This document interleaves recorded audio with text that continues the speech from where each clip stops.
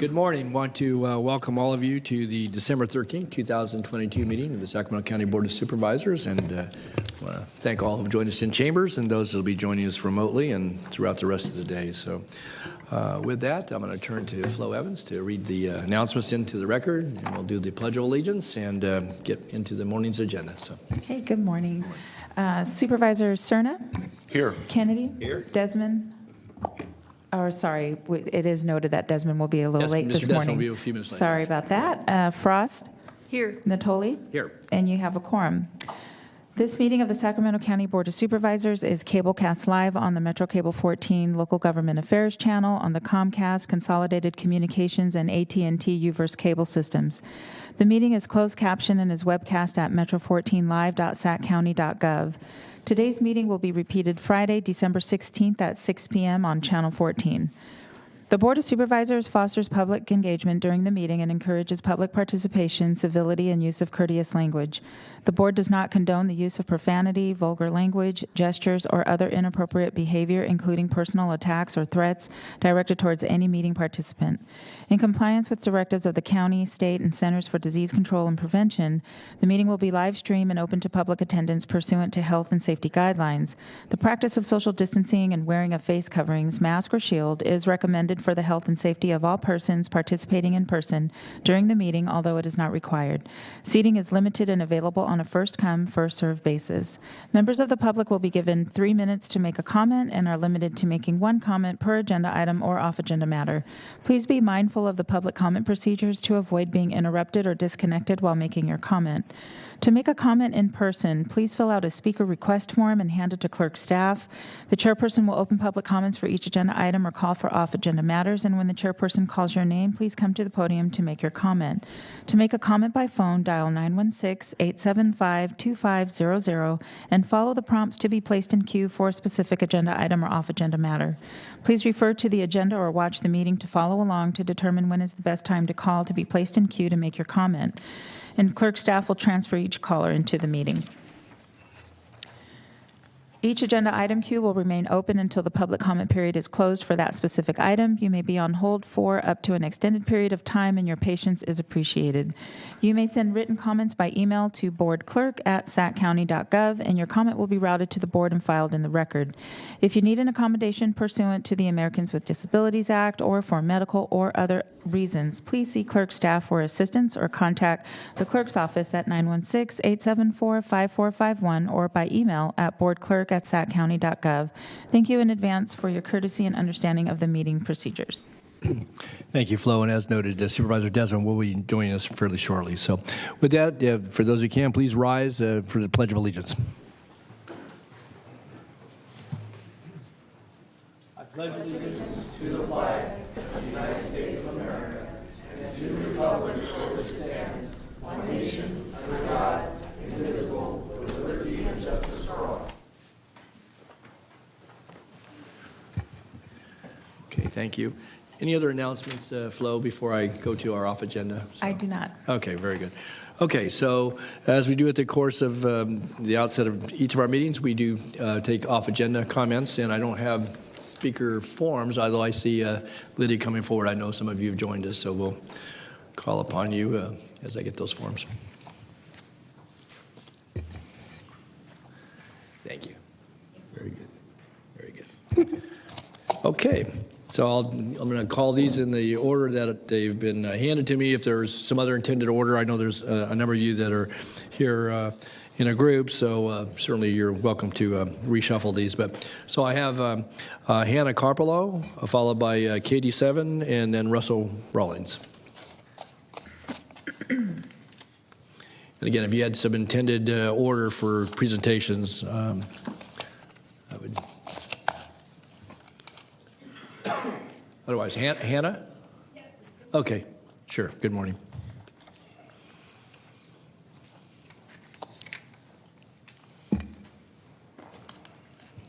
Good morning.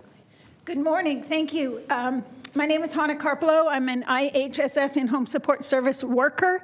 I'm also a member of Hand in Hand, the employer network, the domestic employer network. And I'm here today to speak on behalf of the IHSS workers in Sacramento County who are deserving of a living wage. It is not reasonable to expect people to work 60, 80-hour weeks in order to get their bills paid and be able to provide adequate service to their clients. IHSS consumers are, by definition, need the amount of hours that they are given, authorized by the social worker, to remain safely in their own homes, which we know through many, many studies is far safer, far more respectable, and far more dignified, and what most people wish, as opposed to living in costly institutions. So I encourage you, please, when you are negotiating with my SEIU brothers and sisters here in Sacramento County, that you consider a wage of $20 an hour and work toward that path. Thank you very much. Thank you, Hannah. Thanks for being with us this morning. Okay, next is Katie Seven, and then Katie's followed by Russell Rawlings. Good morning. Good morning, Board of Supervisors. My name is Katie Savin. I'm a disabled Sacramentan living in Land Park. I'm a member of Hand in Hand. I'm a social work faculty member at University of the Pacific, and I'm here today in solidarity with IHSS providers and recipients. My solidarity is rooted in being someone with disabilities and periodic needs for home care, as well as someone whose family and friends use home care, including IHSS. Low IHSS wages create a negative ripple effect for both IHSS providers and recipients. It is so challenging to find home care providers who are able to accept the current wages that the IHSS benefit becomes almost meaningless.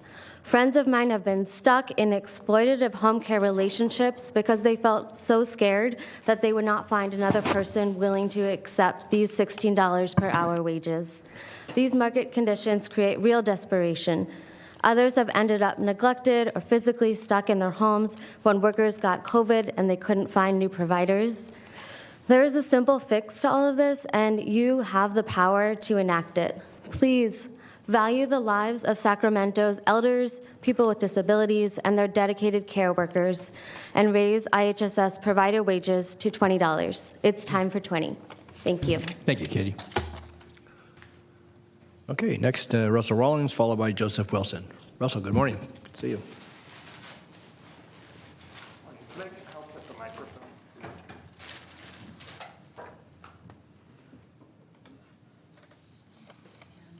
Yeah. Could I actually have help holding it? Yeah. Yeah, thanks. Yeah, thank you. Thanks. That's fine. That's fine. That's fine. Good morning, Russell. Been a while since we've seen you in chambers. Wow, it's been quite some time since I've been in this building. It's really good to see all of you. You too, Russell. Thank you. Thank you for making time today as well for this very important issue. We're here today. I am Russell Rawlings. I am a longtime resident of Sacramento, currently living in the Oak Park area. I am an IHSS recipient. I've been an IHSS recipient for 21 years now here in Sacramento County. And Sacramento County is the place where I got my start living independently. I am also the California Education Organizer at Hand in Hand, the Domestic Employers Network, and here with my members and also community members here asking for a living wage for IHSS providers. IHSS providers provide a very needed link in our social safety net and healthcare system, and that they provide the ability for people with disabilities and older adults to live in the community of their choice. There are many IHSS recipients living in this immediate area, in fact, and this issue of providers not being able to afford to live in the community or to provide services creates a huge problem in that folks are unable to find providers and successfully stay safe in the homes, as you've heard from Katie and other members. So What we are asking today is for you to consider this process. We're at the very beginning. This is something that is that we are working towards statewide. So please listen to our other members as we go forward. I apologize. Yeah, please.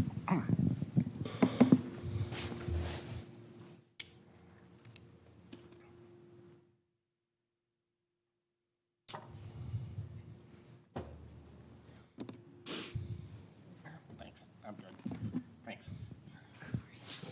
So in summary, it's actually the labor of IHSS workers that provides me the ability to be here today.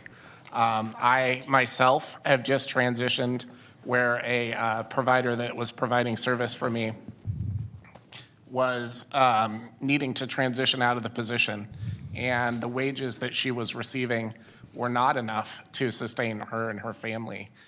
And unfortunately, she's had to leave the area entirely. And now I have been left with scrambling to put my own care needs together. Fortunately, I have found a new roommate and someone who can provide those services, but it is very, very, very challenging. I would encourage you to talk to family members and others that you know that may be needing long-term care, and just kind of get to know the challenge. So, thank you. Thank you, Russell, and thanks for your advocacy throughout the years. It's good to see you, Russell. Okay, Russell's followed by Joseph Wilson and followed by Olga Evans.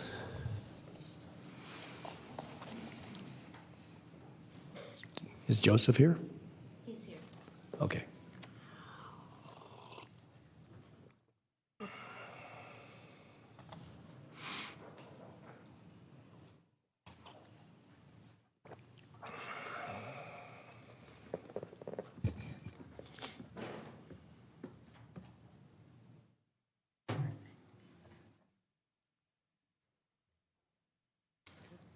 Good morning, Joseph. Good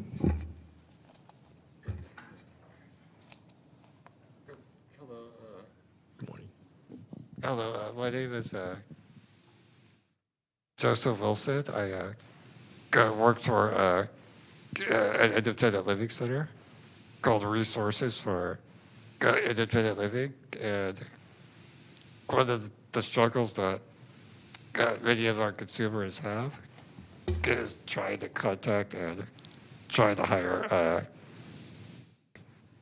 caregivers so that they could, remain in their own home. Well, one of the issues that like many people are having is they just can't find anybody. So oftentimes it falls on people's family members, and some people don't even have that. And it kind of creates this situation where people can't find, caregivers, and they can't keep the ones they have because, they just don't make enough money. So it's, I also rely on caregivers paid through IHSS myself in order to work and be able to be active in the community. So it's an issue that affects not only just me, it affects, people that I serve and help. And also affects the livelihood of my caregivers. And, they deserve to be paid, wages that attract them to this, job field. And keeps people in it too. So that's just, that's all I have to say. Okay. Well, thank you, Joseph. Thank you for your comments and for being here this morning.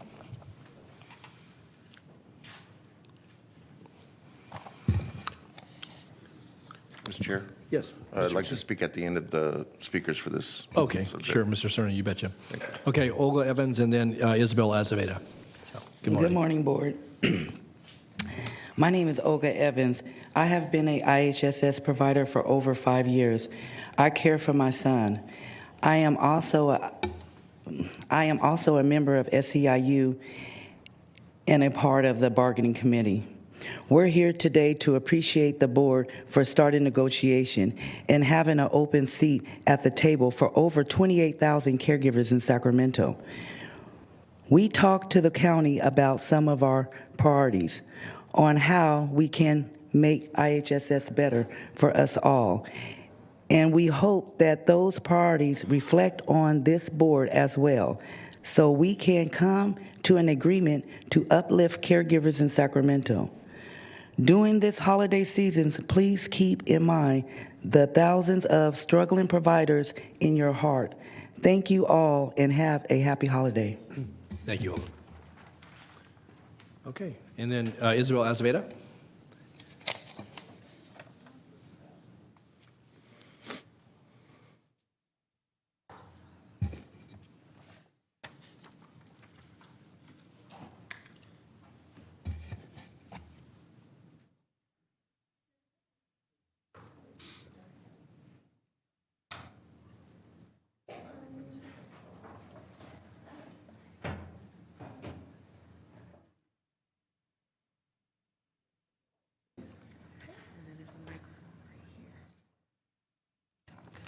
Right here. Good morning, board. Good morning, Isabel. Back? There you go. Okay, thank you. I'm Isabel. I also work at an independent living center called Resources for Independent Living. And I had all these wonderful things that I was going to say, and then they were said by other people. So the one thing that I want to highlight is that when you have people with disabilities, who is the community that I represent, a lot of the times it's believed that we are simply recipients of help. And as you know with Russell, and as you met Joe, we are also employed people. People who need more than the average amount of time to perform day-to-day tasks. I can go to work because I have someone to support me in the smaller things that don't bring income. So rather than just having 2 unemployed people, now you've got 2 employed people because of IHSS. The other thing I want to mention is that worth. When you're paying minimum wage, you're telling people that the help they're providing and the help they're receiving, the assistance that is enabling them, is also minimum. And I think that's a misrepresentation. Because what I can do, and what Joseph can do, and what everybody here can do because of IHSS isn't just get up in the morning and be able to get out of bed and do the things, in home. But it can go so much beyond that. $20 an hour is a start. It's that carrot, but there's more, and we want to support any effort that you are considering towards making our lives more like your lives. And that's all I have to say. Thank you. Thank you, Isabel. Was there anyone else with the IHS group? Those were all the sign-up sheets I had, and we thank Russell and Isabel and Joseph, and certainly all of the other folks that have spoken here this morning. So with that, I'm going to turn to my colleague, Mr. Cerna. You had a comment? We have callers as well. Oh, we just have some for- callers? for Okay, off all right, then we'll go to callers on. However you want to do it. Are they on this item? There's no way for me to tell that. Okay, we don't know that for certain. Well, let's go Mr. Cerna first. Go ahead, Phil. No, thank you, Mr. Chair. And first of all, thank you to everyone that took time out of their day to be here and to speak to this item. I think you're all well aware that it's an off-agenda matter, so we obviously cannot act on it.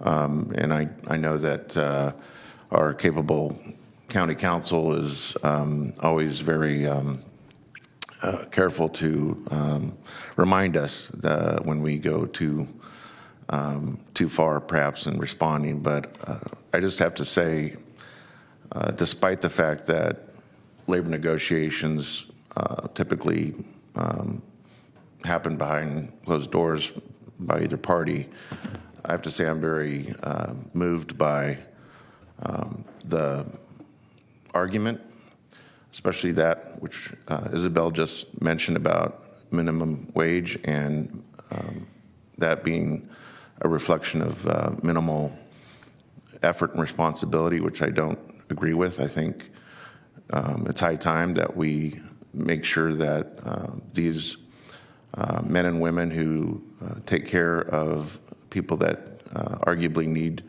help the most are compensated commensurate with that responsibility. I'll just put it that way. And so please know that your presence here today and your presence in past appearances before this board has certainly resonated with this board member, and I will take that very much to heart and into account when we do go behind closed doors and have our conversations in closed session. Thank you. Thanks, Phil. I would just note, too, again, this is off agenda, but that I've been on this board for a number of years and was here in the early days when the whole discussion regarding public authorities, the formation thereof, and the contract negotiations when the first contract was negotiated with SEIU back some 20 years ago. So want to just say again, I don't think it's lost in any of us to repeat what Mr. Cerna said, that the importance of not only what the workers do, but what it means to the folks who receive the necessary care and assistance that comes with that work. And I think it was said by a couple of speakers here, certainly the ability to remain independent in one's person, whether it's in their home or in the workplace, and to have the care and level of assistance that allows one to do that, it's very, very important. So it is very, very important work. And again, I trust that this county will continue to do our best to try to meet the needs of not only the workers, but certainly the people we serve, and whether you live here, work here, or visit here, to try to make sure that we have a safe, welcoming, but also a program that offers the highest level of assistance to folks in a way that provides for the dignity and respect that people are deserving of. So I would just thank you for that. So we do have folks on the call. I have one other. I don't think it's on this item, one other off-agenda speaker, so let me go ahead and take the other person in chambers, and then we'll go to the phone. So Deborah Woolley, you signed up, Deborah? On a number of items, but on off-agenda, I know. So then we'll go to the phones. Good morning, Deborah. Good morning. Is it possible to put a projector Yes. on this white screen? Yeah, if you put it down there, we'll get it up. Just give us 1 second here. Okay, there you go. Thank you. Uh-huh. I would like to just say I'm very moved by all the compassion that you have on this board. I'm very moved by the needs that we have in our community. And I think that your job as the supervisors of this county is Herculean. You do a fine job balancing. I watched what happened last week with the wants and needs from both sides, and I believe that a spiritual principle of balance is really important. I heard Phil Cerna say a while back that he really appreciates in helping the homeless people that they have a 12-step program that they can go to. I just am disclosing I've been in 12-step rooms for 30 years. Mental health is really important to me. Self-care is really important to me. And the first 3 steps are honesty, open-mindedness, and willingness. And I think that if we can have those things, that we can talk about issues honestly, openly, and see each other as equals. And wanted to let you know I'm thankful to Dr. Kassiri for giving me this data. I did a CPRA last January 2022, and the data she gave me was the deaths in Sacramento County. It's my understanding, correct me if I'm wrong, that we're now under 2 emergency orders for health. Is that correct, or am I incorrect? Is one for the COVID? I know we actually have a report later today, Deborah, Okay. on the agenda. All right, well, then I'll just cover the facts that were Okay, given to and we me. can get an answer to your question. I was Okay. going to say we're going to get a report here a little later on COVID. So Okay, yeah, go ahead. all I asked was how many people live in the county and how many people died in the last 5 years? What was the percentage of death per population per year? and what was the increase by year. What I found was, I'm going to not bring my frog hairs today, that's what we called them in my family, where we split hairs with each other. And I'm just going to average it out. In 2016, we had an average population of 1.5 million people, and about 12,000 people died. And in 2017, we had about 1.5 million people, and about 12,000 people died. 2018, 1.5 million, and about 12,000 people died. In 2019, we had about 1.5 million people, and about 12,000 people died. In 2020, we had a COVID crisis and an emergency and a lockdown that affected 100% of this county. 1.5 million people were affected. How many do you think died in 2020 per Dr. Kasiri? About 12,000 people. It wasn't like 20,000 people.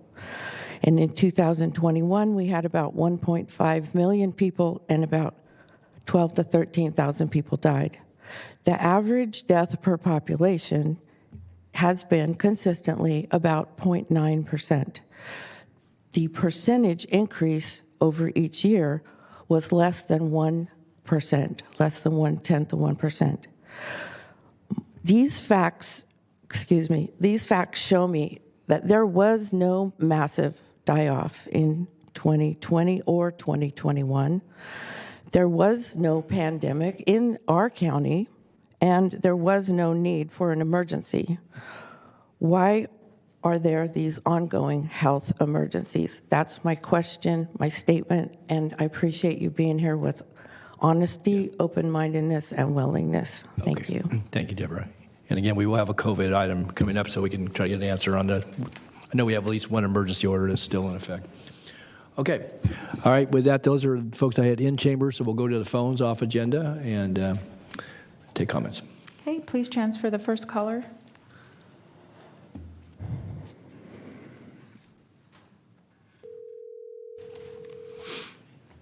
Hi, caller. Please start with your comments. You have 3 minutes. Hi, caller. Please start with your comments. You have 3 minutes. Yeah, hi, Jerry here, District 3. I would like to thank those who voted for the Dark Tower last week for voting to defund minority communities and all communities in Sacramento County for the next 3 decades. We need to expect to get less services and more spent on incarcerating those of us marginalized by this system. We should be happy about it. We should be happy that you have prioritized more costly institutional housing subject to abuse by law enforcement than actual housing for those most in need. We should be happy that when law enforcement gets a consent decree about its bad behavior, it is rewarded with new facilities. That's exactly how you treat a misbehaving child. Good job. And I would like to thank Rich for maintaining a calm and respectful tone at all times when he threatened those upset at this, with talk of how this wouldn't happen under his tenure as chair. Unlike the folks who have been harmed, beaten, raped, and abused by law enforcement, both at the jail and elsewhere, I appreciate that you could maintain calm tones and demand calm tones from those who have been abused or seen their family and friends abused. It says something to the systemic nature of violence that you're more concerned about politeness than their lives, more concerned about order that harms them rather than getting angry at the lives needlessly harmed and lost. It says a lot about you and your willingness to protect and encourage systemic violence against those most harmed and marginalized by our society. Thanks for your time. Next caller.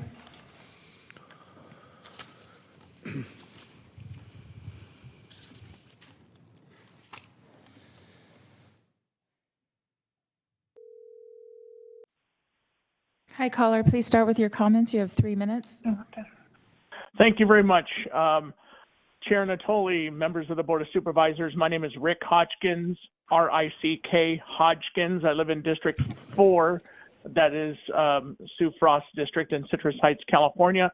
Just wanted to say I did not get a chance to comment on last week's jail item because I had conflicting things going on. For people with mental health issues, we need to reopen SHMIC. Particularly for people with straight Medi-Cal. And also on the housing thing, I support that because it's a city and county collaborative thing for people with Medicare like myself. Obviously, UC Davis Medical Center is the right place for their mental health issues because, obviously that's people like myself who have Medicare. And finally, I wanted to say to you, Don Natoli, I'm going to miss you, my friend. I know you were never my county supervisor, but I am actually going to miss you. So that's all I have to say. Once again, Don, I'm going to miss you. Thank you, Rich, and I'll miss you too. Good to hear your Rick, voice. it's Rick. Okay, Rick. It's Rick. Okay, Rick. Yeah. Okay. I'm going to miss you, Rick. Thank you. Oh, yes. All right, bye-bye. All right, bye-bye, Rick. Next caller.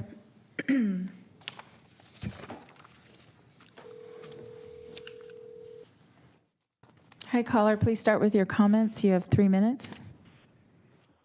Thank you. My name is Juan Guerrero. I'm with Caring Cross Generations, a campaign of families, caregivers, workers, people with disabilities, and aging adults who have come together to really advocate for the care systems we need so that everyone can live and age with dignity in their communities. Fundamentally, we believe that we should all be able to access the care we want and need at every stage of life. We believe that we should be free to live and age in the settings of our choice. And lastly, we just really want to emphasize that we believe that surviving on the current wages for in-home support services, wages in Sacramento County, is nearly impossible, with it only being $16 an hour. And because countless families rely on these workers, we really do want to emphasize the need to be able to raise their wages so they could really thrive in Sacramento while doing home care for the countless residents. And we really hope to count on your support as we continue these conversations. Thank you, caller. Okay, next caller.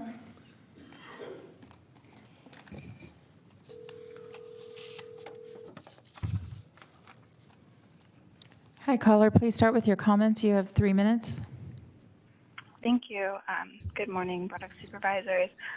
I just am calling in because I'm so moved by everyone who's spoken on the importance of living wages for IHS workers. Just want to start by thanking everyone who's especially shown up in chambers today, and just I know how difficult it is to get there and to share your stories, and so just thank you for that. And I wanted to just say, this is what we mean when we talk about prevention. Living wages for people providing in-home care will prevent future harm and will ultimately save the county money in the long run. And my understanding is this is up to the Board of Supervisors. The Board of Supervisors can influence this happening in a really big way. And, I know the board chose to build an extension of the main jail in the name of ADA last week. And I hope you'll reflect on the fact that increasing IHS wages in the name of disability rights, in the name of prevention, is critically important. So I hope you really make the right decision.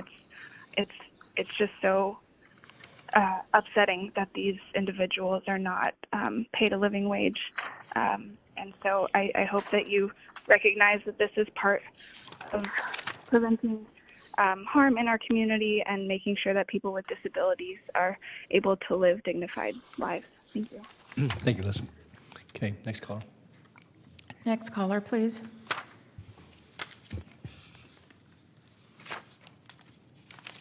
Oh, that was the last caller, so I'll close the public comments. Okay, yeah, bring it back to the board then. We want to thank all those who've called in, those who were with us this morning, and I think as noted, the county will be in negotiations with the representative bargaining unit, but certainly on behalf of the in-home supportive workers and all the folks that they care for, certainly wish you a safe and blessed holiday, but also a good new year, and obviously this county will continue to work towards doing our best to see to it that folks are taken care of. So, all right, with that then, no action to be taken on that. We'll go back to, and again, thank you all. I have you're welcome to stay with us for the remainder of the day if you'd like to. Okay, with that, we're going to go to our agenda then, and I'll turn to Flo. I know she has some announcements to make. So we have items 2 through 47, and actually, this is the one time that I don't have anything to announce. Okay. All right. Well, with that, maybe we can make up for that. So let me go to my colleagues here. I know that there's a couple of items being called out. So, Patrick, any item you want to? Mr. Desmond, any? Okay, Mr. Cerna. Yes, Mr. Chair, I know I don't have my electronic agenda up yet, but I do know that there's some folks in chambers that want to speak to the District 1 appropriation, ARPA appropriation. Great. And I do have a speaker on. Ms. Woolley signed up on a number of items, so I'll call those in a moment. But Ms. Frost? No, sir. Okay. And I did want to call it out to item number 10. So we have speakers on item 9. And let's see. And then 48. And these are later in the afternoon or later this morning. So, okay, so let's go to the consent calendar then, and we'll take item 9 first. Okay, and we also have a caller for item 9. Okay, very good. Item 9, approve an American Plan Rescue Act district-directed funding allocation for District 1 to the Downtown Sacramento Partnership, Midtown Association, and Greater Broadway District for the purpose of neighborhood health and safety improvements in the amount of $787,050, and approve an appropriation adjustment request in the same amount in the Office of the Economic Development. Okay. Phil, do you want to make any comments or want to hear from the speakers? Let's hear from the speakers. Okay. All right. So in chambers, I have Mr. Alt, Michael, and then we have a caller as well. So, Michael.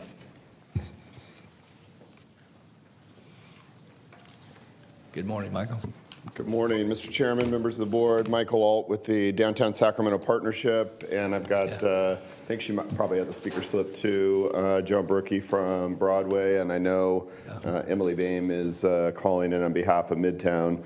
Wanted to really acknowledge the leadership of Supervisor Cerna with this. We met with the supervisor about probably a year ago talking about the impacts of downtown, talking about the challenges related to getting employees back to work. We're finding ourselves in really unprecedented times as we start to reopen this community and start to fill back what we hope will be a dynamic urban core. And as we've talked to you about over the years, communities really are defined by their central cities, and some of the social issues and perception issues are critical to us. In conversations with Supervisor Cerna, the need for additional core services, adding additional maintenance, adding additional security, getting additional equipment to really complement what public sector agencies are doing really was critical for us. And these funds are going to absolutely be critical in building more capacity with our teams and hopefully creating an environment a year from now that when we look back, say this was not just helpful in providing more capacity, but really helping us, I think, tackle what has been a really challenging last few years. We're seeing some good news, just for you to know. So about a year and a half ago, we were probably about 25% occupancy as it relates to our office buildings. We're close to 50% now. People are coming back to work. We're hearing very good things from Mike Testa and the folks at Visit Sacramento, and conventions coming back. We've got major citywide conventions coming back downtown. We've got our hotels talking about occupancy numbers, which are equal to, if not better than, pre-pandemic numbers. And so this is front and main for us as it relates to creating an environment, and these funds will be critical in helping us do that. So, Supervisor, thank you very much. We will work with your team, and this board has been an incredible partner with us. If we can, Supervisor Natoli, if you can give me just a second here, I do want to acknowledge your leadership. So about you 10 came seconds. in 1994. So in 1995, I was hired by Mayor Joe Cerna, and one of the first meetings I had was in your office. We looked a lot younger then, but I think. But his hair has not changed. Yeah. But I think we both were trying to figure out what our path and future was going to be. We've had several discussions. We've had several meetings. You have always been a champion for this community and for this organization and for me personally, and I want to thank you. And I think today's item is a great indication of the partnership between the county and the business community. You all have proven to not just be partners, but willing to roll up your sleeves and work with us. So we thank you genuinely. Thank you, Michael. Thank you, Michael. Yeah. Hey, Joan. I think Michael pretty much said everything very well. I want to thank Supervisor Cerna for these funds. I think they'll help us reach a critical point in bringing back some confidence in being able to go out and visit our restaurants and business in the district. I also want to thank you for attending our community meeting last month. That also went a long way to building some confidence and trust in what we're trying to do. Thank you, Joan. Thanks, Joan. Thank you. Thank you. Okay, and then we have a caller on the phone, I believe, too. Okay. For this item, yes. For this item, goes. All right, can you transfer the caller, please?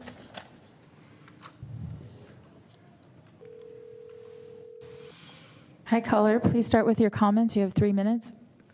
Good morning, supervisors, and thank you to my colleagues who are in chambers, Michael and Joan. Really appreciate your comments this morning.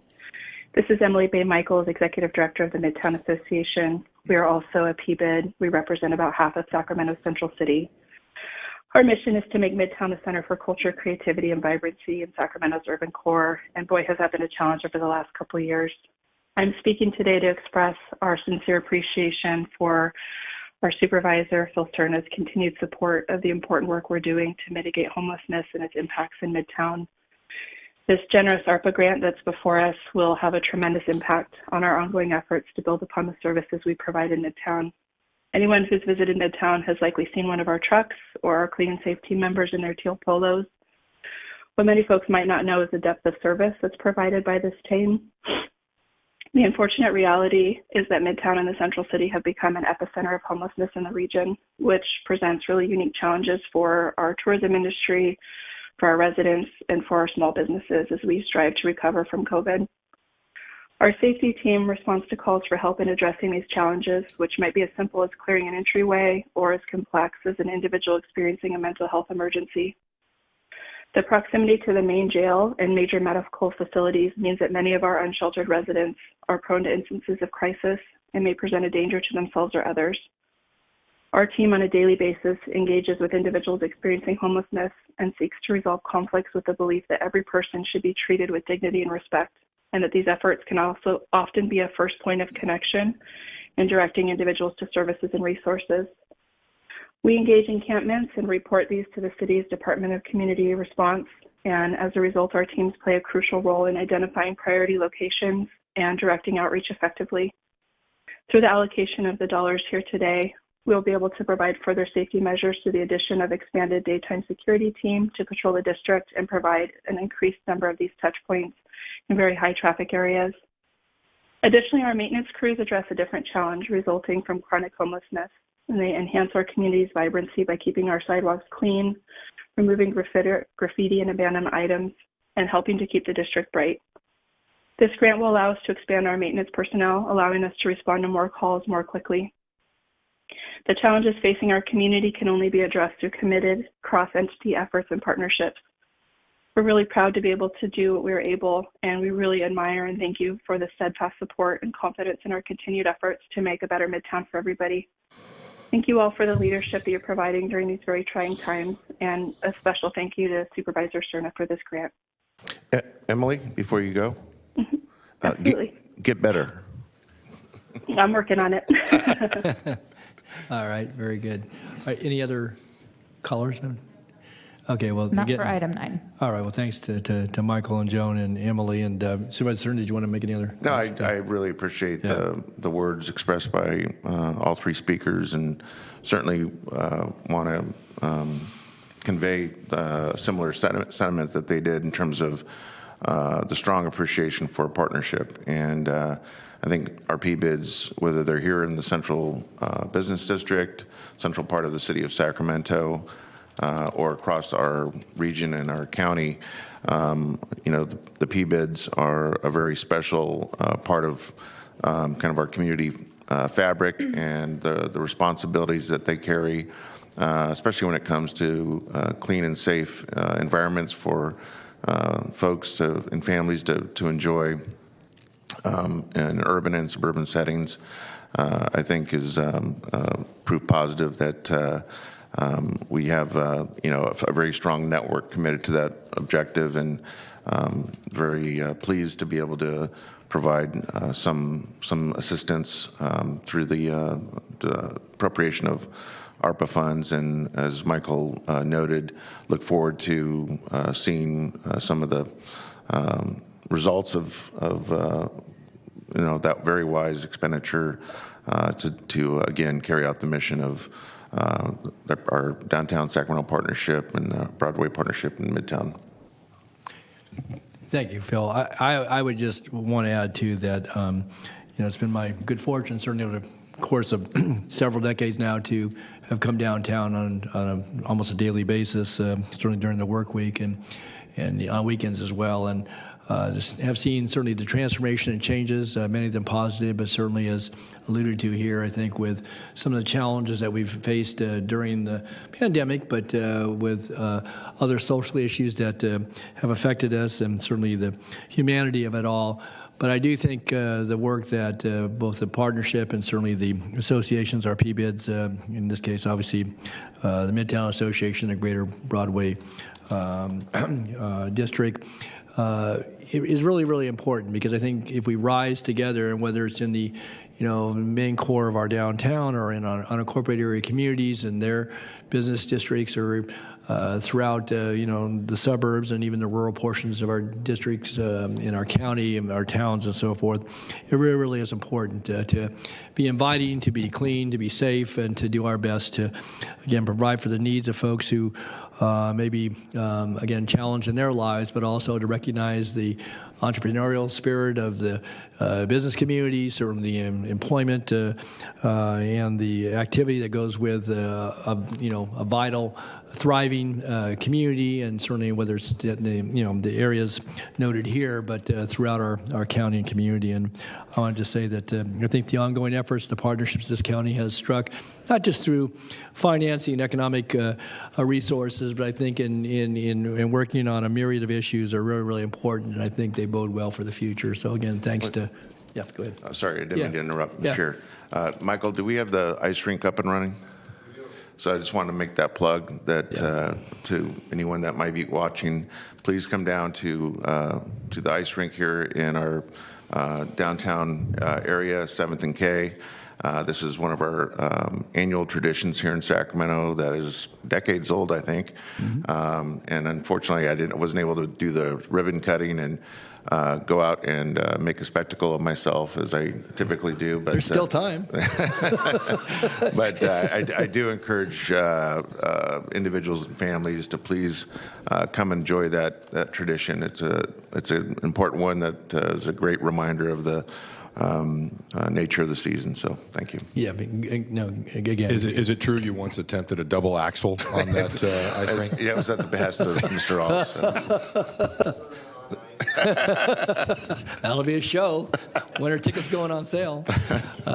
Anyway, and just to Michael, thanks, Michael, for your comments. I've enjoyed working with you. I know we've certainly had the opportunity over the years to work on and talk about a number of things. And every once in a while, in my brisk walk across Chavez Park, it would you'd intercept me or vice versa, and we'd have a chance to catch up. But appreciate you and certainly your wife and your association's good work here in the downtown for all these many years. So again, kudos, and again, I think the future is bright. So, all right. With that, any more folks on? We have one more caller for item 9. Okay, one more caller on item 9. The last word. Transfer the caller, please. Is the skating rink operator wants to know if Spencer is going to join us?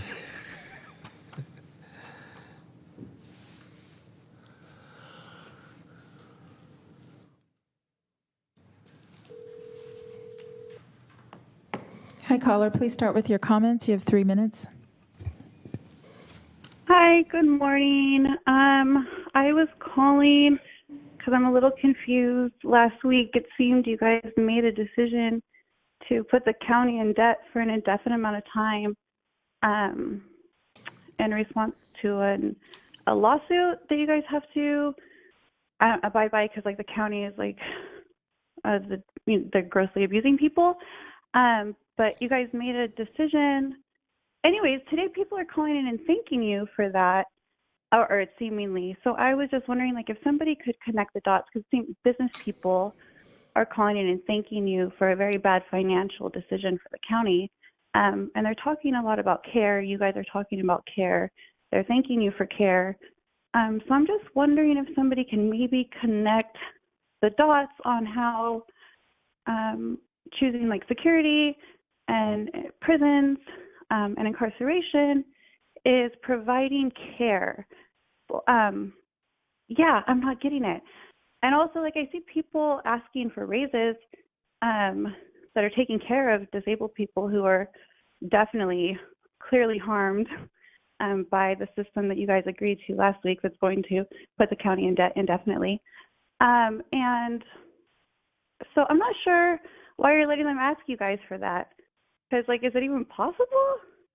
Like, how, like, I don't know. It just seems kind of rude and silly. And I'm just wondering, like, what are people thanking you for again? Like, really missing the connection and who's benefiting and who's getting care.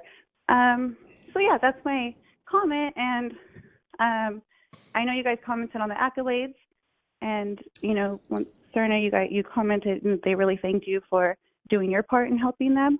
So maybe if you can spend a little time, you know, making the connection on how this is benefiting anybody and how anybody can receive help after that decision. Thank you. Have a great day. Me too. Thank you, caller. Okay. Anything else on item 9? No, they. Okay, that's fine. Okay, we got it. Okay, thank you, caller. All right, then nothing else on item 9. That's still on the consent calendar, so we'll leave it there for the moment. And thanks to those who are in the audience. I wanted to call out item 10, please. Okay. Sorry about that.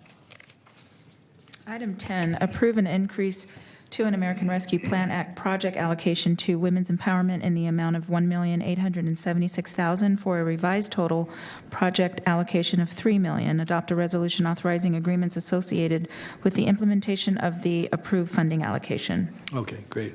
Well, first I want to thank our staff for their work on this. I know that Ann and others, after our November 15th meeting, went back and worked to put together the funding recommendation here today, and certainly thank my colleague Supervisor Desmond for his interest in having District 3 directed monies assist in this effort. I wanted to, and I had a chance to talk with Ann before the meeting today. On the board letter, though, there was, I won't say it's an error, but I think there was some presumption made, and I was going to ask that we get some clarification regarding that, and that's on the actual allocation. District 5 had directed some ARPA money back last spring. Again, this board had approved relative to assisting women's empowerment prior to the request for the housing to assist with some of the COVID-related activities under ARPA guidelines. And that was for purpose of this letter rolled into the overall amount. And I have no doubt that women's empowerment could make it work, but that was not the initial intent. I think there's been work with Department of Human Assistance to look at other expenses that are being incurred under the $75,000 category. And so I was going to ask that this morning we certainly approve what's being recommended, but that we not include that $75,000 and actually supplement, make sure the $3 million is the total amount. So, Ann, I don't know if you wanted to offer some clarification as to how we would accomplish that with today's item. Sure. There was a misunderstanding on our part based upon the proposal that we reviewed, but I did clarify with Ms. Culp this morning that to be completely whole, they would need an additional $75,000. And I don't know, Ms. Travis, if we could do that today. We could certainly take an additional $75,000 out of the ARPA homeless and housing strategic bucket of money. Yes, I think that would be appropriate to do. We just need to make sure that we have the materials updated to reflect that amount. Okay. All right. Thank you. Thank you, Ann. Thanks, Lisa, for that. Mr. Cerner? Thank you, Mr. Chair. I just wanted to express my gratitude to both you and Supervisor Desmond for your willingness to help fund this endeavor through your district ARPA appropriations. Again, we've had a lot of kind of cross investment, I'll call it, between districts as it relates to the set aside. And this, again, is a great example of what I had hoped would have happened when I first proposed setting aside some more district discretion for a percentage of the ARPA funds. And again, I think it also exemplifies the fact that while we do each obviously have direct representation responsibilities to our district constituents, all 5 of us represent the county as a whole, whether it's the city of Sacramento, Rancho Cordova, the unincorporated area, the other cities. So again, I just want to put on the record my sincere thanks. Great. Thank you for that. And I just wanted to note too that, so it doesn't get lost in the discussion about the funding, that actually with this funding and the agreement that's being brought forth, that it will provide through the work with women's empowerment the ability to serve approximately 75 families and 180 children in attaining self-sufficiency during the period of time of this funding. And so that's an important aspect. They'll be able to, again, in Supervisor Cerna's district, to lease some cottages that will allow folks to get their legs underneath them. So, Phil, did you? Yeah, I just would be remiss too if I didn't express my thanks to Ms. Edwards for responding to, especially the comments that both Chair Natoli and I expressed last time we considered this in terms of, please help us find the resources to make this happen. So, thank you. I would second that notion as well. So, any other member of the board wish to speak to this? All right. If not, then can we note that for the record, then the $75,000 to, I guess, increase the appropriation, and then paperwork will follow with that. Is that? Yes, we'll update the resolution. Okay. All right. So we'll allow that to remain on the consent calendar. All right. Supervisor Desmond, again, thank you for your efforts. He didn't punch in. But No, I appreciate the accolade, and I really appreciate Supervisor Cerna's comments, because I think that's a really, really great point that, we all, that the district allocation, we looked at needs in our respective districts, but we are all very cognizant of and devoted to improving the lives of everybody, countywide here. So I'm very happy to be a small part of this. And Lisa, the more I learn, the more impressed I am. And I'm sorry I couldn't go on a tour, but we'll reschedule that. Thank you. Okay, great. All right, I don't have anybody else. Anyone else want to speak to any consent items? Those were the items that were called out of consent.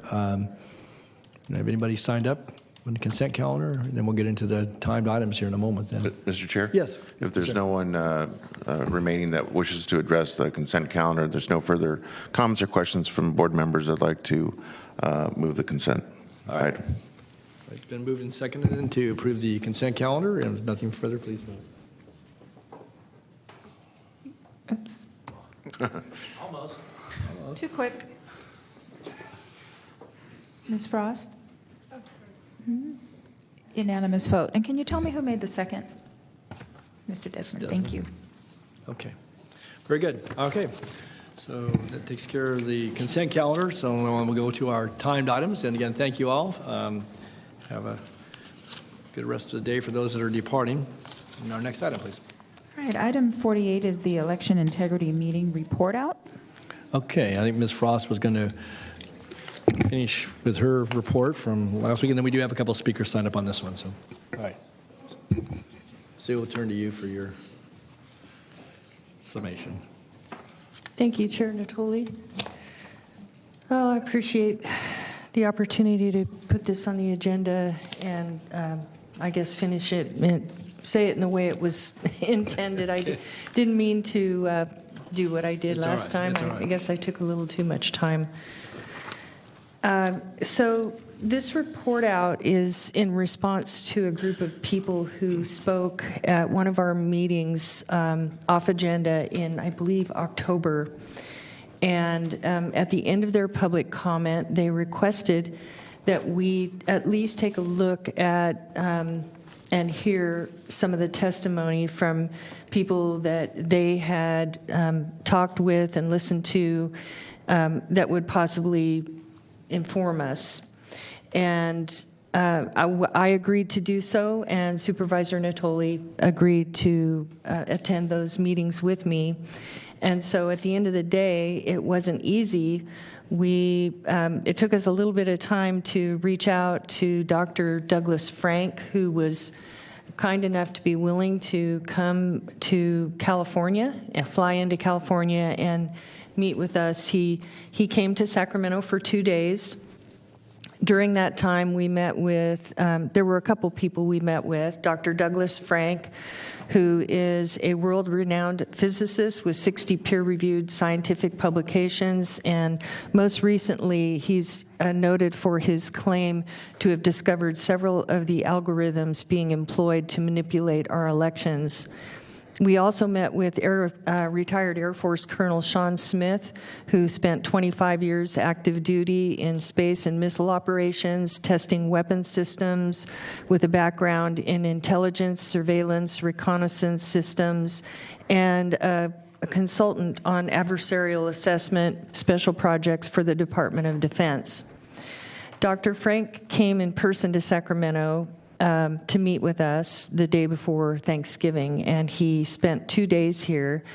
I also spent time and appreciated that the CEO of Dominion did reach out to me, and I met with Stephen Bennett with Dominion. I also arranged a meeting with Dr. Frank while he was in town for 2 days. I arranged a meeting with some local colleagues in the region. There were a handful of supervisors that met with him and listened to his testimony. And there was also a public meeting that was hosted by the Friends of CSPOA, which is Constitutional Sheriffs and Peace Officers Association. And full disclosure, CSPOA Director for California is my husband, Jack Frost. I've stated this before, and I want to underscore it, that I'm confident that Sacramento County, our registrar of voters, and her staff are doing a good job. They have worked really hard. I believe if there's fraud, I feel it's outside our knowledge at the county. I also want to say I did not support the Voters' Choice Act. In my primary reasoning at that time that came up was that I was concerned about the vulnerability and the relating to fraud with computers. Some of the assertions that Dr. Frank and Colonel Smith pointed out, and I took notes. There was quite a bit of information. They pointed out that the machines are not manufactured in the United States. They're manufactured in China and Taiwan. They talked about outline systems and integration, how state classifications on voter rolls are different than counties, and how somehow the state rolls don't match up to the county. In my conversations with Hang Wen, our registrar of voters, the state maintains voter rolls and the county counts the votes. Dr. Frank talked about the same-day voter registration and how we cannot reconcile a point-in-time list of registered voters versus those who voted. Unfortunately, California law allows for same-day registration right up to the day of election, so that's kind of hard to reconcile. Additionally, making the count public announces the election as it unfolds, and there's potential for fraud, including machine manipulation with voter rolls, assuming if there is some kind of a connection, backdoor to the outside that can be manipulated from the outside. I learned from the CEO of Dominion that the source code, which is the software program that managed and that operates within the machines, is managed and approved by Dominion, or whatever the company is. In our case, it's Dominion, and the Secretary of State. And there are only 2 people who have that code for a reason: to ensure that there's security and integrity of the systems and the software. Vulnerabilities, how the machines can potentially have installed backdoors built into the hardware. That is the suspicion, or the claim that that's potentially the case. We also talked about Dr. Frank's analysis of several counties in California, and how he identified specific algorithms being employed to manipulate elections. It's my understanding that there are 4 counties that have opened case numbers, and they are investigating in response to citizen affidavits that confirm that there are households that show multiple votes from people who did not live in the home, or votes from people out of state, or people who have died. In my meeting with the Dominion CEO, Steve Bennett, he pointed out the certification process with the Secretary of State is stringent and required prior to using the machines. The machines are made by Dell, a company that we all know and have widely accepted in the United States of America. The machines do not have modems, backdoors. They are not connected to the internet. The source code must be protected to ensure election integrity, and the machines are not a problem. He stated these things with confidence in my conversation with him. In closing, I don't know how to prove that the machines have or have no backdoor or modem. According to Colonel Sean Smith, there are many modems installed that are not on or active, but could be activated from the outside without a wire connection, I assume by satellite, although I'm ignorant on such things. I don't know a lot about computers. This is what he stated.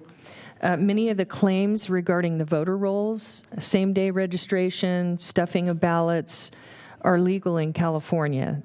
So I don't know how, I don't know how to fix that. I think the fix there is at the legislature. Regarding the algorithms, Dr. Frank has not analyzed Sacramento County, but he stated that he would need inactive, and canceled rolls in a computer file. I've been working with our registrar of voters, Hang Nguyen, who has told me that the voter rolls are available to qualified candidates, researchers, or for educational purposes, and you can access the voter rolls by calling our registrar of voters campaign services at 916-875-6276. I've talked at length with Ms. Nguyen, who has been very helpful for me. After meeting with our supervisors in the region, we all went to our registrar of voters to discuss the conversation that we had with Dr. Frank.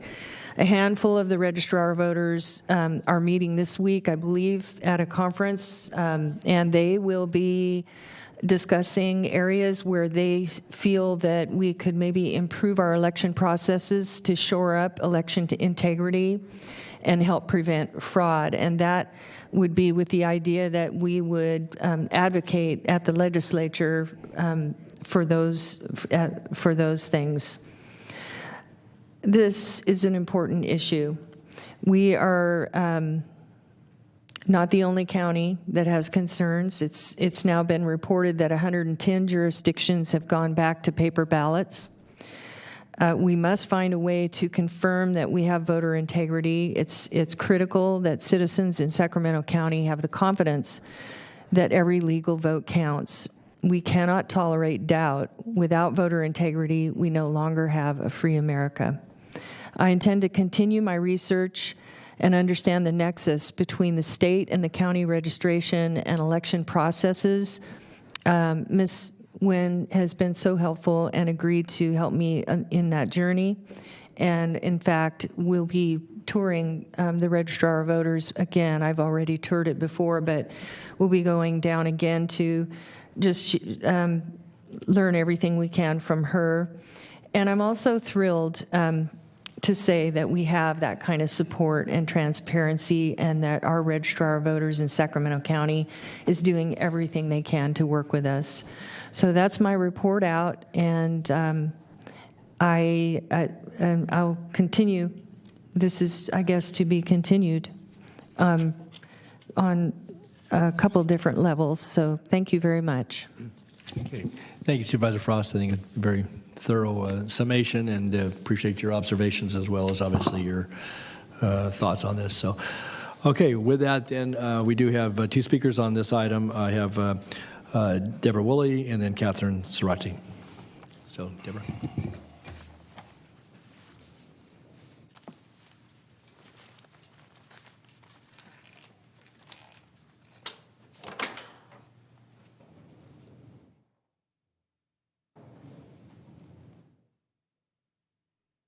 Good morning once again. Good morning. I want to thank the board for looking at this issue. It is a white-hot issue in the nation and the world. There's upheaval in other countries, and we're fortunate enough in our country to have a constitution that we can rely on and fall back on and know that the government was formed in order to protect individual rights that are in the Constitution and in the common law. I really do not know all about computers, but I do know that something's not right. I appreciate the research. I appreciate our county, and I believe that it's outside of our county, but I'm going to bring the 12 Steps program back in, because this is about principles before personalities. The first thing I want to say is the balance of power in our government between the executive branch, the legislative, and the courts is actually quite divinely guided. Because anyone that has absolute power, it turns into a tyranny. You are in a position of power as a board for our county. You are in the position of balancing out any push from the state by saying, no, that's not acceptable in our county. You do have that power, and I know that you know that. The Secretary of State is counting all of the registrants. We know that she does not verify citizenship, but she certifies the voter registrations. My additional question to this board is, how can we push back against this legal but unlawful strategy? Passing a law and making it legal does not make it constitutional. Our Constitution, Article 2, Section 2, says that a U.S. citizen will vote. We can either change the Constitution or change the way that we register to vote. I don't know how much time I have. I'm almost done, but I do appreciate your attention to this. It's part of being a citizen to come and remind ourselves to return to fundamental principles. Thank you. Thank you, Deborah. Supervisor Frost? When public comment. Okay. All right. Very good. Okay. Thank you, Deborah. Okay, Catherine?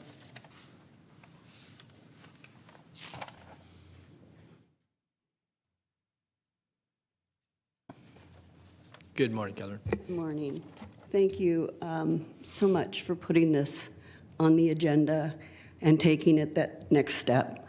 And Sue Frost, I really appreciate the work that you're doing and your willingness to look for the right answers. Like Deborah, we're not computer experts, and we don't know all the answers. But when we find those who have the ability to investigate things and look and see things that we don't know and bring them out with verification, we appreciate that. And so for you, and Dan, also for you to take the time to listen to Dr. Frank and hear that. We, the people, I am one of we, the people. I care about election integrity. I want to know that my vote counts for who I vote for. I want to know that I was more disappointed in anything that we do not verify who's voting. I don't know how that law got passed, but I know it didn't get voted on. And I think that there needs to be voter integrity on knowing who's voting, whether or not they're citizens, whether or not they're legal, whether or not they're dead or alive. And so I'm part of the people that just wants to know that that counts. My only disappointment in all of it was that not every one of you on this board took time to listen to Dr. Frank. Because if you're the Board of Supervisors working for we the people, it's important to us that you pay attention to our cry and our heart. We want truth. And if we want truth, we want you to want truth. And we only ask that if you're going to only some of you listen to presentations, that's not enough. It's not enough for me. And it's not enough for those of us that care about the integrity that we ask for. So I would ask in the future that you would take time to hear. I'm not saying you have to say it's right or wrong, but take time to listen on our behalf, because that's what you're here for. And I appreciate the work you do. I sit and I listen to all that you guys do. I can't imagine what you have to deal with on a daily basis. But I only hope that you can imagine what I have to deal with as a citizen of the county of Sacramento, feeling that we're not heard because you chuck us off as conspiracy theorists. I am not a conspiracy theorist. I am a citizen that want my rights protected in the voting process. Thank you. Thank you for your time. Thank you, Catherine. Appreciate your comments this morning. Okay, do we have any callers on item 48? Okay, all right. Then Not I'll bring this it back. item. Okay, then I'll bring it back to Supervisor Frost. Sue? Oh, I'd just like to close out with a couple of clarifications. Number one is that we have limitations as a board. We can't just all five go to a meeting. That was the reason why I reached out to one supervisor, because only two of us at a time can meet without browning each other out. It's the law. So where there might have been others who would have been willing, we couldn't arrange that in one meeting. I just wanted you to understand that. I also want you to know that I sincerely listened in those meetings, and on both sides of that conversation, on the Dr. Frank side, I said, but you don't have proof. I mean, I'm sorry, but I don't see, I'm trying to wrap my head around it. I don't see proof. And on the Dominion side, where they're stating there are absolutely nothing in that machine, I don't see proof. I don't see proof on either side of that conversation. And even if you did open the machine and find there was or was not, something in there, if you got a new machine, you wouldn't really know what was in it until you opened it up and looked at it. And so there's a dilemma in my mind. And I think that was part of the conversation I had with the registrar of voters. She said, let's find a way to, let's look for things we can actually, prove that this could improve the systems in a way that would make it easier and more transparent, so people can actually feel comfortable that their vote is counting. And one of those things was, how can we figure out how to, have a point in time where we know how many people are voting and how many people are registered and how many people are voting. Something just that simple. I'm not sure quite how to accomplish that, because I'm not sure how the functions of the state, and I don't think there's, you stated that the state is not verifying, these registrations are citizens. We don't know that. I don't know that. I don't have any proof that the state is not doing that.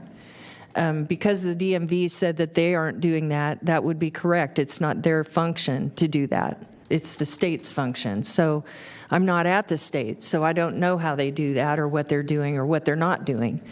I wanted to make that clear because this is more complicated, and we do want to listen, but we want to move forward based on what we can prove and what's real. And so far, I'm frustrated. I haven't gotten to the bottom of anything that I can wrap my head around and say, this is wrong. This should end. I have we're not there yet, but, I'm willing to, I want to follow in the footsteps of other great supervisors in this county. One of them is Supervisor Natoli, who is always willing to, meet and lend an ear and try and figure out how can we make this right. And I want to be that kind of supervisor, so I'll continue to try to be that for my district. Thank you. Thank you, Sue. Okay. All right. Well, thanks to Deborah and Catherine for being here and your comments. And there's nothing further. This was a report out. And again, thank you for your efforts, Supervisor Frost. Okay. With that, then, we're going to move to our next item. Okay, item 49 is a resolution approving the fiscal year 2022-23 Transient Occupancy Tax Grant Program funding recommendations. Great. Ms. Thomas, good morning.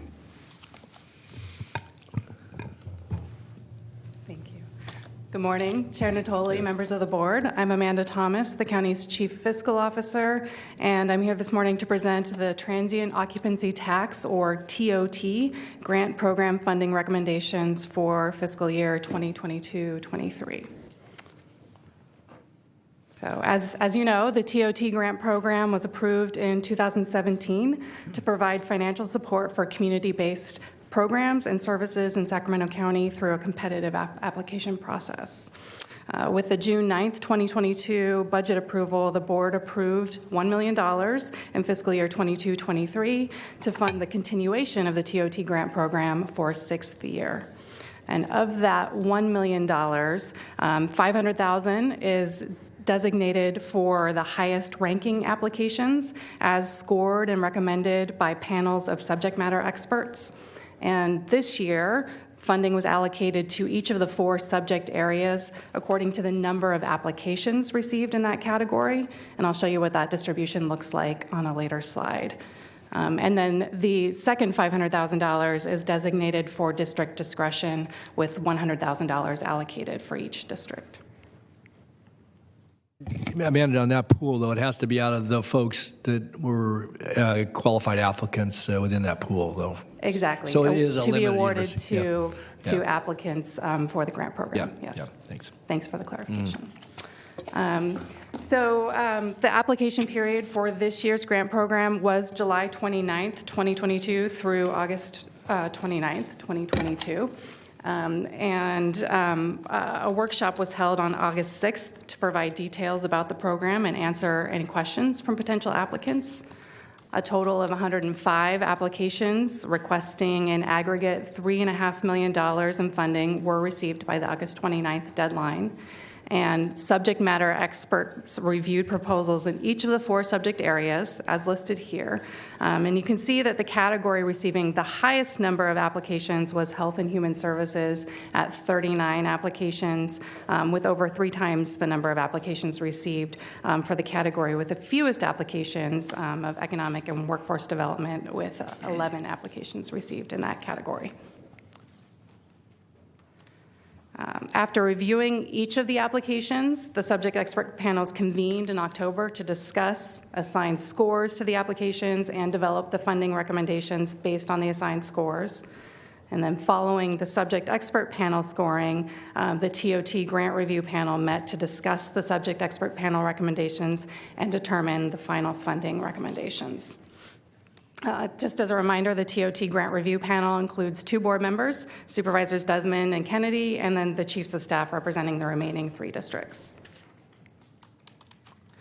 So based on the subject expert panel recommendations, the TOT grant review panel recommends that the board award $500,000 to the highest ranking applications in each of the 4 activity categories shown in this table, with the total amounts here per category proportionate to the number of applications received per category.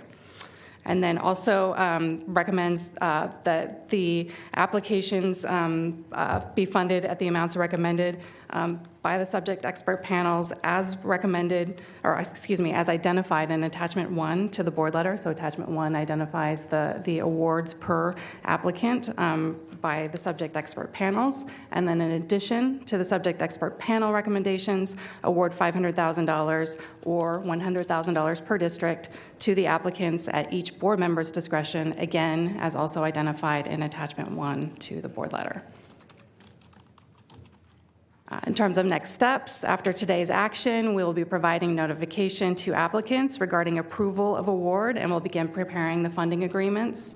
Applicants may request their score and panel notes on their application at any time by contacting this email address. And then we will also next begin planning for the fiscal year 23-24 grant cycle, which we are recommending to begin earlier this year than in prior years in order to align the grant year with the fiscal year. So in order to do this, the application period would begin in February of 2023. However, awards would not be made until after approval of funding in the recommended budget in June of 2023. So we would be looking to align the grant year with the fiscal year for 23-24. With that, the recommendations before the board today are to approve the TOT Grant Review Panel recommendation to fund the organizations and projects as listed in Attachment 1, and to authorize the county executive or designee to execute and amend agreements with the organizations approved to receive TOT grant program funding. Great. Thanks, Amanda. Any questions for Amanda or staff on the recommendations? Do we have any speakers on this? We do. We have at least one Okay. on the phone. Okay. Excuse me. All right. And I just, Amanda, before we go to our speakers, I want to thank you and your staff. I know Tina Bethke and others have, and certainly our panelists, we have outside expertise that's brought in to complement county staff. So all those folks that serve on the panels, that certainly my colleagues as well, Supervisor Kennedy and Desmond, for their efforts. But it's been a, pretty quick turnaround, and I'm very grateful that you were able to bring it to the board before the end of the year. But I think tying it in with the annual budgeting process probably makes a lot better sense. And again, certainly in a very busy time when this has been a little bit off, off peak, but nonetheless, I think it probably makes good sense. And what was interesting of note, as you pointed out, that we had a very large number of applications, I think, early on when we reinstituted the program, and that we've had a fairly a strong complement of 100 to 150 applications over the last couple of years. But I remember that first year we opened it seemed like we had tens of millions of dollars in or at least $11 or $12 million in requests for the $1 million, and I think we've been able to address a number of the community needs. Some of these are ongoing in the sense that they have different iterations of what they're doing, but again, it certainly when you look at the cross section of groups that are funded, and certainly the amounts are not overly large, but I think go to a lot of community good in a lot of different realms. So again, I want to thank you, Amanda, for your work too, and that of your staff, folks that are here in the audience, and others that are upstairs listening in, I'm sure. So. Thank you, Supervisor Natoli. You took the words right out of my mouth. I'd like to thank, the review panel, the subject expert panelists, Tina Kepke in our office, as well as Shelley Willis, who's the consultant that helps us through this process as well. Great, thank you. Okay, so we do have at least one speaker, one caller on the phone, and I don't have anybody signed up in chambers on this item. So this is item 49. Should anyone wish to address this? If not, we'll go to the caller. Okay. Please transfer the caller.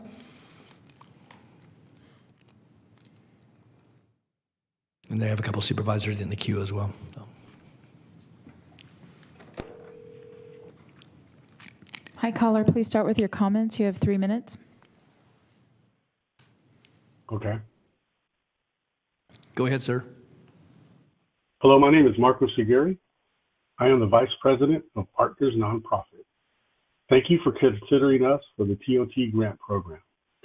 Our nonprofit is being recommended for $5,000 towards the WX Mural Museum, WXM, themed Sacramento Acknowledged, the Land of Many Stories. This is an outdoor creative project located under the I-80 freeway corridor in between WX streets, stretching from Southside Park to 24th Street. In 2023, we want to artistically erase an engineering divide of 60 years by painting murals on the structural columns. Murals that will depict our city's diversity, our history, our stories connecting us from past to present. The WXM will gather people to see themselves represented, learn about our contributions, find inspiration, communicate, educate, and celebrate.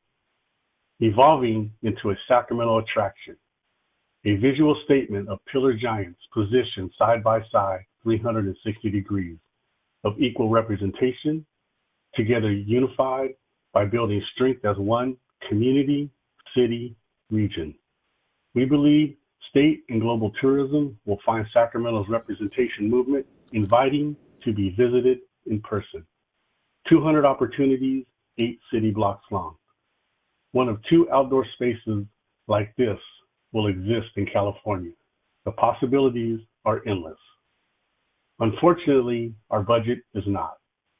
With the project approval on December 10th, 2021, Partners Nonprofit was awarded the task to fully fundraise 100% of our operational budget of $1.6 million.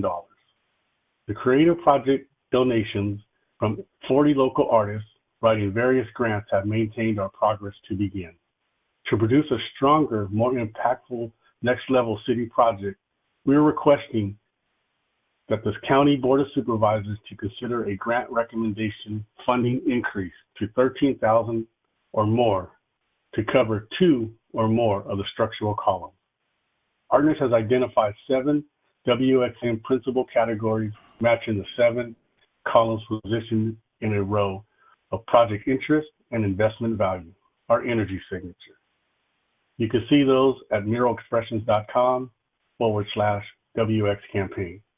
With those 7 principal identities in the foundation development, we invite the County Board of Supervisors to join the WXM project ownership vision with the Partners. Thank you very much for your time. Thank you, caller, and thank you for your efforts. And I would trust that even if the funding request isn't granted this year, there's the opportunity to compete in the upcoming round, which is going to start very soon. So, okay. Any other callers on this item? Oh, not at this time. I'll close the queue. Okay, very good. All right, we have all 4 supervisors up. So we have Supervisor Kennedy, Desmond, Frost, and Serna. Thank you, Chair. Yeah. Just wanted, first of all, I can't say it any better than you did as far as the compliments that should be out there for this program from our staff and all of the people who volunteer to be on the panels. A lot of time goes in, probably if you broke it down per dollar, as much time goes in this program as anything we do at the county. But it's important. Because these aren't, as you said, vast amounts of money when you look at our overall budget. But these smaller dollar amounts are often the difference between these nonprofits making it or not making it, getting off the ground or not. And I'll give just one example. A few years ago, we funded the Department of Sound, which is an organization that at the time was an idea as much as anything. But people with creativity and fact-based, data-based research and are using music and recording and podcasts and the like to address mental health and self-esteem issues with children in middle school and high school. I'm not using this as I'm just using this as an example of how, with this small seed money, we can see an idea with merit come to fruition and serve people in our community. So thank you for the support of the board and everything that the staff has done for what I think is, may not be the most monumental program that we have, but I think it's very important. Very well said. Supervisor Desmond.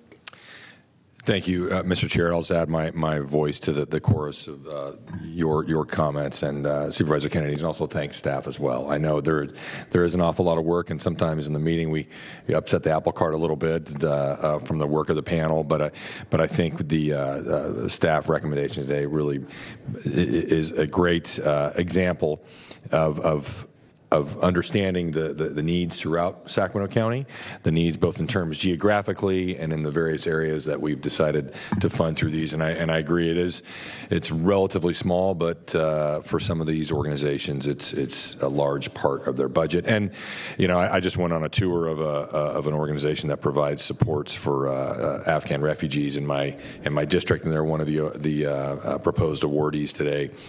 And it is remarkable how much time these nonprofits spend cobbling together funding from different sources. And this is really, really important to them. And I'm very supportive of it, and just thank everybody who is involved in the process. Great. Thanks, Rich. Supervisor Frost. I just want to thank those who took part in the evaluation of the applications. I think that's probably the hardest part, is making a decision when you have so many people applying for something and you can't give it to everyone, but you want to. And for those who applied and did not get an award, I always try to remind everyone we can review your application, and staff are more than happy to, give pointers on what you could do next year to do better, so that you can maybe get an award in the next round. I noticed there were less applications, it seems like, this year. I think maybe everyone was tired, I don't know, but hopefully everyone will come back next year with some new dreams and new visions, and I just want to say that it is the nonprofits and the community efforts that make our world. They add a lot to what we do at the county, because we can't do it all, and it's those individual organizations that are the heart of what happens in the community. So congratulations to the winners, and we'll look forward to seeing their efforts unfold as the year unfolds. Thank you. Thank you, Bill. Thank you, Mr. Chair. Just want to add my thanks to Supervisors Desmond and Kennedy for their time and effort that has gone into this. Once again, this is an annual exercise, and I feel that we're in good hands with both supervisors in their role, trying to help us vet these grants each year. I want to thank Amanda and her staff as well for the time that they put into this. And I also wanted to note a point of gratitude to my Chief of Staff, Lisa Nava. She helps me through this every year in terms of thinking rationally about how best to look at some of the discretionary side of this by district, and that's invaluable to me. So I just wanted to make a point of thanking my Chief of Staff for the work that she puts into this every year. Thanks. Great. Thanks, Phil. Likewise, I would certainly thank Rebecca Sloan in my office for her efforts as well. I just wanted to note the variety, too. Again, we'll go through the whole list. Obviously, there's several dozen here. But when you look at everything from community gardens to arts and culture to economic development to housing, to programs that support community celebrations throughout this county. It's pretty amazing. And we heard from one of the callers on the mural project, but again, things that add to the quality of life, they add to the engagement and involvement of people of all ages, from all walks of life. The diversity of our community, I think, is reflected very well. Certainly the cultural diversity, but I just think the geographic diversity and a lot of the good works that I think are oftentimes invisible to the greater population, just because they're either more regionally located or they're on a smaller scale. I think to Supervisor Kennedy's point, though, that these a lot of times these monies are seed monies for an initiative that these organizations are undertaking or part of their ongoing work in our community. Some of these have very deep roots and long histories. Others are very fledgling in their startup, but making a difference in the lives of people in this community and in small ways and in big ways. And I have nothing but kudos for certainly the work that goes in bringing this to us. But I think the fact that this county takes some of the cultural and tourism money that comes to us via our hotel motel tax and reinvest it in community good in a lot of things that help attract people here, but also I think benefit our community in very lasting ways. So again, kudos to all the applicants, and for those that obviously that may have fell a little bit short on the funding. The next round, as Amanda pointed out, is going to start here shortly after the first of the year, and I trust this board will continue to commit to funding this in the years to come, because I think it does a tremendous amount of good, often unnoticed or unseen, but nonetheless very, very important work. So with that, unless we have any other callers, we got to close the queue. Motion will be in order. So moved. Okay, it's been moved and seconded that we approve the recommendations as outlined. If nothing further, please vote. Unanimous vote. Very good. Okay. All right. And we'll go down to our next item, item 50. Okay, item 50, approve priority rankings for projects proposed to be funded by and grant authority to apply for funding from the 2022-23 Sacramento Area Council of Governments Regional Funding Round, and approve retroactive authority to apply for grant funding from the 2022 United States Department of Transportation Strengthening Mobility and Revolutionizing Transportation Grants Program. Okay, good morning. Good morning. Hi, I'm Mickey McDaniel, Senior Planner at the Department of Transportation. I will be presenting on transportation grant application authorization and priority ranking today. Great. I'm joined by Ron Vicari, our Director of Transportation, and Matt Darrow, Chief of Planning and Programs at Transportation. Great.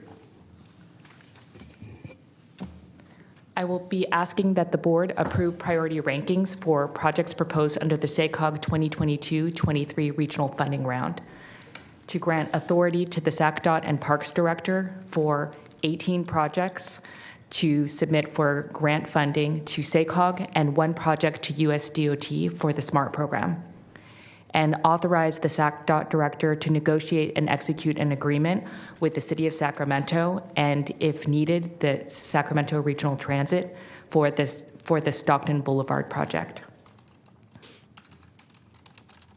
I want to give you a quick rundown of the grant programs themselves and their requirements, but I will be spending the bulk of the presentation discussing the project list.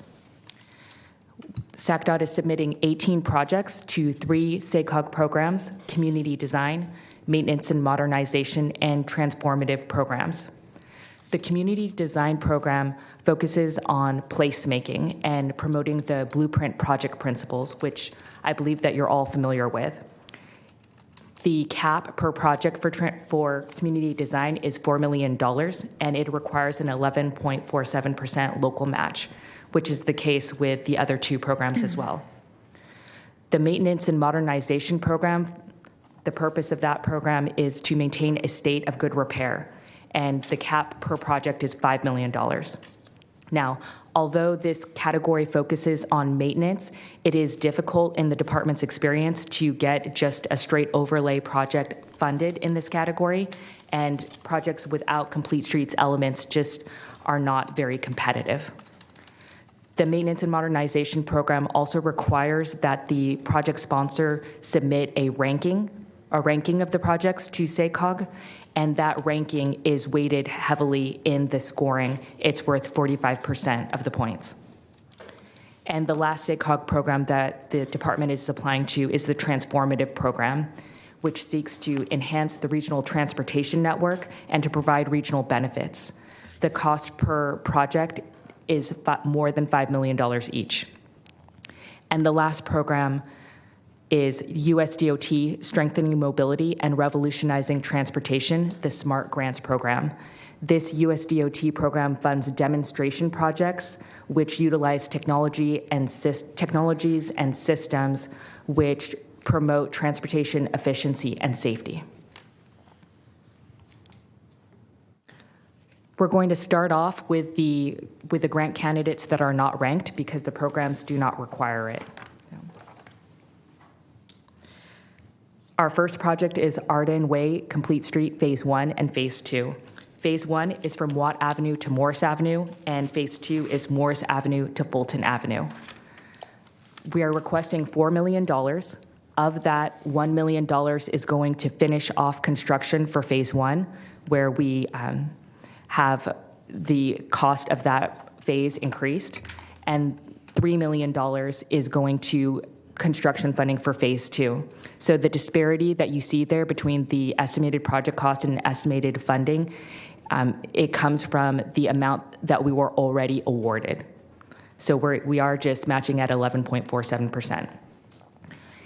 The next project is Folsom Boulevard Complete Streets, Phase 2. We're requesting $4 million in order to install sidewalk on the south side of the roadway from Starfire to Tiber light rail stations, and also to install buffered bike lanes.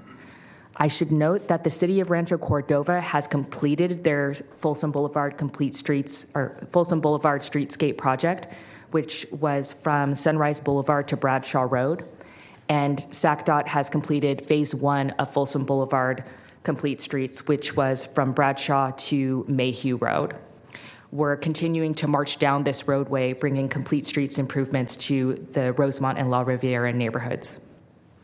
And the last of the unranked projects is the Sacramento County Intelligent Transportation Systems Project, which was submitted by staff on November 18th to the SMART program. They requested $2 million, which was the maximum ask for that. And the project utilizes smart traffic signals in order to provide data analytics for enhanced corridor and system management. Mickey, if I could just back to the Folsom Boulevard project again, I appreciate the efforts over the years, and there was actually a segment that was done on the north side that filled in a gap that wasn't a part of the latest phase. I know we're still waiting for the back order on the street lights, but do you contemplate just one additional phase from Starfire to Watt Avenue, or is that, have you segmented that? Obviously, I don't want to get ahead of it. This is an application to do the next segment from basically Tiber to Starfire, but do you think with a subsequent application that you would be able to take it from the Starfire station down to Watt Avenue, which would then complete it, at least in the unincorporated area? Obviously, the city of Sacramento would pick it up from the other side, and I don't know that they have contemplated that. I believe that we do have a phase 3 anticipated, but I don't have many. Okay, just if it could before you get too far into the application here. Hey, Thank you. Yeah, Ron Vicari, Director of Transportation. I believe we have about $10 million left. So depending on the grant program and the limits, I think we're probably going to have 2 additional phases before we can get all the way to Watt Avenue.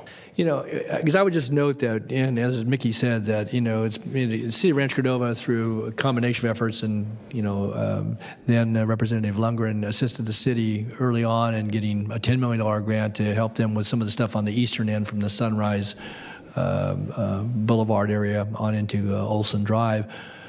But just anyone who drives that with any regularity, you will note certainly the pedestrian usage on the south side. It's not interrupted except for at major intersections by having to cross, and so you can travel fairly significant sections of Folsom Boulevard as a pedestrian, or I guess bicyclist, or a stroller with the children and such.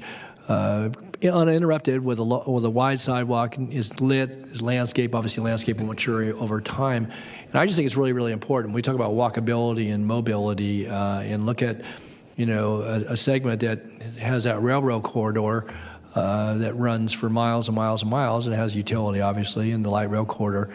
But having that unimpeded stretch of sidewalk, as far as pedestrian usage, I mean, you can walk the whole course on the north side now because you've filled in the gaps east of La Riviera, but it's still, you have driveways and intersecting streets and such, and it really has enhanced. I mean, anyone who drives through the city of Rancho Cordova and sees, the completed one, but obviously what we've done, to the west now. It really is a compliment, I think, to the walkability and livability of the area there, and has a really nice, but an important, I think, touch to access and mobility. So I just encourage us to continue in the years ahead. I know, Ron, it's been a priority with your department. Obviously, it competes on this list. It'll compete to the SACOG regional competition. But I would just say it's an important improvement along that corridor. And you have older established businesses, you have established neighborhoods, you have multifamily properties, you've got some undeveloped properties, and a lot of activity as it relates to vehicular traffic. But I just think the pedestrian, and particularly the off-street movement of people is really important. And it's a larger sidewalk. Isn't it, do you use the 8-foot or 10-foot sidewalk on that side? What are you using on that? I believe it's 8 feet. Yeah, which makes a difference. I mean, others are, meet the standard, 6-foot sidewalk, but again, with a lot of driveways. So, and I think, and the lighting, that's something I want to stress is the lighting. It's fairly dark along there, except for the light rail stations on that side. You have Rosemont neighborhoods and such that have a sound wall and a large setback from the railroad, but that lighting is very important, I think, just as movement along Folsom Boulevard. So compliments, certainly I'm supporting. I know we've talked over time on this, but I guess phase 3 and 4 are yet to come, but continue to pursue those. I think it make a big difference in the neighborhood quality of life. I appreciate those comments and exactly what you said, and really witnessing the pedestrian behavior and how many pedestrians actually utilize that side of the road has really changed the importance of looking at joint access agreements and consolidating driveways on our other corridors. So I think that project has been a model and really has given us a lot of input into how we can make the other corridors within the unincorporated county a better place. So I appreciate those comments. And it gives a walkable links between the light rail stations as well. That's the other thing. Before, you could, walk on the shoulder of the road and it can be a little bit unnerving there. But I think with the improvements that we've looked at, certainly through the city of Rancho and again west to the unincorporated area, makes a big difference. So anyway, thanks for coming up. Thanks, Mickey. I didn't mean to interrupt your presentation. That's important. I didn't know how many more phases we had before we got to Watt Avenue, so it'll be a few years, it sounds like, but good things ahead. Thanks. We're moving on to the project list for maintenance and modernization and transformative programs under SACOG. This is the first of 3 slides. In order to develop the staff ranking of the projects that you see here, we had staff that is most familiar with the projects themselves and the SACOG grant criteria, which was Refugio Rosso and myself. We scored each project individually, and then we averaged our scoring, and from there, we created the ranking. We welcome the board's input today on the priority of each project, as well as the choice of projects themselves. Our most critical need is pavement. Our number 1 project is an asphalt concrete overlay project on Florin Road from French Road to Elk Grove Florin Road. We're seeking $3.9 million for this project. You're going to see 7 more overlay projects on this list. I won't go through them individually, but I will say that they are located on Twin Cities Road, Madison Avenue, Watt Avenue, Auburn Boulevard, Elkhorn Boulevard, Fair Oaks Boulevard, and Stockton Boulevard. We are proposing overlay in all 5 districts. The total of the 8 projects is $56 million. Mr. Chair? Yes, sir. As it relates to the AC overlay projects, can you explain or summarize to the extent you can how PCI for each of these was taken into account? I believe PCI was used to pull all of the original list of projects, and then from there they pulled. Actually, you know what? I'm going to ask. Sorry, I'm already out of my water. You want to take it? Okay, thank you. I can say that the PCI is definitely used to determine, again, sorry, Ron Picari, Director of Transportation. The PCI is definitely used to determine the priority projects. So we have a whole host of projects, unfortunately, that fall into those lower PCI ranges. And from that point, recognizing that there's not enough funding, but there's other funding streams that go towards overlays, we look to that list to try to see what of those projects most competes within the criteria SACOG is looking for. So we try to pick the projects that we know will compete competitively so that we can get as much funding out of their rounds as we can. So PCI does absolutely play a role in determining the total list of projects, but the actual selection of what we put forward to SACOG is based on their criteria. So to the layperson constituent who might look at this and say, well, the fourth priority AC overlay project on Watt Avenue, I know because I drive it every day, it's just, riddled with potholes, that if you just left it there, that would perhaps provide a different outcome if you're just ranking by PCI versus PCI being just a part of the consideration, correct? Correct. Okay. Yeah, PCI, we definitely have a pavement management system. We know the PCI of every roadway within all 5,000 lane miles. It is how we definitely look at and determine the overlays. The issue is, we hear that from constituents. It's not always the worst pavement that gets addressed. In this case, it's pavements that most compete, but it's also, as we've mentioned before, some roads that aren't developing safety hazards, for instance, are going to be reconstruction next year if we don't address them. So the county, our roadway network is not losing any money by not addressing it this year. So sometimes that project that's going to slip from an overlay at $3 a square foot to reconstruction at more like $11, $12 a square foot is extremely important for us to go get. So we definitely use PCI and rating to determine them, but it's not always the worst first. Great. Thanks for the explanation, Ron. Yep. I just want to follow up on that, and thank you. Thank you, Supervisor Cerna, for bringing that up. One other point to bring up here is just for members of the public who see this. Obviously, this board is very cognizant of the fact that there are a lot of other areas in the county that need AC overlay, and I think it's important just to point out that there are a lot of things in process right now where a project's going to include either a rebuilding or an AC overlay, both in terms of other funding sources and in terms of our annual SB1 exercise that this board has also complemented with some additional general fund over the last few years. I just want to call that out. I don't know if you have a comment on that, Ron. Yeah, so this is by far the most exciting the exciting year in my career here at the county. It's an exciting career so too,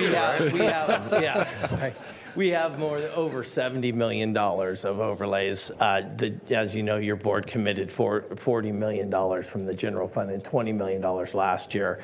Along with our SB1 money and past the regional money, we are over $70 million, which is significant. As you know, it's a $20 or $50 million a year to maintain status quo PCI. This year, we are far in excess of that. We are extremely excited that in 20 years, unfortunately, this is the year we can say that our roads will be better at the end of the year than they were at the beginning. $70 million is a lot. I have mentioned we have an $850 million backlog, so by no means are we able to address all of the roadways. But my hope is that people see something real close to their neighborhood. We address at least some roads that they're driving on. It's a significant step forward for the county. Great, thank you. And then the other thing you mentioned with the maintenance and modernization, each of these projects would have to incorporate some kind of improvement to the bike and pedestrian facilities. Can you talk a little bit about that in terms of these AC overlay projects? Let me take that just since it's in the overlay projects. So it is true that on strict maintenance and modernization, we've been trying, they really do require that there is a complete street element in order to make them competitive. As you know, the county is also really working hard with SACOG to get really the funding categories to better meet the county's needs. This round is the first round in which we have an overlay that is we are not able. It's basically pushing forward our need to support rural roads. So Twin Cities in this case is the only overlay where we're not adding bike lanes or ADA improvements or other things to try to strengthen the application. You just can't do it on Twin Cities. There's not the width there available. However, in working with SACOG, we certainly are working with them to address the roadways that we can't do that, but yet we still need to address rural roads. We have some, and Supervisor Natoli will definitely chime in on this, but we have some significant needs throughout the unincorporated county. So for the most part, we've tried to strengthen it with complete streets aspects. Okay. No, thank you, Ron. And the reason I just want to ask that follow-up question because I want people also to know we may if part of our application for funding for these AC overlays, maybe with the exception with some of the rural roadways where logistically it just doesn't make sense, is that we are always trying to improve opportunities for multimodal transportation, bike, pedestrian, other modes of transportation. So I just want to call that out.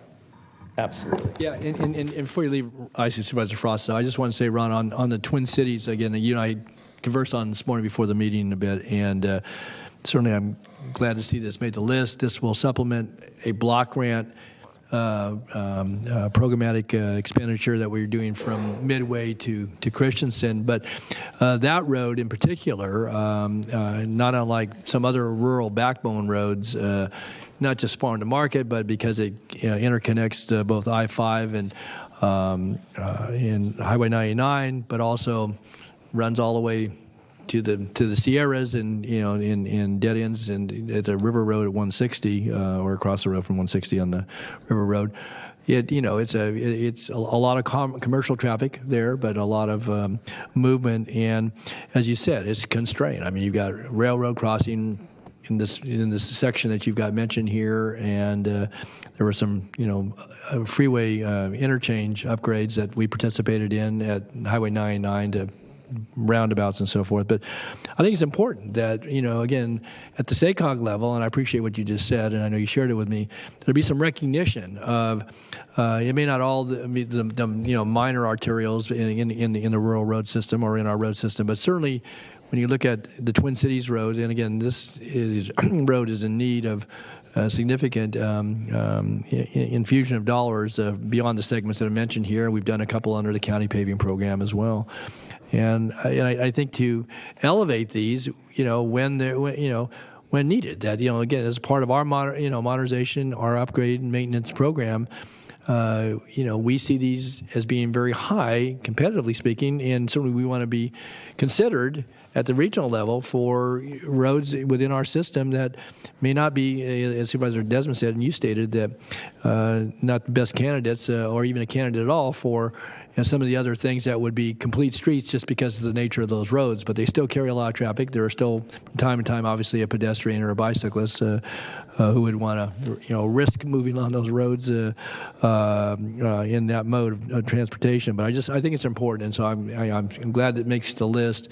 I would hope that it would be seen the same way once we submit the application. So there are some other roads that are on that list as well. So, okay. Anyway, thanks, Supervisor Frost. Ron, I just wanted to ask you a little bit of perspective. When I came on board in 2017, I remember inquiring about the deferred maintenance on the roads because I was trying to figure out, wrap my head around the budget and figure out what to say in the debates during the election. And at that time, it was $450 million. And that was the end of 2016. And you just said $850 million backlog. And so in 6 years, it's almost doubled. And I wanted to ask you, because I know we've added, extra general discretionary funds toward roads for the last couple budget periods. Do you feel like we're slowing down the bleeding or in any way? Do you feel like we're making progress on this growing expense on these deferred maintenance on the roads? Absolutely. I think I mentioned the $50 million is what we know it takes us to maintain the status quo PCI that we have today, which basically means our roads remain the same from an average pavement condition. They don't get worse, they don't get better at $50 million a year. Our funding that we have available to us through SB1 and regional funding is around $30 million a year. So that is what led to kind of where we are today. and we've had a PCI that's deteriorated. As you know, the board 2 years ago put $20 million to the pavements, which really closed that gap between the 30 and 50. So we were able to keep the PCI from slipping any further.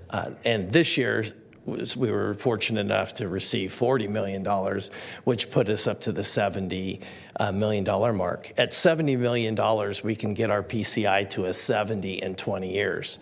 But that money was given to us. I've realized I got some looks here. I got to clarify.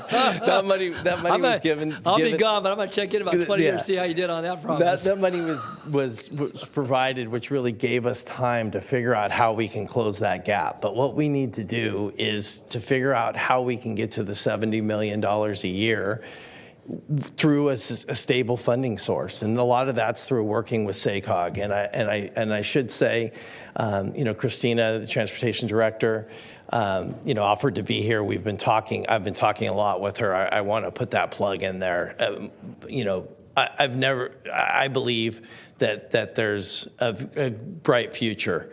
Her willingness, her and I have had many conversations.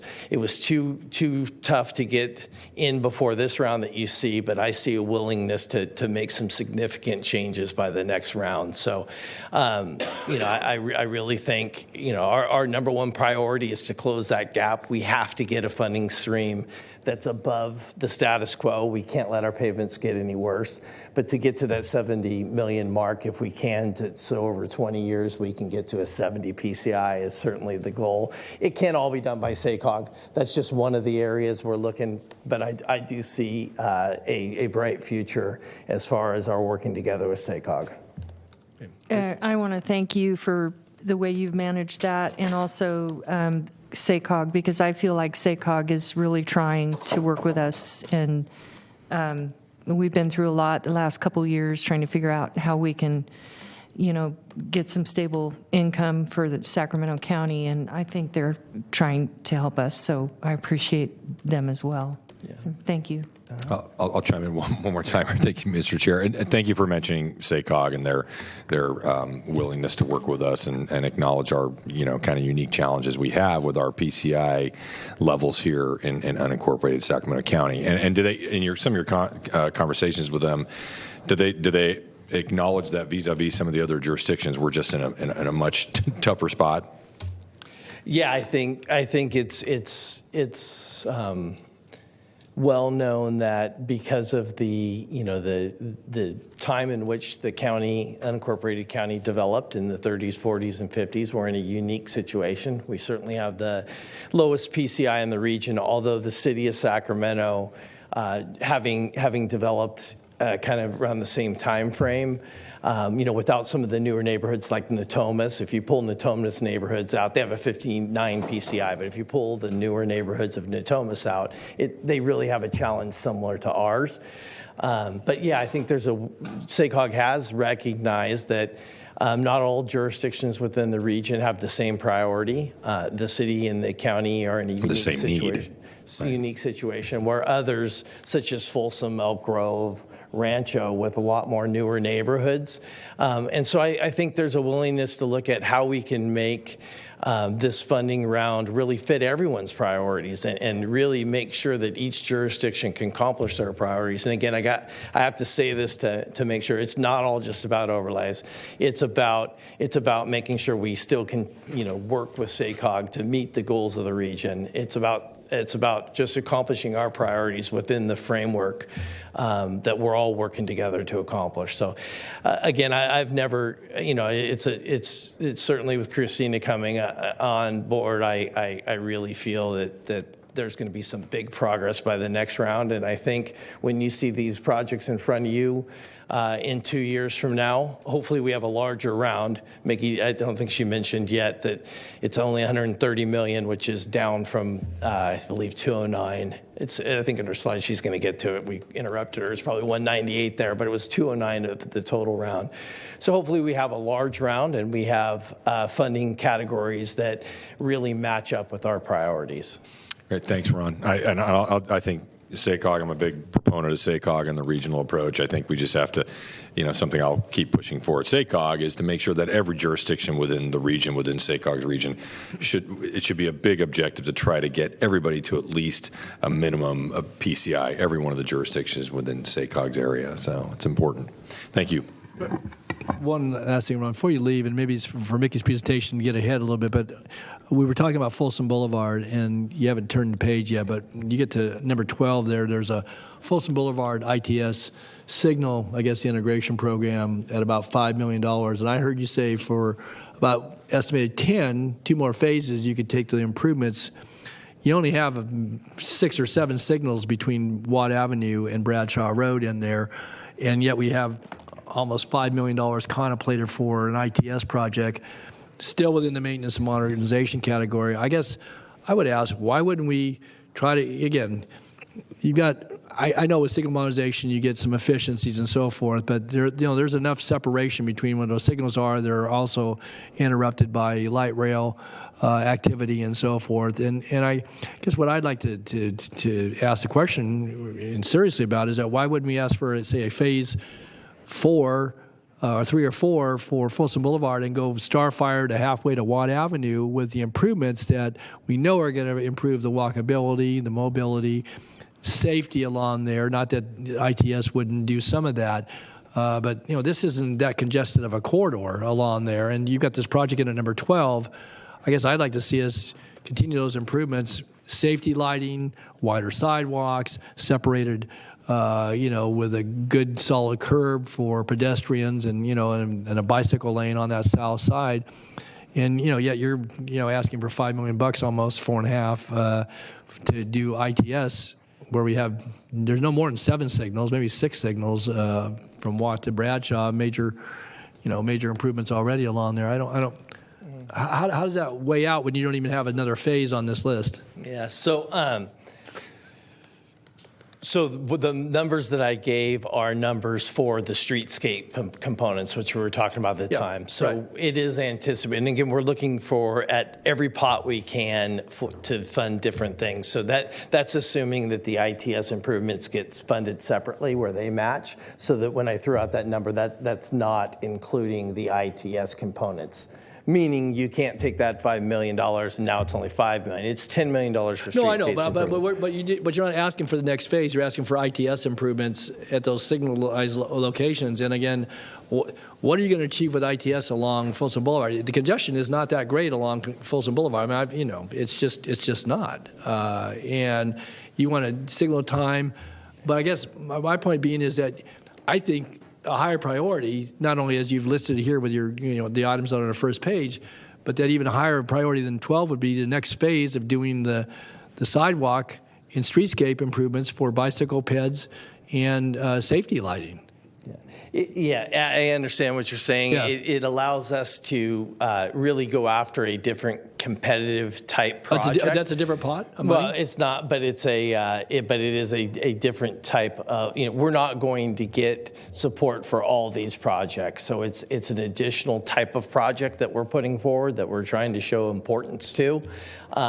Certainly when ranked up against, streetscape and other improvements. But it is a category, I think, that gives us another competitive edge trying a different strategy of a different type of project. So it's a different category within maintenance modernization, so you're not competing against yourself, so to speak, with this versus what number 5 It's a different type of project. It's a different type of project. We are still competing against ourselves. It's still in the same category, but the Folsom ITS project does do more than upgrade traffic signal controllers and cabinets. It also includes video detection, CCTV, and dynamic and static message signs. So it's a bigger bundle than just working with the traffic signals.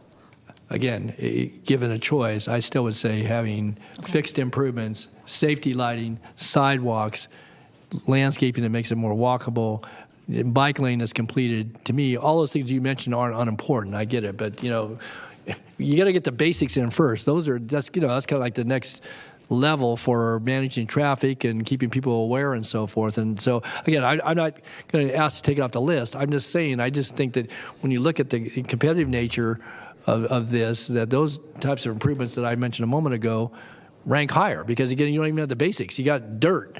That's what you have. You got, a gravel shoulder and dirt, and then slope ditch that goes next to the railroad, and that's what you've got. I'm 100%. And if you get all those things you got, you get funded for that, that's great, but you're still going to have dirt from Starfire to whatever. Yeah. So I definitely agree with what you're saying, and I agree with the ranking. I will say that the majority of the projects they receive under this category will be our typical complete streets projects. So what you're hitting on is you're kind of catching us in a strategy of trying to make sure we get every dollar out of that program, and we're trying to throw a unique project that may be the only one of its kind in a list of many projects that they receive. So it's giving another opportunity to show a different type of project, and having sat on the review committees that determine what projects get selected, oftentimes they look for some unique projects that are different from the rest, oftentimes get funded. So it's sort of a strategy, but I do understand that if we had our choice between upgrading pedestrian facilities with separated sidewalks and really improving mobility, or the ITS improvements, at this point we would probably choose the pedestrian and mobility. Thanks, Ron. Yep. I know there's a lot of board member interest in this, and I know, Mickey, we've gotten a bit, and we do have some folks, I think, that have some time schedule stuff, so let's try to let you get through the rest of your presentation here, so go ahead. At number 2, we have the Alta Arden Expressway Sidewalk Infill Project. The phase 1 of Alta Arden is Howe to Fulton Avenue, and phase 2 is Fulton to Watt Avenue. So the $3.9 million is for the full funding for phase 1, and the combined cost for phase 1 and phase 2 is $8.45 million. We talked about the overlay projects as a bundle, so I will skip down now to number 6, which is the Old Meese Road Bridge, which we plan to reconstruct in the Dry Creek Parkway. It will serve as a bicycle, pedestrian, and equestrian bridge. We will also build Class 1 trail from Northbrook Park, which is at the end of Meadowhawk Way in Rio Linda, west to Dry Creek, reconstruct the Old Meese Road Bridge, and then continue Class 1 trail in Gibson Ranch up to the existing parking lot road. And we are seeking $5 million there. I say hooray for that. When I saw Districts 4 and 5, I thought maybe you're going to build a trail all the way from the north up to Dry Creek in the south, so. Anyway, that's good. The bridge was from D5. Yep.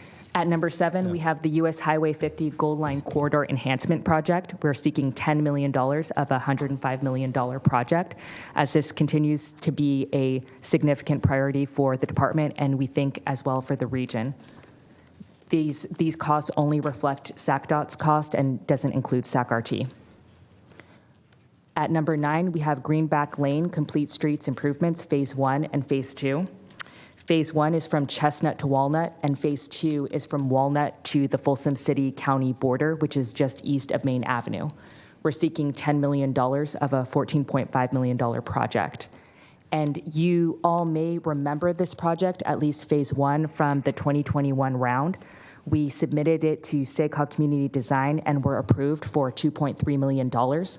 But since that time, the community has expressed a strong desire for undergrounding utilities, which is expensive, and we added that aspect to Phase 1, and we also added Phase 2, which is why we're back at SACOG asking for more funds. At number 10, we have Stockton Boulevard Project, which is a partnership between the City of Sacramento, County of Sacramento, and Sacramento Regional Transit. This project envisions a major transformation of Stockton Boulevard into a high-frequency transit and multimodal corridor. The extents of the project within the city are from Alhambra Boulevard to 47th Avenue, and the county's portion is from 47th Avenue to Florin Road. I have an update here on the project costs. These costs were up to date as of when we submitted the board package, but they have now grown. The estimated project cost is $12 million for pre-construction, which is project approval and environmental document and project specifications and estimates. The county's portion of the funding request is $4.1 million. The total build-out cost is estimated to be $94 to $124 million. And the last project that we have on this slide is at number 12, Folsom Boulevard ITS upgrade, which we discussed earlier.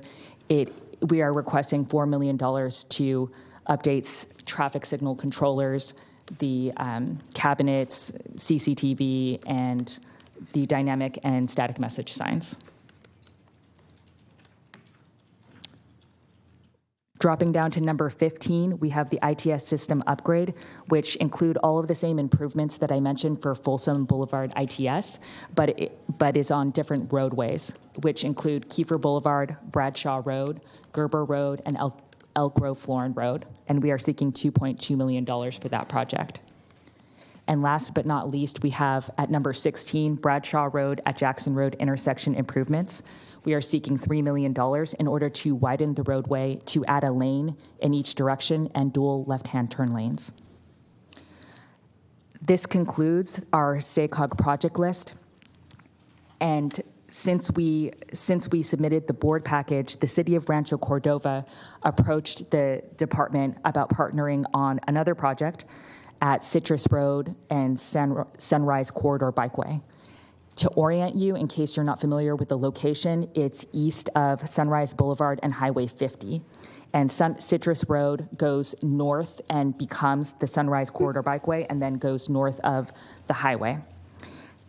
So are they coordinating with Supervisor Desmond on that? It touches District 5 at the southern point where it connects to Folsom Boulevard or the court there, but I know that Supervisor Desmond has been very involved in conversations, as has Ron and others, regarding some other issues on Citrus Road. So what is it that they're proposing? So they're proposing, they're proposing to update the fencing, which is a real mishmash of different types of fencing, adding lighting, landscaping, community art, and community identity markers. It's a really unloved bikeway, and they're hoping to enhance the identity and ownership over that bikeway. They've been coordinating with you, Rich, on this? I mean, we've had some conversations regarding, I mean, there's, other issues that are present out there that, okay, so this is... The estimated project cost is $3 million, and SACDOT is receptive to having the city lead the way on the project, and I believe that they plan to submit to SACOG Community Design and possibly Clean California. Again, Ron Vicari, Director of Transportation. We are definitely coordinating with the city of Rancho Cordova. We've had many, many meetings about how to improve that area for that community. And in front of this board, as well as their board, we've heard from a lot of constituents that are really. So that's the decided approach, is to keep it a bike lane and to improve it with those improvements? Is that what's been? So what the decided approach has been, and we're working on things to bring to the board, but we'll have a clear distinction of who will kind of manage and operate Citrus Road in an effort. The city of Rancho Cordova will be the operator or be the one that's responsible for Citrus Road maintenance. In addition, we are going to work in partnership with them to really bring that level of the bikeway, as well as the security, as well as bringing some community amenities to it, so that as we kind of change hands and make these huge improvements, we can work with them to make sure it's a facility we can all be proud of. So there's a lot that's in the process now for Citrus Road. Recognizing that they are going to manage and maintain this, they've asked if we would partner with them to bring some of these community identity elements that we've been talking about to get funding for those as soon as possible. So we've agreed to bring that to this board to get approval to do so. Again, I think it's a very high priority for a variety of reasons. I think you need to light the underpass, and I would just say that, if there were some general fund dollars, again, I won't be a member of this board very much longer, but this is one of those where I think, making sure that this application is competitive, certainly with two of us on it, but I just, again, certainly with Supervisor Desmond, but that's a shared area for D5, D3 out there, and I think having the city of Rancho Cordova involved is very, very important. But if we need to make this competitive, I would just suggest, Rich, at some juncture, certainly working with Ann and DOT staff, that if there's some infusion of dollars to make this go, because this is going to be a big investment, but I think over time you can bring some solutions that address a number of issues out there, but make it obviously much more viable from a standpoint of regular usage of it as a bike path as intended. So, and it is the only undercrossing from Watt Avenue, which was rebuilt, but the only undercrossing from the county line all the way into Sacramento, or at least to get to the city limits of Sacramento. So, important connectivity for the community. So, both jurisdictions, in concluding all the work that's been done, plan to be at the board in January with additional improvements that we think are going to be a huge improvement for that area. Okay, great, Ron. Good. Okay. All right, Mickey, anything else on your presentation? That it? A little bit more. Okay, very quickly, please. The last thing on the Citrus Road project, we asked that the board support the department in providing a letter of support to the city of Rancho Cordova for their application. And that'll be included in today's, you want that included in today's action? Yes, please. Okay, very good. Okay. All right. We're looking at a location map of all of the projects that we just discussed, except for overlay, because I couldn't fit it all into one slide. This second map shows the balance of the projects, all of the overlays. We met with SACOG on November 17th for a pre-application meeting in order to learn how we could be as competitive as possible in submitting for this round. SACOG had some feedback for us. They noted that the round is rather small. It's $131.7 million, whereas in 2021, it was $198.6 million. I think we all know it's much smaller this year. And SACDOT's request is large, and they are concerned about the number of applications we're submitting. To give you some context on our ask by category for community design, we're asking for 8 of $13 million, which is 62% of the pot. Our fair share, we're calculating at $4.3 million. And we're calculating fair share as a third of the region based on lane miles and population. For transformative, we're seeking 23 million of 28.75 million, which is 80% of the pot. Our fair share, we believe, is 9.5 million. And for maintenance and modernization, we are seeking 38.2 million of $57.6 million, which is 66% of the pot. We believe our fair share is 19 million. Now, I know I just threw a bunch of numbers at you, but I want to underscore the fact that, unfortunately, our needs outstrip even what we believe is our fair share. Sure. And we are asking for more, knowing that we will not get everything that we request, but we are hoping to get what we need. Very good. Okay. Supervisor Kennedy. Yeah, welcome. Just one question on that, because I've heard this before about, the belief that we have too many applications in. I'm just curious on that comment. Maybe it's Ron, in that. Are they just trying to manage expectations? I mean, who cares how many applications we have if we're competitive? And I mean, I understand the fair share argument and all of the different things that need to be taken into account, but why do they care how many applications we have, or are they just managing expectations? Yes, I think it's managing expectations, and certainly from the seat they sit in, they reckon having so many priorities be put their way. It is tough to say no to some.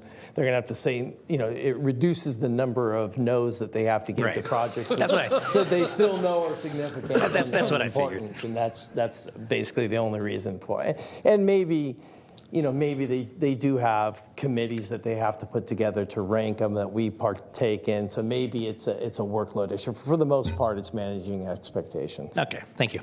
Just a quick follow-up on that. Thank you, Supervisor Kennedy, for asking the question, because I too, it struck me also, Ron, as you and I were talking about this. But I think it's important for us to really set the table and frame up what our need is in Sacramento County, and then they'll have to make those tough decisions in terms of what they decide to approve and not approve. So. Yes. More is better, though, funding-wise. So. Absolutely. Okay. All right. Mickey, anything else to conclude with? Nothing else. We're just, we're happy to take any questions or comments. Okay, very good. All right, thank you for your presentation. Any other board comments or questions? I think we kind of got those as we went along, so. Oh, Supervisor Kennedy, yeah.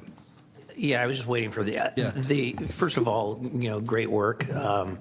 I don't share the concern of too many applications because, as Supervisor Desmond said, it demonstrates what our real need is.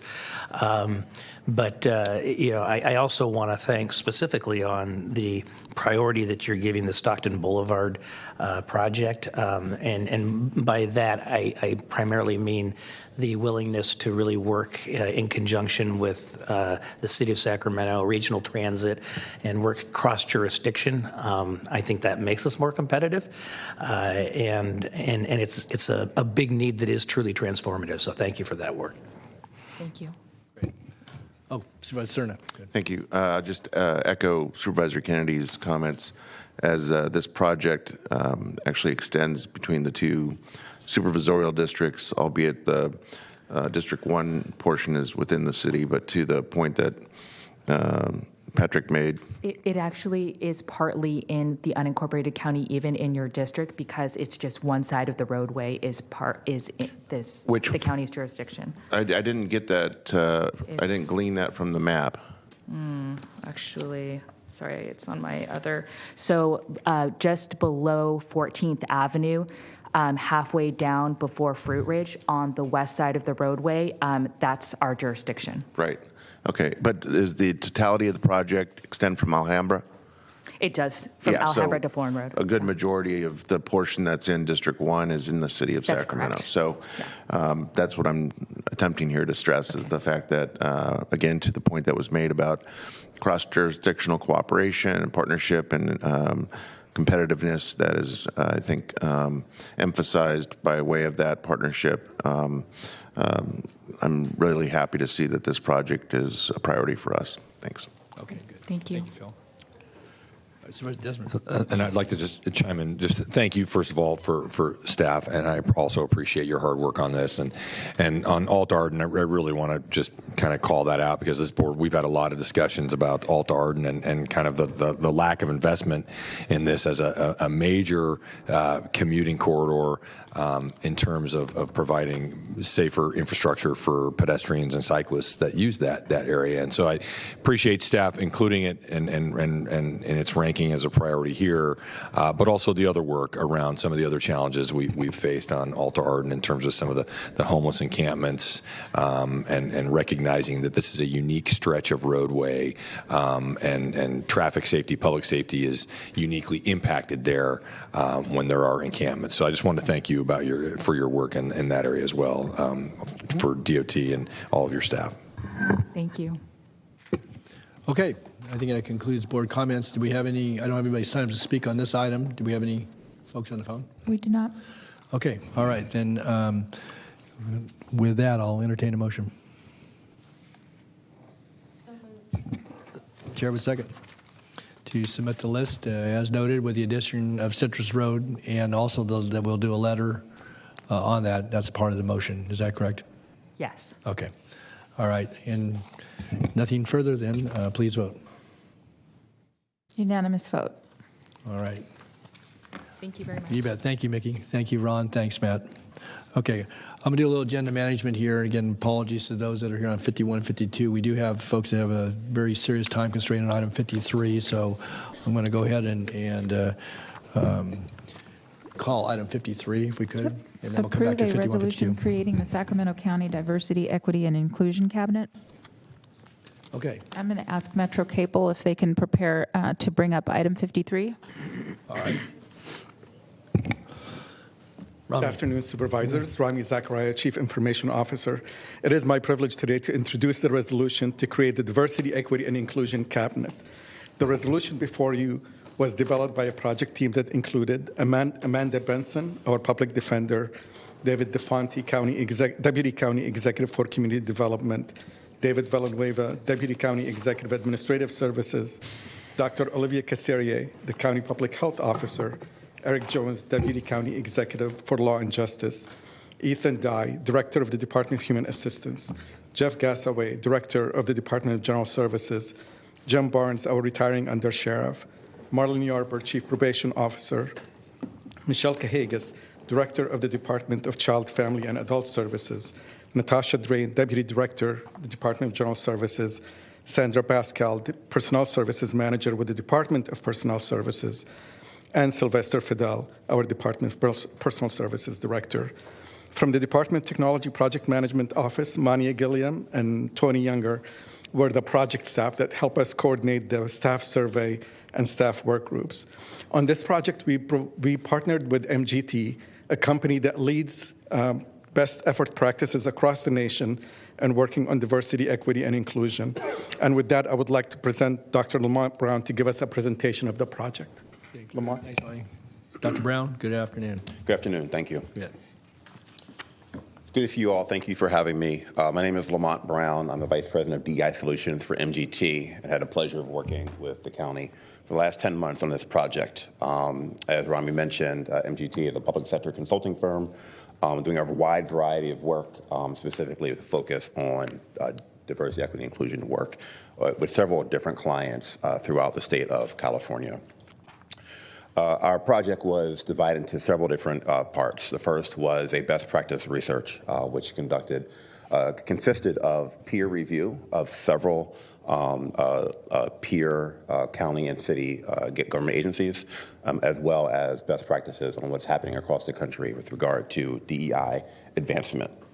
You can see on the screen, we've listed 8 different categories of best practices that we recommend clients to consider in their work. One is to make sure that there is a comprehensive strategy that's embedded throughout the organization.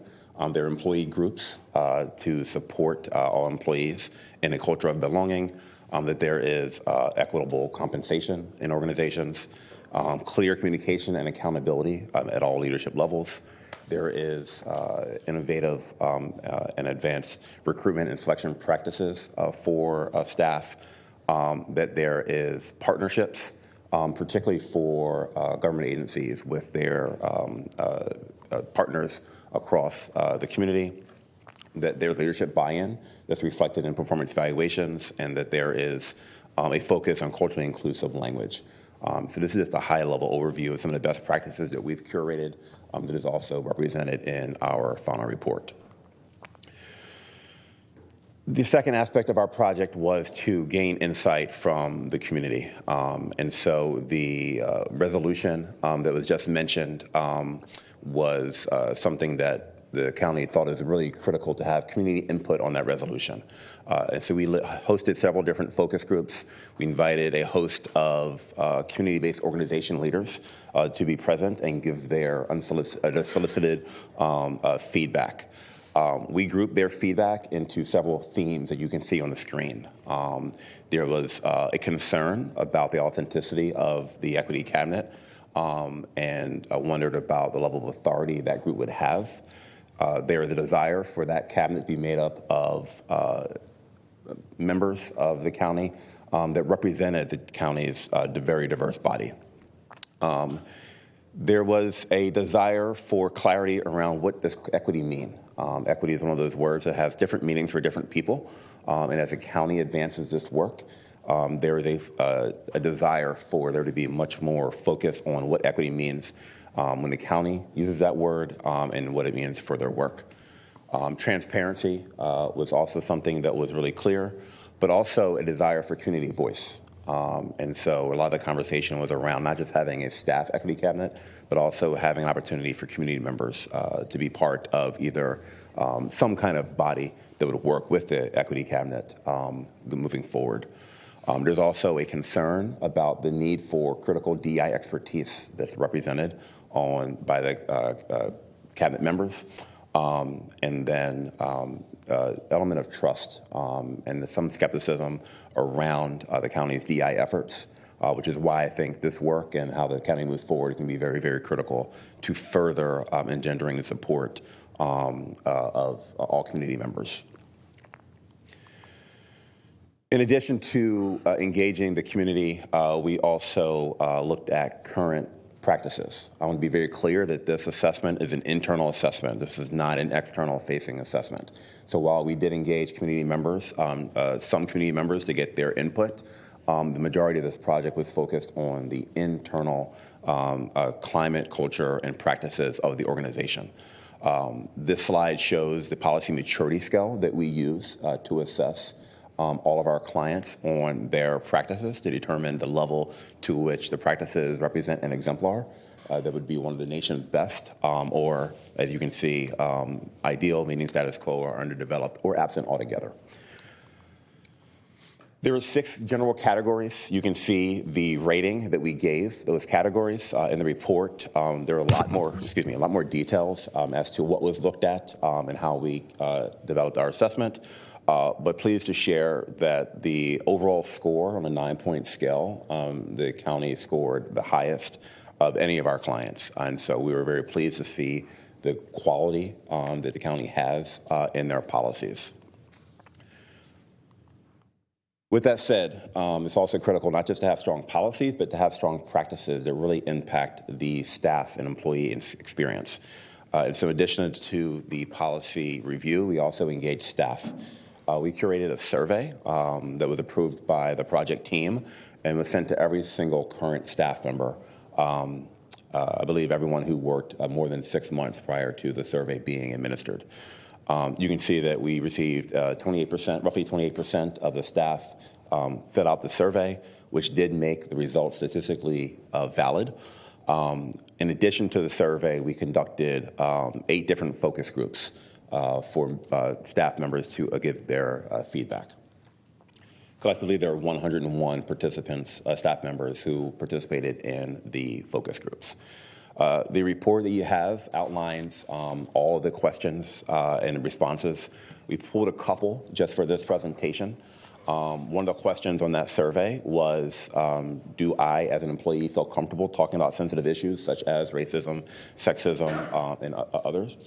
And you can see that roughly 46% of respondents agreed that they felt some level of comfort with this, leaving a large percentage who said they did not. Another question that we pulled was, is there a difference in the employee experience or how people feel they are treated based on their identity or background? What you can see here is that there is a difference between males who responded and females who responded. And that is something that we wanted to pull out. In addition to people who identified as non-binary also had a much less favorable response to this item. I have a question from board member. Excuse me. Go ahead, Bill. Great. Thanks, Mr. Chair. Thank you for the presentation. I'll attempt to keep my comments while you're trying to present at a minimum. But I did, when I looked at this, these graphs, and this is the first in a series, I believe, in your presentation, I just want to make sure I understand. So the words favorable and unfavorable were a little confusing to me. Are they synonymous with agree and disagree? Great question. So it's a 5-point Likert scale, so yes. And so we grouped strongly agree and agree as favorable, and disagree and strongly disagree as unfavorable. Yeah, it was just the wording that had me a little perplexed. So we can say, just as an example, that 51% of males who responded agree with the statement, correct? Correct. Okay, all right. Thank you. Okay, thanks.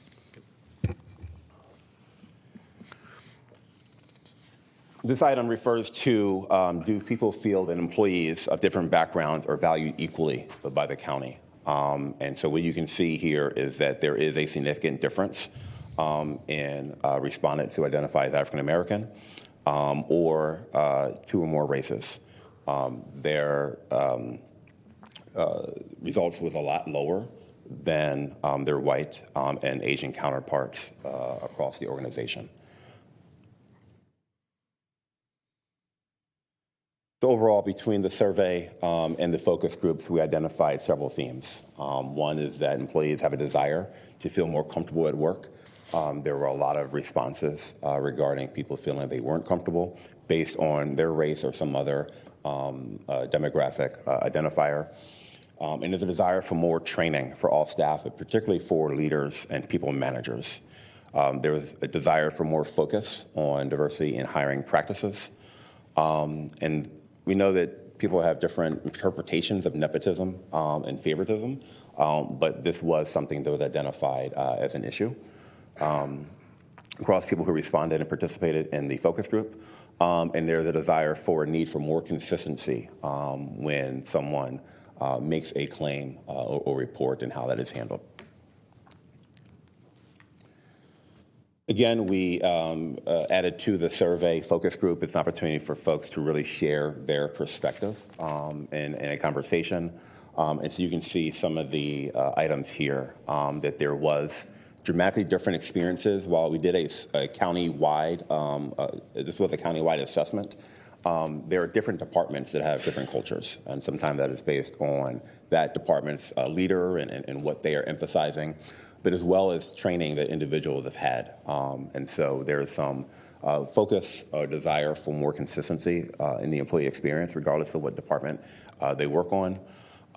There is a significant level of mention that people from marginalized communities, historically marginalized communities, feel like they didn't feel as comfortable speaking out on their concerns or their suggestions regarding DI issues for fear of backlash. There were some other items that are currently taking place in the county. I want to make sure that we are acknowledging that. One is the culture cafes. And while it was viewed as a positive, there was a sense that there wasn't a resulting impact. And you can see some of the other items here without the need for me to read each one. I will emphasize the bottom one, that there was a sense from employees who said they had worked for the county for a long time that they had not seen a lot of change through multiple leadership regimes, but that there was a good deal of optimism with the current leadership in place at the county. Overall, we took our assessment of the county, the policy analysis, the employee feedback through the focus groups and the survey, as well as our engagement with leaders of select community-based organizations, and curated 4 major recommendations. You can see some bullets underneath each one to give a little bit more context. But overall, establishing a DEI office that'd be responsible for implementing the forthcoming action plan, which has not yet been developed, and making sure that a culture of diversity, equity, inclusion is present in the fabric of the organization, to enhance the level of staff and community voice in the county's work with the equity cabinet that is being proposed, as well as an equity commission. While the equity cabinet is intended to be designed to be fully made up of staff members, our recommendation is there's also equity commission that's made up of community members that works with the equity cabinet. I want to emphasize again that this was an internal assessment, which is common for a lot of our clients to start internally first and then work externally. And so our third recommendation is to also focus similar efforts on community-facing work by conducting an external-facing assessment that truly engages and provides opportunity for the community at large to participate in the process, and then to have a resulting action plan based on those findings. And then lastly, to create a separate DI action plan, communication plan, and change management plan. Like anything else, when you implement something as monumental as this, how it's communicated, how people are invested in it, and the change management process needs to be delicate and sensitive to the monumental nature of this work. And so that is why we focused on that as a recommendation.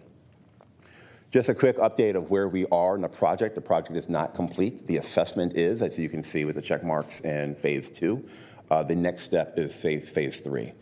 We believe that this should be something that is really driven by the staff. And so the intention is to involve the members of the equity cabinet in the shared development of the DEI action plan, which we anticipate doing in January or February based on the development of the equity cabinet.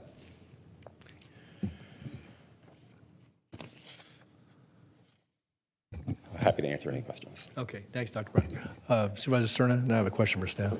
Great, thank you, Mr. Chair. First, I want to thank our CEO, Ann Edwards. I think she's mentioned it several times since this board adopted the resolution declaring racism a threat to public health.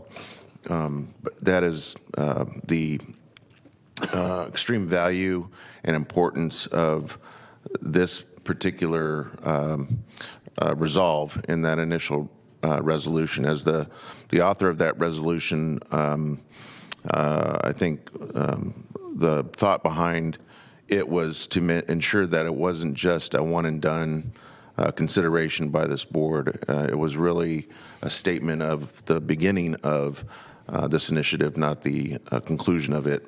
And I think this very methodical way of basically coming up with an architecture of permanence for how this county will use this work to shape the future culture is invaluable. And so I just wanted to make that initial remark. I do have a question about one of the slides in your slide deck here. I think it's slide 24. And this is the bar chart that has the header: employees of different backgrounds are valued equally by the county. And as you noted in your presentation, African American response was only 35% favorable. And when compared to Asian and white response, it's about a 30-point delta. So I guess my question is, since you've done a considerable amount of this work for other jurisdictions, how does this compare, that particular data point, how does it compare to other jurisdictions? Great question. A lot of our clients are obviously different by nature, and so we've seen that same question be answered differently based on age, tenure, and race. And so I wouldn't say there's a consistent theme. Every client is different based on the diversity of their staff and their staff experience.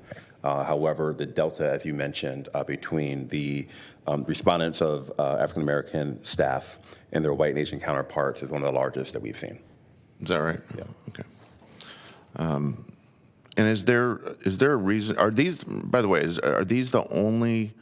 Are these just sample questions? We tried to make the presentation a little bit more succinct for you all. And so, yes, I think these are 3 out of roughly 18 questions. Okay, yeah. That's good to hear, because I assume, and correct me if I'm wrong, but I assume that there was other ample data collected from these focus groups or the participants in the survey that included LGBTQ plus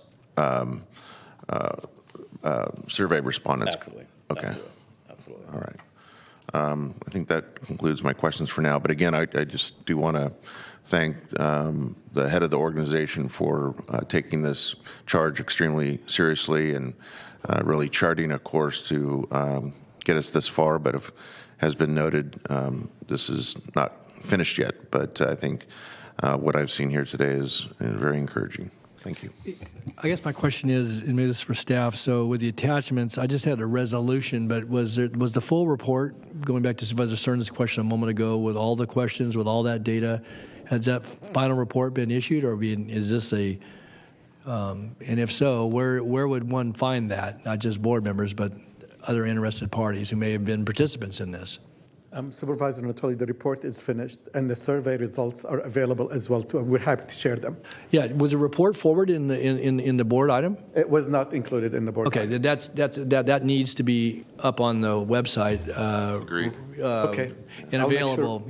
I'll make sure I'll get it to flow. Yeah, no, I know you will. Again, I'm not being critical. I just think it's important. That's the work product by which we are, having today's discussion, but it's the guidance for then the action plan that will be developed. And I just think that having that available to the broader public, to the county employees, and to those obviously that would be participating with the cabinet is very, very important. It's available, so let's get that up. I think the survey was shared with us. I know, Ann, you sent that out around some time ago, but the report itself, again, and I was looking through my material attached here and I didn't see the final report. So, okay, we'll get that. How voluminous is that final report? I mean, is it? It's about 60 pages. 60 pages. Okay. So, okay, very good. All right. Okay, any other questions? I know you've got a flight to meet, so let me ask my members here. Can I ask a quick question, Mr. Chair? Thank you very much for the presentation. You made some reference to an external-facing assessment. Does that explain what that means? Because intuitively I'm thinking of it as an assessment of the county's external services delivery. Is that what that means? Exactly, right. So the policies that I referenced are internal-facing policies that impact staff members. There's obviously many policies that impact the community, how you allocate resources, et cetera. And so that would be a review of those policies as well as practices.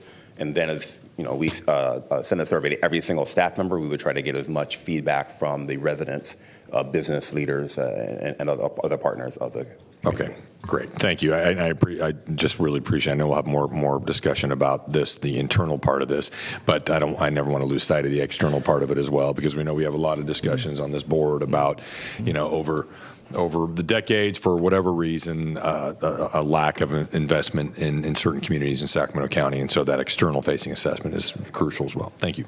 Great. Supervisor Frost? I just had a quick question relating to the survey that employees can opt to do the survey or not. This was based on those who responded, basically. Correct. I should have had, normally it says it's voluntary response. And so it was sent to every employee. I believe 27% replied, but it was optional. Thank you. Okay.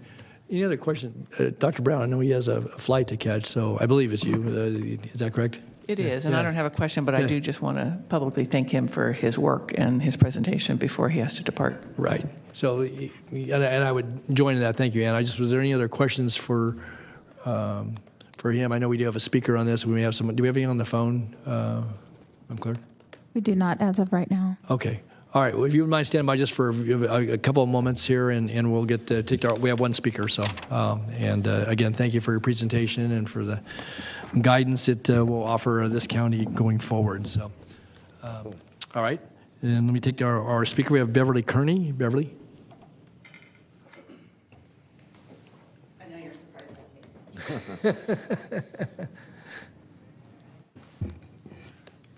Good afternoon, Beverly. Good morning. My name is Beverly Kearney. I have been a CPS social worker for about 22 years now, and a good majority of that time I have served as co-chair of our county LGBTQ caucus.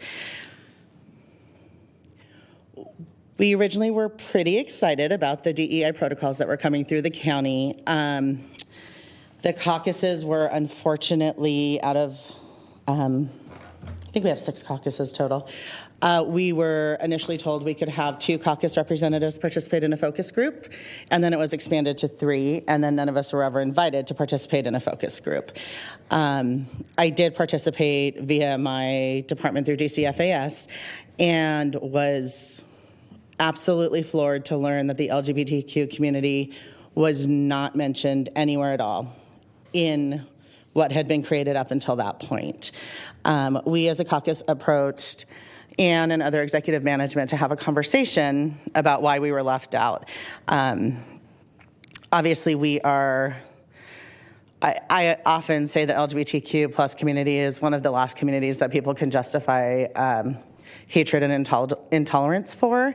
And sadly, we've just seen that with the Club Q tragedies in Colorado. And we felt it was crucial for us to be included in these DEI protocols, along with the fact that our QPOC community, which is our queer people of color community, trans women are 40% more likely to be murdered for who they are than any other members of our community, and that's crucial to moving forward in this work. So we had a meeting, and we were, I'm pleased to say, heard and validated, and are currently will be included in the DEI protocols moving forward.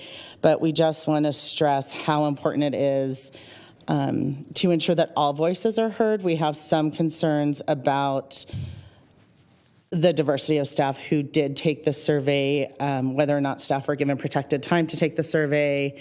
In certain departments, they're very set in their times and their tasks that they need to do within those times. And so we have some concerns about the overall diversity of those survey responses, and we want to be sure that they're inclusive.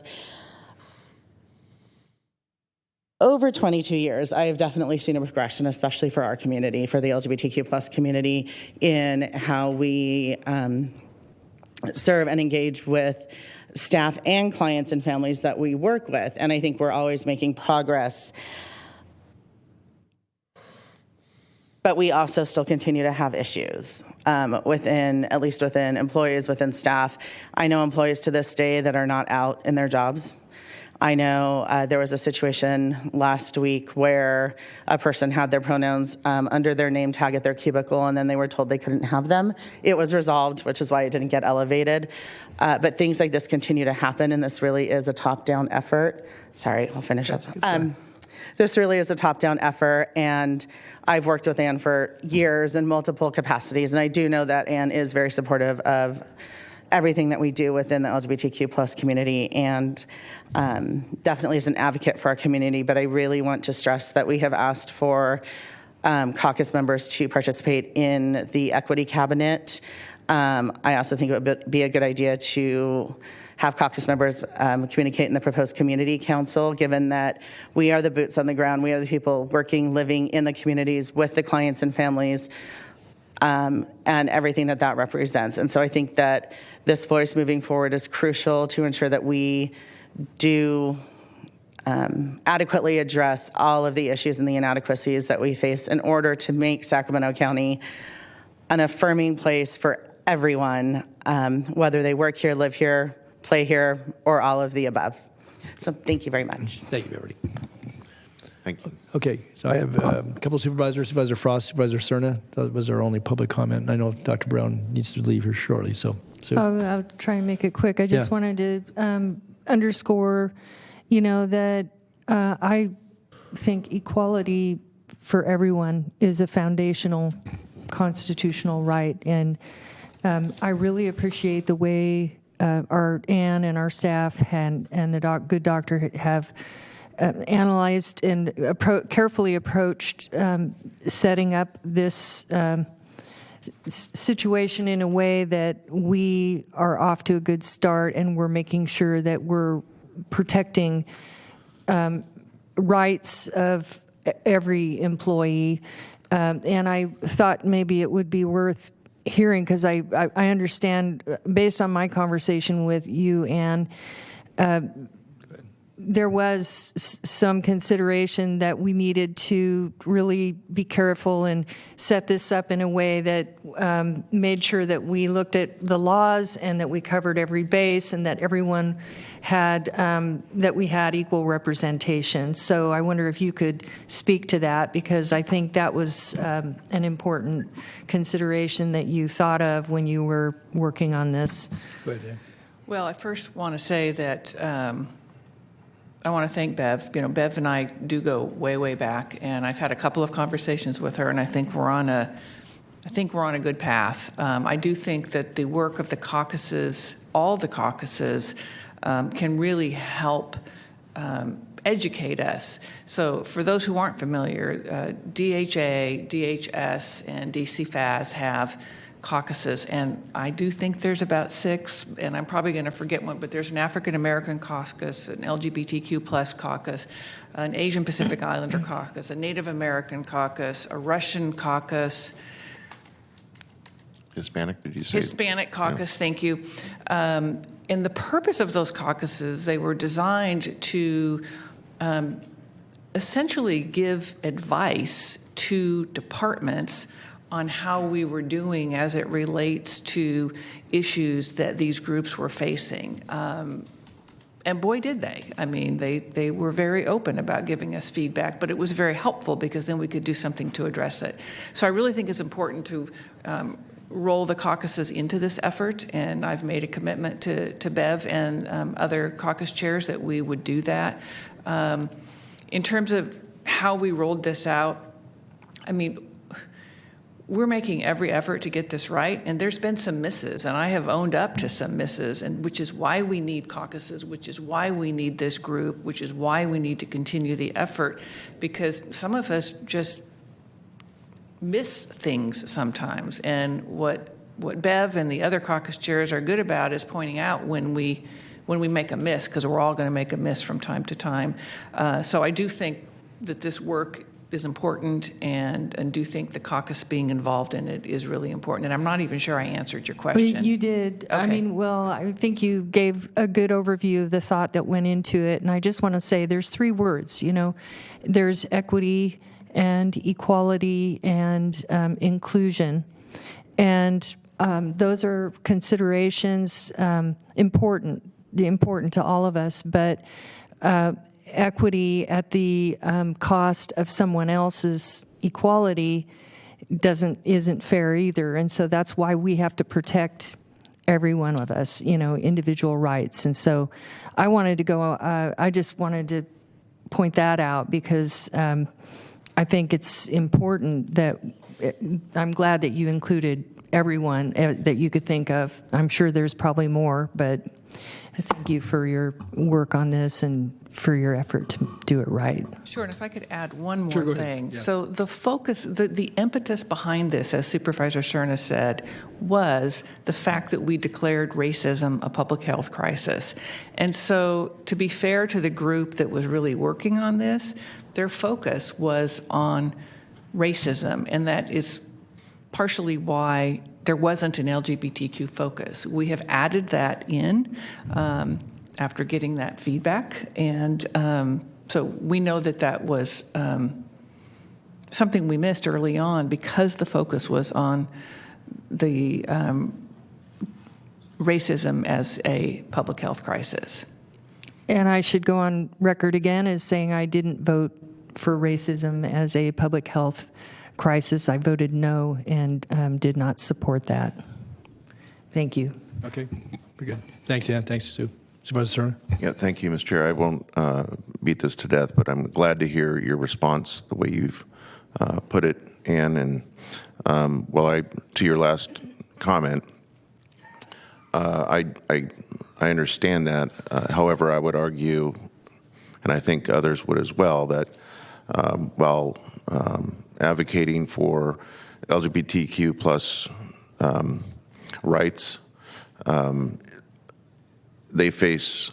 that group faces the same challenges, I would argue, as those that face racism. In other words, it's the same disease, and it affects people very similarly. So I'm glad to see that it is rightfully now very embedded in this effort, and I was heartened to hear the last half of Bev's statements that there's been some resolution to some initial concerns, and I feel very strongly that I agree with you, we do need to take advantage of the kind of the institutional knowledge that the caucuses all have. And if we don't do that, shame on us. And I've gotten to know the work of the caucuses very closely over the years, and quite frankly, they're the first groups that came to mind when thinking about the structure of the initial resolution and the resolve to make sure that the work does not end again with just that resolution. So I think the points that Bev pointed out really resonate and make a lot of sense. And again, I'm glad to hear from our head of the organization that this is something that will be certainly accounted for in the course of the work ahead of us. Okay. Thank you. All right. Thank you. Any other member of the board? If not, I'll bring Mr. Zachariah back. We have a resolution before us. Rami, is there anything else you need to add? I'm sorry, I missed that. Oh, is there anything else you need to add? We have a resolution before us. Is there anything else you wanted to add? No, Okay. we're very excited about this work. We're looking forward to the cabinet and starting the planning process. Okay. But we're very excited about it. Thank you. Okay, thanks. And Rami. I do want to thank Rami and all the department heads and staff that participated on this. It took a fair amount of time, as you can see with the products you have before you, and they are all quite invested. Thank you, Ann. Thank you for your leadership. Okay, Mr. Senator. Thank you, Mr. Chair. I'm going to move the item. I'm going to make a suggestion. I don't know if it's anything we can act on today, the way this is noticed, but If it hasn't been considered yet, one aspect of the ongoing work of the cabinet, from my perspective, I think could benefit by having some kind of ex officio presence by a board member, by someone from this board. I think that's a good way to, have a very current understanding of the work of the cabinet. And if there's agreement at some point that that is a good idea, it would also give that board member an opportunity to provide periodic report backs to this body and to do so in public. So I don't know, maybe I'm looking at county council, whether or not that's something that could be accomplished with what's in front of us today, or could it just be accomplished through general direction if there's general agreement up here about that idea? I was just looking at the membership of the cabinet to see what it says. We have had board members, parts of cabinets at different Right. times, but it's actually been from our own ranks, so it might be something of it. Right. Yeah. Obviously, the resolution doesn't call for that right now, but I think from a legal perspective, it would not be prohibited from a board member serving on the cabinet if that's the desire of the board or staff. Okay, well then thank you. I will make the motion to approve the resolution in front of us and to include in the motion the addition of an ex officio member of the board to be decided at a later date by the Board of Supervisors to participate. Okay, so that is the motion. Is there a second? Second. Okay, it's moved and second to approve the resolution with the additional construct as noted. And with that, nothing further, then please vote.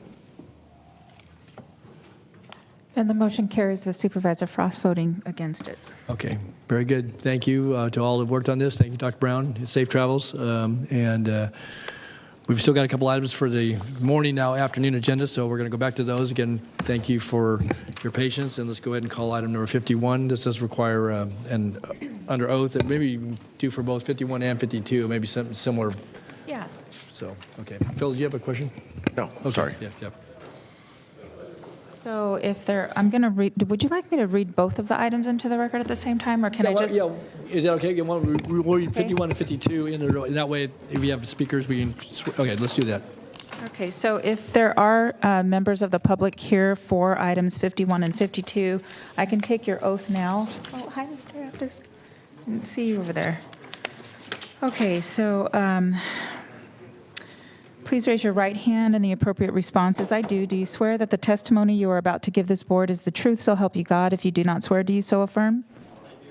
Okay, and when you get to the podium, please state your name for the record and the statement, and state that you have been sworn. Let me read these into the record really quick. Item 51 is the Gerber Creek Unit 3, a community plan amendment, rezone, tentative subdivision map, special development permit, and a design review for a property located approximately a quarter-mile north of the intersection of Elk Grove, Florin Road, and Gerber Road, and on the west side of the Elk Grove, Florin Road in the South Sacramento community. The environmental document is an addendum to final environmental impact report.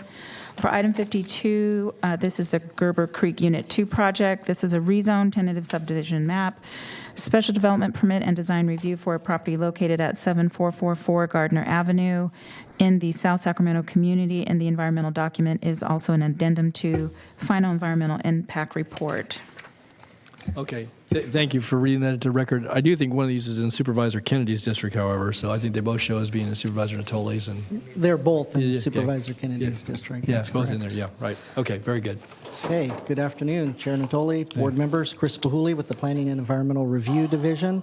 I'll be providing the staff presentation for the next two items. They are both entitlement packages for new subdivisions Lennar Homes intends to develop in the Florin Vineyard Community Plan area. These two requests were submitted at the same time by Lennar Homes, are in close proximity to each other, and therefore have been processed and presented as a package to advisory bodies. So I'll cover in more detail in the first presentation and perhaps move a little quickly through the second presentation. I also want to acknowledge that at the front end of the presentation that the county's development and tentative map process in the Vineyard is a team approach, and we do have representatives from the Department of Transportation, Water Resources in attendance this afternoon, as well as Southgate Recreation and Park District staff. Having provided that introduction, the first of these requests is the entitlement package for the proposed Gerber Creek Unit 3 subdivision. The proposed development is located about a quarter mile north of the intersection of Elk Grove Florin Road and Gerber Road in the South Sacramento community. The property is mostly vacant, as a single-family residence on the site was demolished beginning in 2011, and there are currently some ancillary barn structure remnants on the property. As I noted earlier, the site is located in the Florin Vineyard Community Plan, which the board adopted in 2010 to provide for the orderly urbanization of the Florin Vineyard Gap. In order to accomplish that goal of orderly development, the existing agricultural, residential, and agricultural zoned properties within the community plan are envisioned to rezone and develop consistent with the land use plan, policies, and standards of the community plan. This slide shows the significant investment that Lennar Homes is undertaking in the central section of the community plan area, including the approved Gardner Park, Leilani Village, Gerber Creek, and Villages at Elder Creek Unit 1 subdivisions, accounting for 785 single-family residential lots.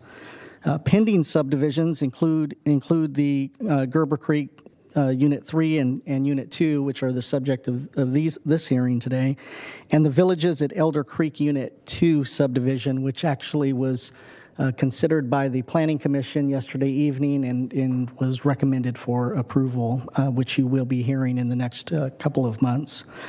These pending maps account for 152 single-family residential lots. The Gerber Creek Unit 3 subdivision is identified in the red outline, and the next item, Gerber Creek Unit 2, is just to the north and west of the Unit 3 subdivision. The subject site is currently zoned Agricultural 10 and is bordered by planned single-family residential uses to the north, commercial and planned medium-density residential uses to the east, and the Elder Creek drainage corridor to the south, and rural homes, to the west. I should note to the east of the subject site is the Champion Oaks subdivision, which was approved by the Planning Commission on October 24th, and when developed will include 216 single-family homes.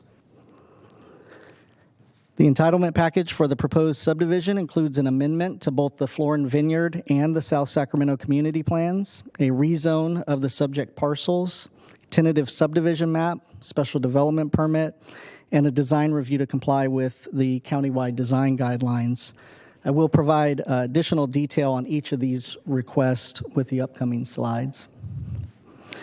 First, the entitlement package includes a community plan amendment to amend the land use designations in the Florin Vineyard and the South Sacramento community plans from 15.7 acres of residential density 3 to 5 and 5 acres of residential density 5 to 7 to 15 acres of RD 3 to 5 and 5.7 acres of RD 5 to 7. These land use designation amendments are required to accommodate the engineering planned for the site, including the street layout, lot planning, and location of a proposed detention basin. Next, the requested rezone will change the 20.7 acre properties zoning from agricultural 10 to residential density 5 and 7, consistent with the proposed community plan amendment. I'll stick on this slide here for a couple moments. This is the proposed tentative subdivision map, and it would divide the 20.7 acre property into 60 single-family residential lots, 1 park lot, a detention basin lot, and 1 landscape lot. Primary access to the subdivision is provided from the approved but unconstructed Gerber Creek subdivision directly north of the project site through 2 minor streets. And primary access to the Gerber Creek subdivision is from Elk Grove Florin Road from a new road, Rochester Drive.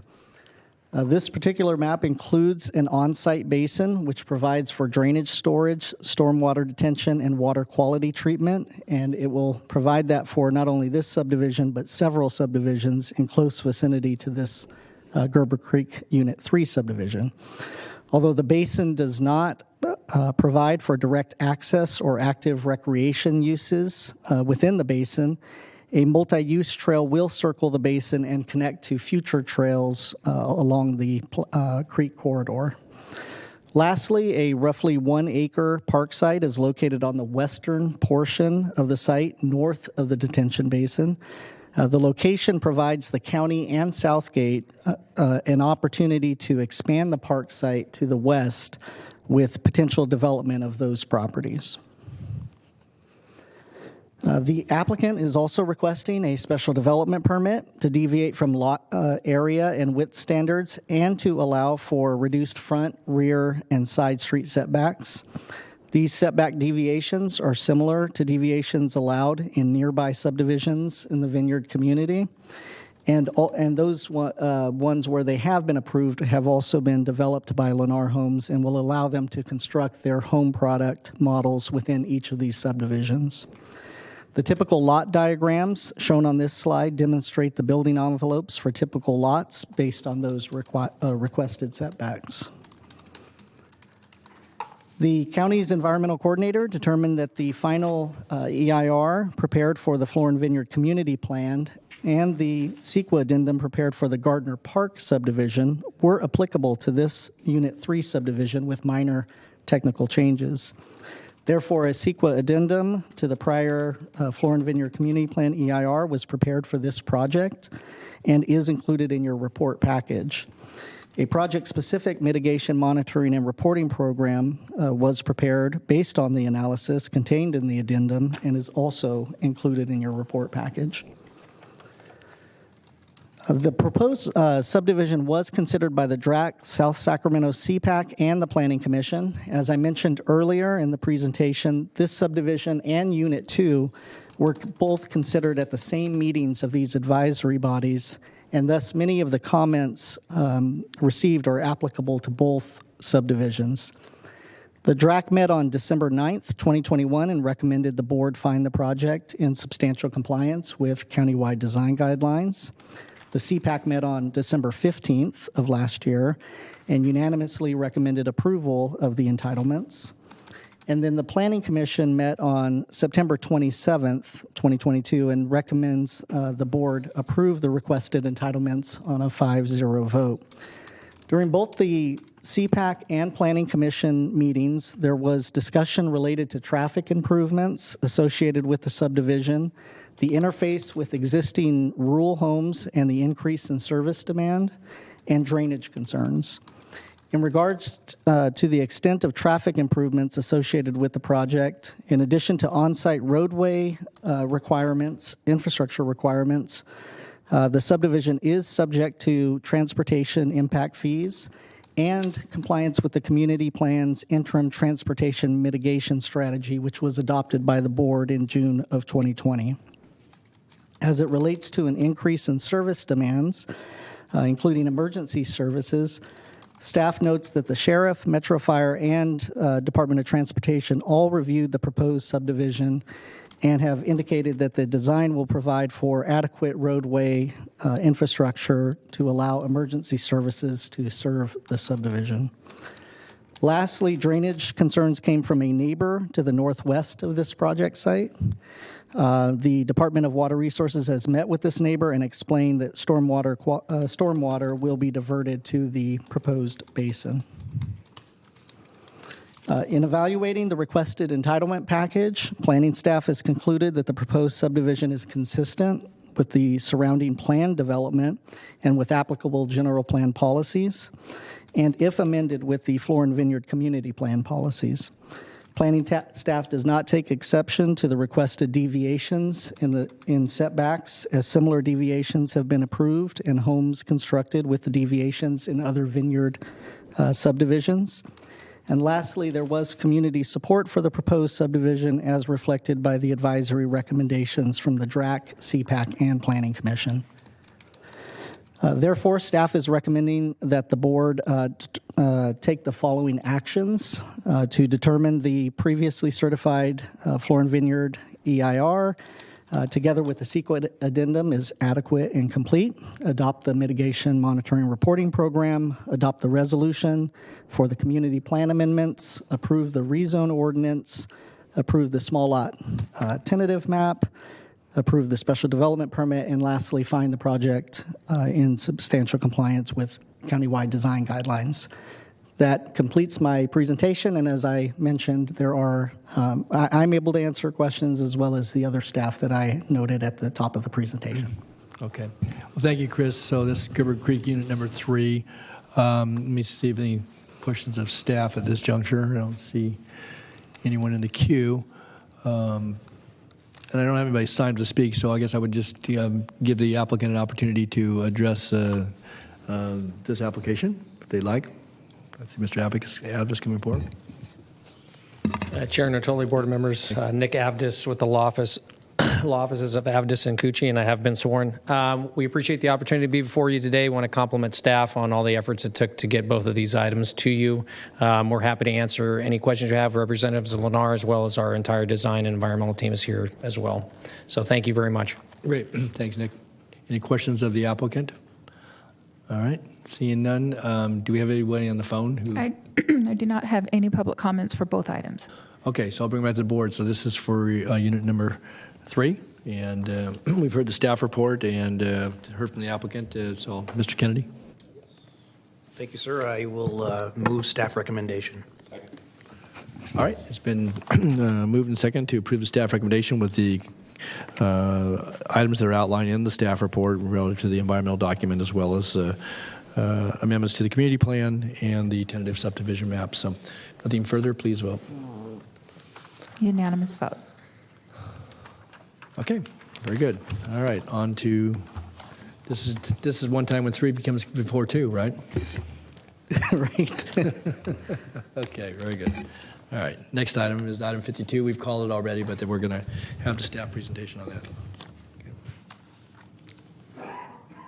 Yeah, as I mentioned, I'll be much quicker with this presentation. This is the second of these of the request, the entitlement package for the Unit 2 subdivision. The proposed development is located on an unimproved site at 7444 Gardner Avenue, approximately a half-mile south of the intersection of Gardner Avenue and Florin Road. Subject site is also located within the Florin Vineyard Community Plan and thus is subject to its land use plan and policies. I've already reviewed this slide with the board, so I'll simply point out that the Unit 2 subdivision is identified in the red outline on the slide. The subject parcel is zoned agricultural residential 5 and is bordered by rural residential uses to the north, south, and west. Property to the east is vacant, but it is currently being prepared for the construction of the Gerber Creek subdivision. The entitlement package for this proposed subdivision includes a rezone of the subject parcel, a tentative subdivision map, special development permit, and design review. As with the previous presentation, I'll dive into the entitlements in a little bit more detail. This slide shows the rezone exhibit. The rezone will change the 10-acre property zoning from agricultural residential 5 to residential density 5, consistent with the community plan land use designation. The tentative subdivision map divides the 10-acre property into 50 single-family residential lots. Primary access to the subdivision will be from Gardner Avenue to the west. Rochester Drive travels through the site, connecting to Elk Grove Florin Road to the east and through the Gerber Creek subdivision. Lots 1 through 7 on the tentative map will back in onto a future elementary school site. I'm going to move on. As with the previous entitlement package, the applicant is also requesting a special development permit to deviate from lot area width standards and to allow reduced front, rear, and side street setbacks. This is the similar slide that I had on the previous presentation, so it also demonstrates the building envelope for typical lots based on requested setbacks. The county's environmental coordinator reached the same determination with this proposed subdivision that the final EIR prepared for the community plan and the CEQA addendum prepared for the Gardner Park subdivision were applicable to this subdivision. Therefore, a CEQA addendum was prepared for this project, and that CEQA addendum and the project-specific MMRP are also included with this package. As I noted with the previous presentation, these two entitlement packages were presented jointly to advisory bodies, and the comments received were similar for both projects. Additionally, the recommendations from the DRAC, South Sacramento CPAC, and Planning Commission were the same, and all supported the proposed subdivision. Similar to the previous subdivision, planning staff has concluded it's consistent with the surrounding plan development and with applicable general plan policies, and if amended, the Florin Vineyard community plan policies, planning staff is supportive of the requested deviations in setbacks, and staff continues to note the recommendations for board approval from your advisory bodies.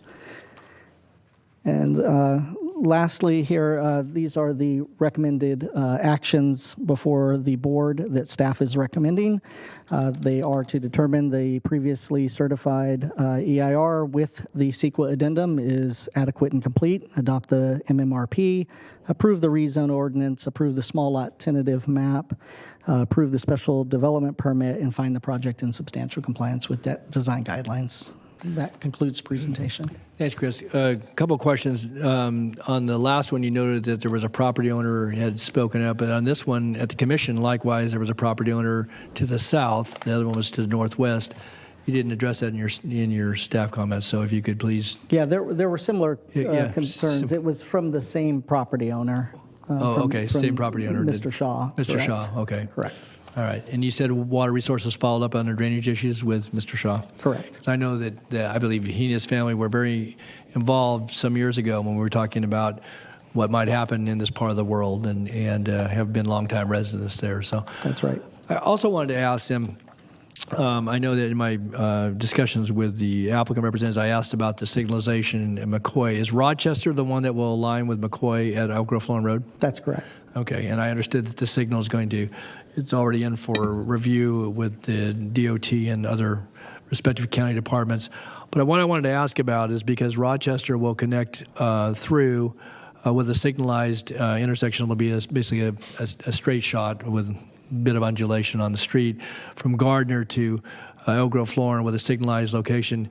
Has Department of Transportation recommended for either some speed reduction measures, i.e. stop signs, speed bumps, bump outs at the intersections on Rochester Drive? Because I can see with this one, once it's completed, will be a route for a lot of access and egress for the neighborhoods that are being constructed, but also obviously could be a cut through off of Florin to Gardner or vice versa back up to Gerber. So where is DOT staff on this particular? Yeah, I'll provide an initial reaction and then maybe ask either Matt or Cameron to provide some further detail.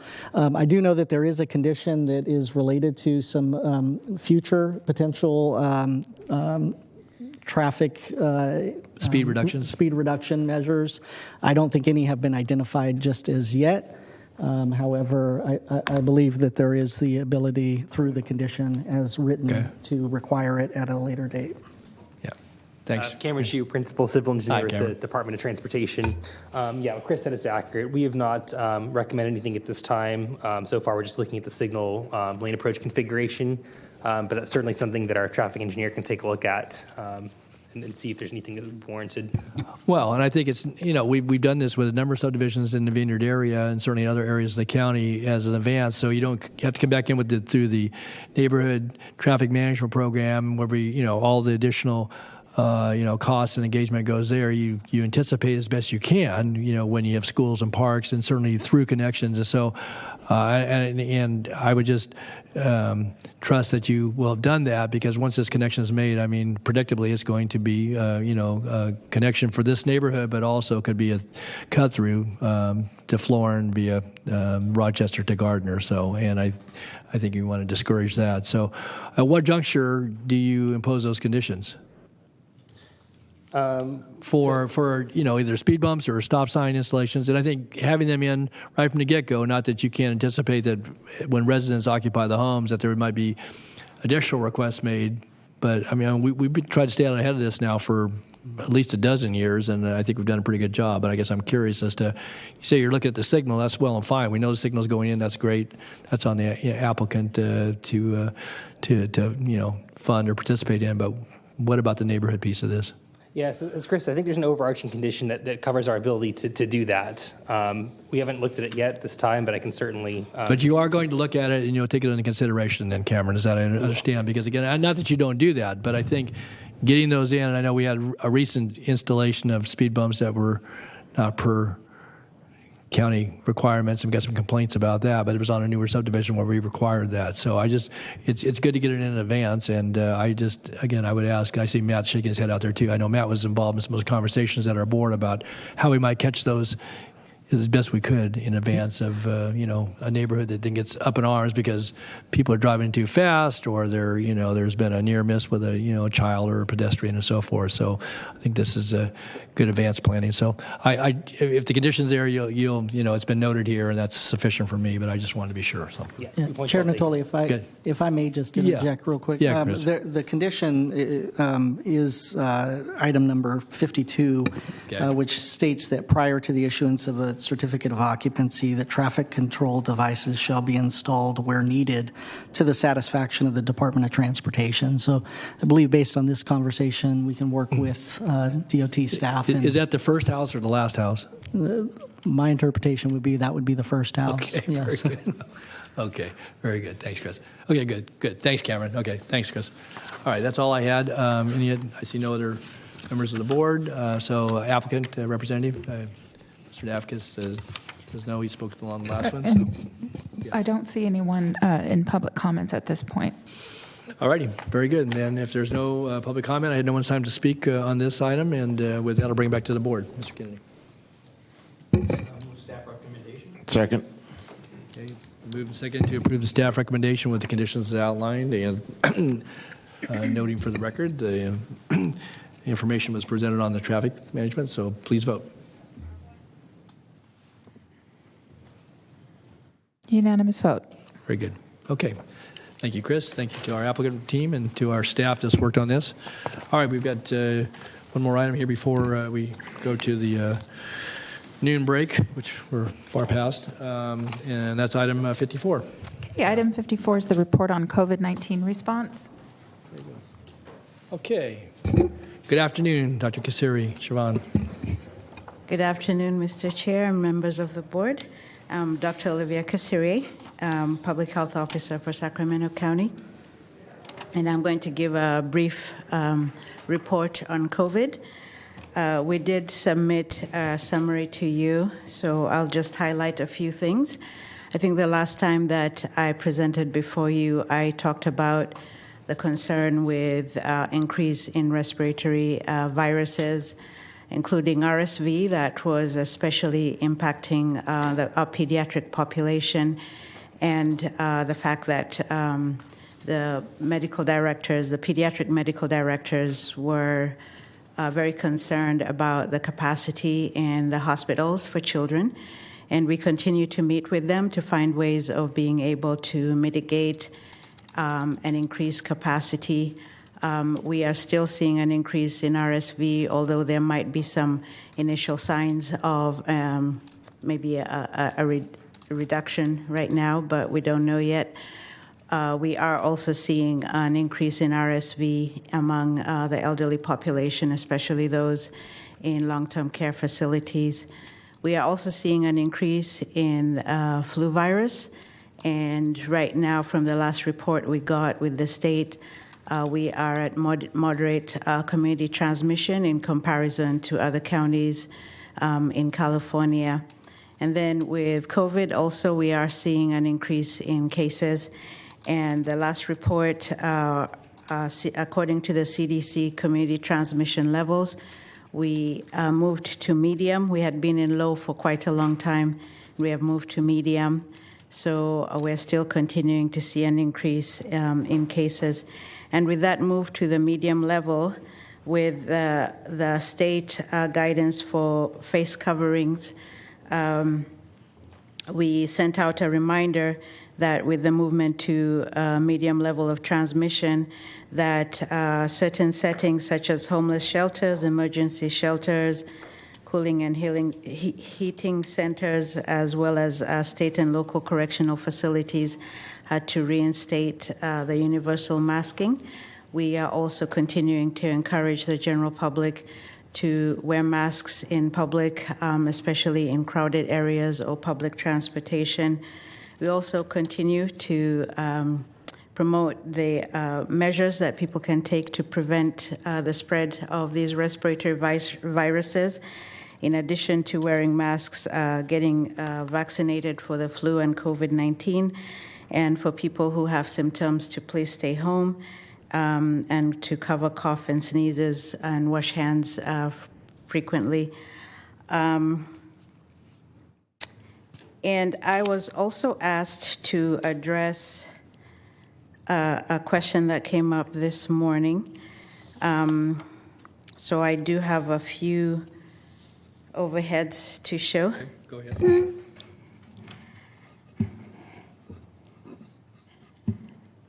So if you could highlight the findings. Yes, thank you.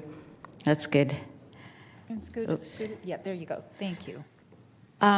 So I did present this report actually some months back at the beginning of the year.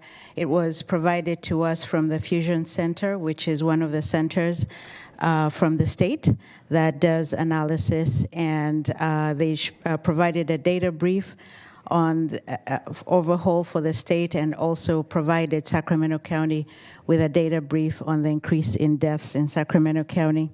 So when you look at the table at the bottom, you can see that from 2017 to 2019, we were seeing a gradual decrease in age-adjusted death rate, but then there was a very marked increase in 2020.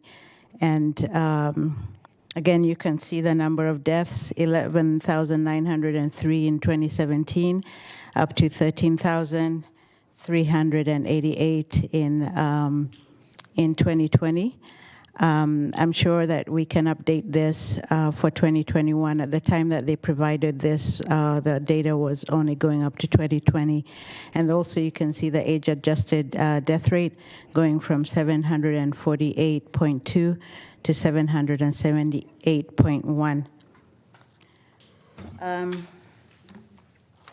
This chart shows you. So, Dr. Kasseri, Supervisor Frost, did you have a question? I just was wondering, did you say that I didn't see that in our packet? Can we get a copy of that? I This was did as a not result, have I it think, in the of some packet testimony. because Yeah, this yeah. was in response to a question that came up this morning. I can definitely resubmit the report that I had sent to you early in the year, and that actually presented to you early in the year. So you'll get it after this meeting. And also, I would like to, I didn't see the whole page, but was that all-cause death? This was all-cause death, yes. Okay, thank you. This is also all-cause death, and it just shows you the breakdown by quarter. Maybe you can make it a little smaller so it can all fit. Sure. Thank you. That's good. You're welcome. So this is by quarter, and the black line shows you the changes over quarter for 2020, and the brown one is for 2021. And then you can see the light blue for 2017, green for 2018, and the dark blue for 2019. And as you can see here for 2018-19, 17, 18, and 19, those numbers were much lower than for 2020. If you recall, in 2020, especially the third quarter, that's when we saw a huge increase in cases and a huge increase in deaths as well. We started our vaccination efforts right at the end of 2020. I think it was right before Christmas that we received our first shipment of vaccine. And then 2021 was when we really started working on vaccination. And you can see the impact that it did reduce the impact of COVID-19. One more table that I'd like to show you. And again, as I mentioned, I will provide all of this data to you. I'm just responding to a question that came up about mortality. And what I wanted to point to, I don't know if you can see it very well, but the leading causes of death based on age-adjusted death rates. And you can see number one is Alzheimer's. You recall that a few weeks ago we did present to you a project that we're going to start looking at how to work with people that are suffering with Alzheimer's. And part of the reason for our focus on that population is because of the number of deaths that have occurred in that population. So it's a population that is very vulnerable, and we need to find ways of mitigating the impact of the disease. So number one is Alzheimer's. Number two is ischemic heart disease or heart attack. And number three is COVID-19. So COVID-19 has had a huge impact on our population and on the mortality. And again, as I mentioned, I will provide all of this information to you after this meeting. And with that, I think that's the end of my comment. Okay, that's Supervisor Frost. You had a question? Oh, just on the last slide, I was wondering if you could just put the last slide up again. It said COVID-19 deaths 55.3%. Does that include people who were diagnosed as having COVID-related death? In other words, they had multiple comorbidities, but COVID was also related. Or are those 55.3%, every COVID death, or just including those that had comorbidities and other related diseases, or is that just COVID that killed them? So first of all, the death rate is per 100,000. So this is 53 per 100,000 population. And then as far as what was counted in here, the CDC and the state gives us a definition that we use for being able to count a death as being due to COVID.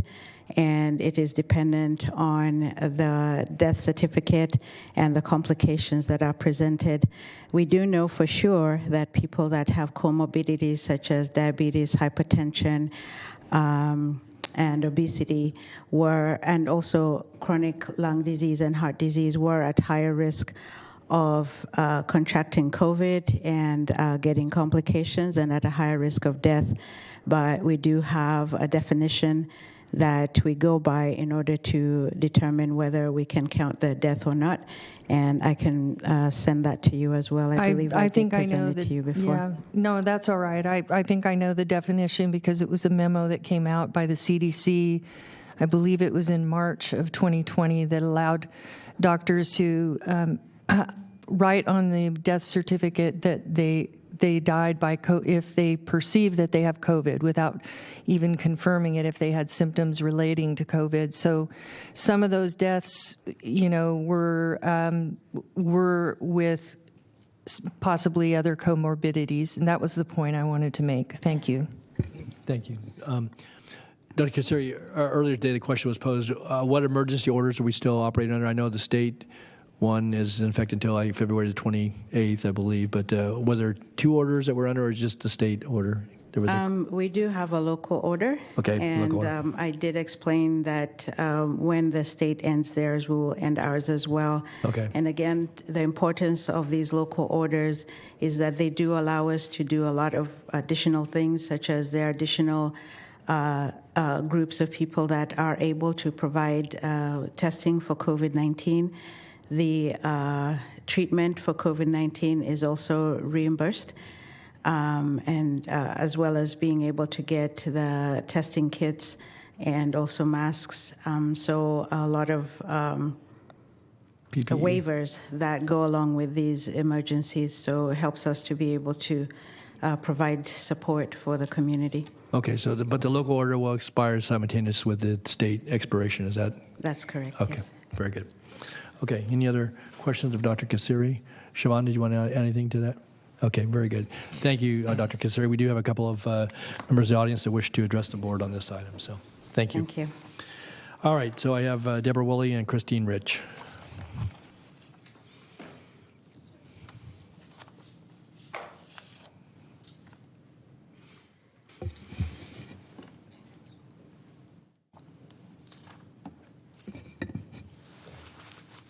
Good afternoon. Hey, good afternoon.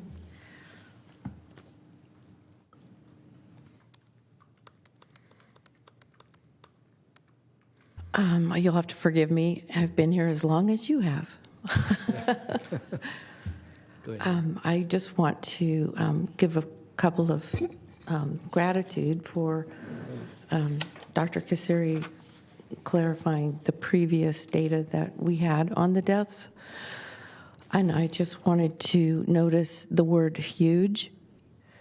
We've had a huge increase in deaths, and huge, to me, the definition of huge is not the same as Dr. Kassiri's definition of huge. So I just want to go on the record and say the explanation that I saw a few minutes ago is a logical fallacy. It's missing the total population of the county. So as far as the explanation, I'm calling it irrelevant, and we need to keep pursuing this point of view that the whole county was affected by the lockdowns and the emergency orders. If we don't include the totality of the population, the data is skewed. So yes, if we're looking at frog hairs, it's huge. If we're looking at the total population, it's not. I also want to say that having orders that violate, in my humble opinion, my constitutional individual rights to mask or not mask, to vax or not vax, to test or not test, is disturbing my peace. I can't sleep at night. It's disturbing my consciousness. I want guarantee from our county that if these orders come down, that I will still have my constitutional rights to say no thank you. And that's the reassurance I would like from this board, is that you acknowledge that the Constitution is valid. If we don't have our constitutional rights upheld on a minute-by-minute basis and a principled, whether it's voting integrity or whether it's COVID lockdown mandates, it's very disturbing to the peace. I have 30 seconds left, and I just wanted to say, it's not you I don't trust, but I don't trust the CDC, I don't trust the National Institute of Health, and I don't trust the World Health Organization. You guys are great, but please, no more lockdowns, no more emergencies. This is not an emergency. Thank you. Thank you, Deborah. Okay, following Deborah is Christine Rich.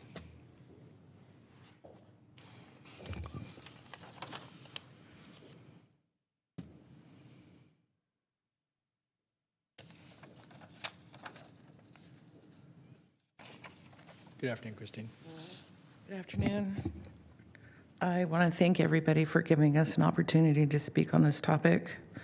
I'm kind of concerned that we're still in a state of emergency, but that the emergency is being labeled as more COVID cases when the testing has been proved infallible or fallacious. That what are we testing against if the virus hasn't been isolated? So that's concerning to me that we're having an emergency based on tests and test results for faulty tests. The other thing that's concerning to me is there's still the issue that propaganda is legal in the United States, and that there's an argument between misinformation, malinformation, and propaganda, but nobody will admit that propaganda is legal in the United States. There's also the issue of people like Bill Gates participating in global pandemic mock-ups.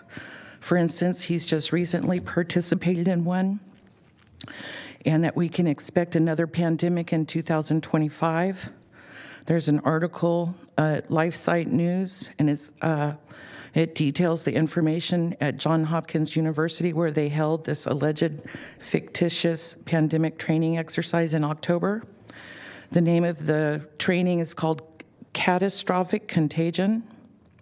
In the video released by the organizers, a fictional news segment alerts virus called Severe Epidemic Enterovirus Respiratory Syndrome 2025, or SERS 2025. The fictional news anchor went on to say that the virus could cause a severe pandemic if early containment and mitigation efforts aren't successful. I'm happy to forward this article to you. I also discovered that the U.S. Right to Know, the agency that was responsible for helping us get labeled GMO onto the ballot, I think that was Prop 37, has done a wonderful article that's been published just recently, December 12th, and it's the timeline of the coronavirus pandemic. And it shows internal documents with Fauci and others that before 2017, they knew that they were going to release this on the general population. So all of us here have a responsibility to all of our family members and all of our friends to get to the bottom of the truth, because truth is important to our mental health. And if we have caucuses in the community and we're talking about discrimination and alienation and inclusion, then maybe we need a mental health caucus in this community as well, so that we can address these kinds of issues openly, and that we can talk about the malinformation coming from the federal government and how they are bullying people at this level and making them comply when maybe they don't want to. Maybe they're holding money over their head. Maybe they're telling them they're not going to give us the money that we need for our roads if we don't comply. But we owe it to our community to stand up to this nonsense. Thank you. Thank you, Christine. Okay. Anyone on the phone on this item, Madam Clerk? We do not. Let me double check. Okay, no one on the phone. Okay. All right, then, unless there's any other No, we board don't. member- Okay, unless there's any board member comments, then that concludes that item. So we do have a closed session, so I'm going to suggest we go to closed session. I know we've had a few items, so we can return back in chambers at 2:30. That gives a little bit of a break. You think closed session probably half hour, I imagine, huh? Yeah? No? There's 4 items. It could be longer than that. Okay. All right, well, we'll slate it for 2:30, and we'll see how we go. Unless members want to come back at 3. I mean, we've got a pretty... 245, split the difference. All right, 245, going once, going twice. 245 will return in chambers. We recess to closed session, return here at 245.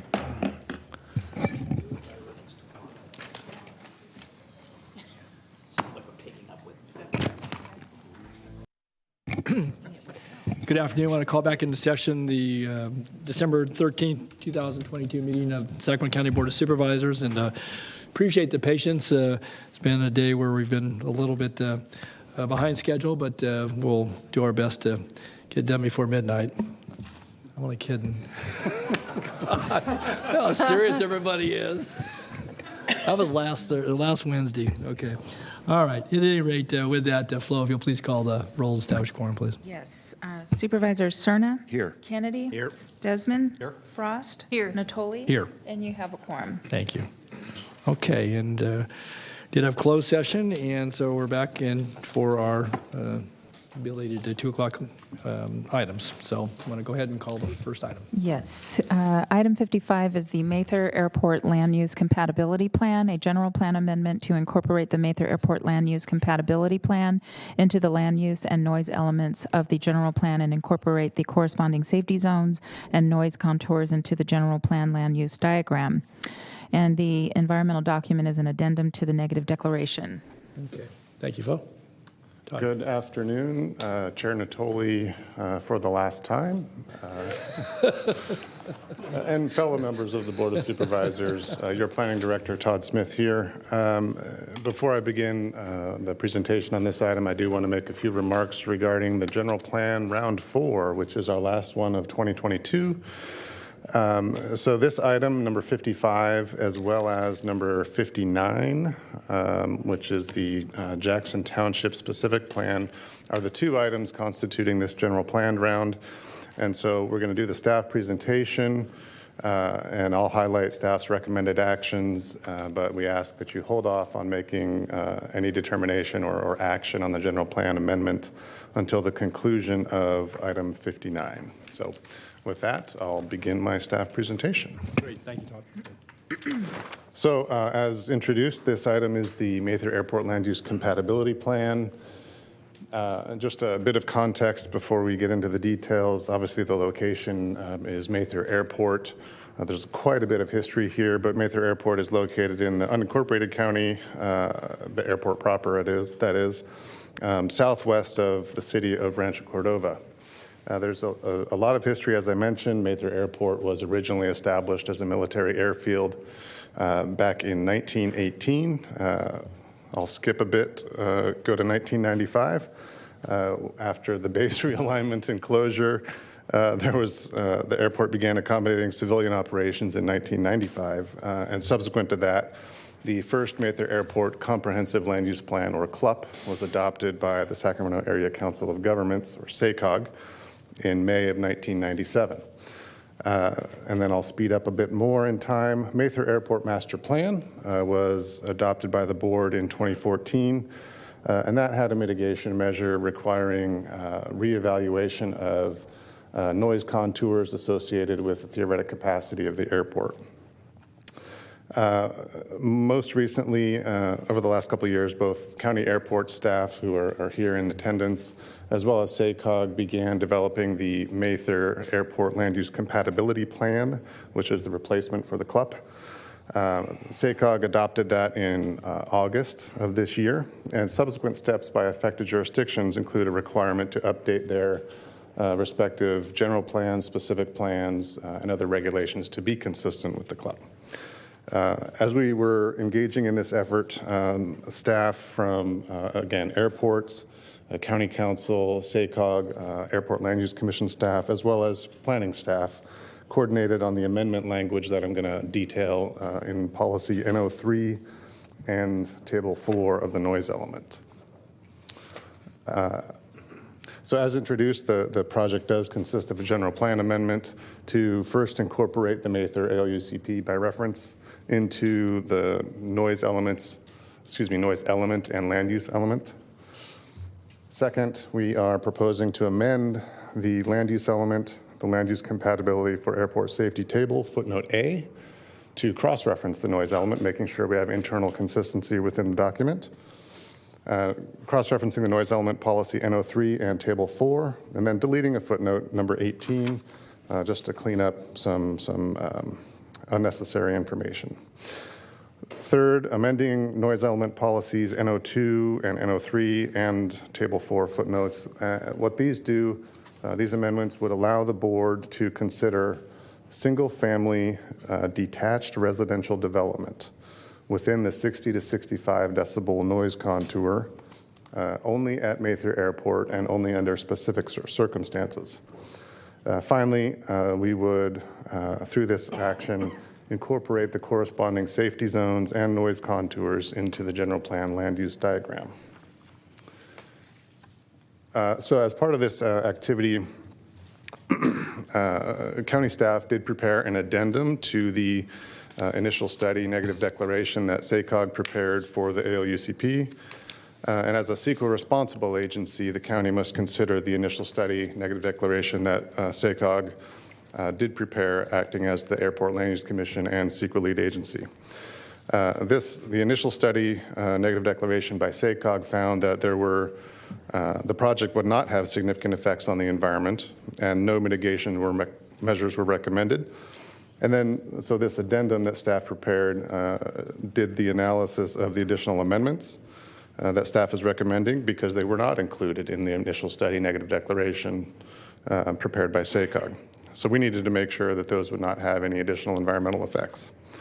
And so through that analysis, the addendum determined that any project-specific environmental impacts related to noise or safety or land use compatibility would be addressed in project-specific EIRs that would be prepared for any project that is proposing single-family residential uses within those noise contours, the 60 to 65 decibel noise contours. So now some pictures.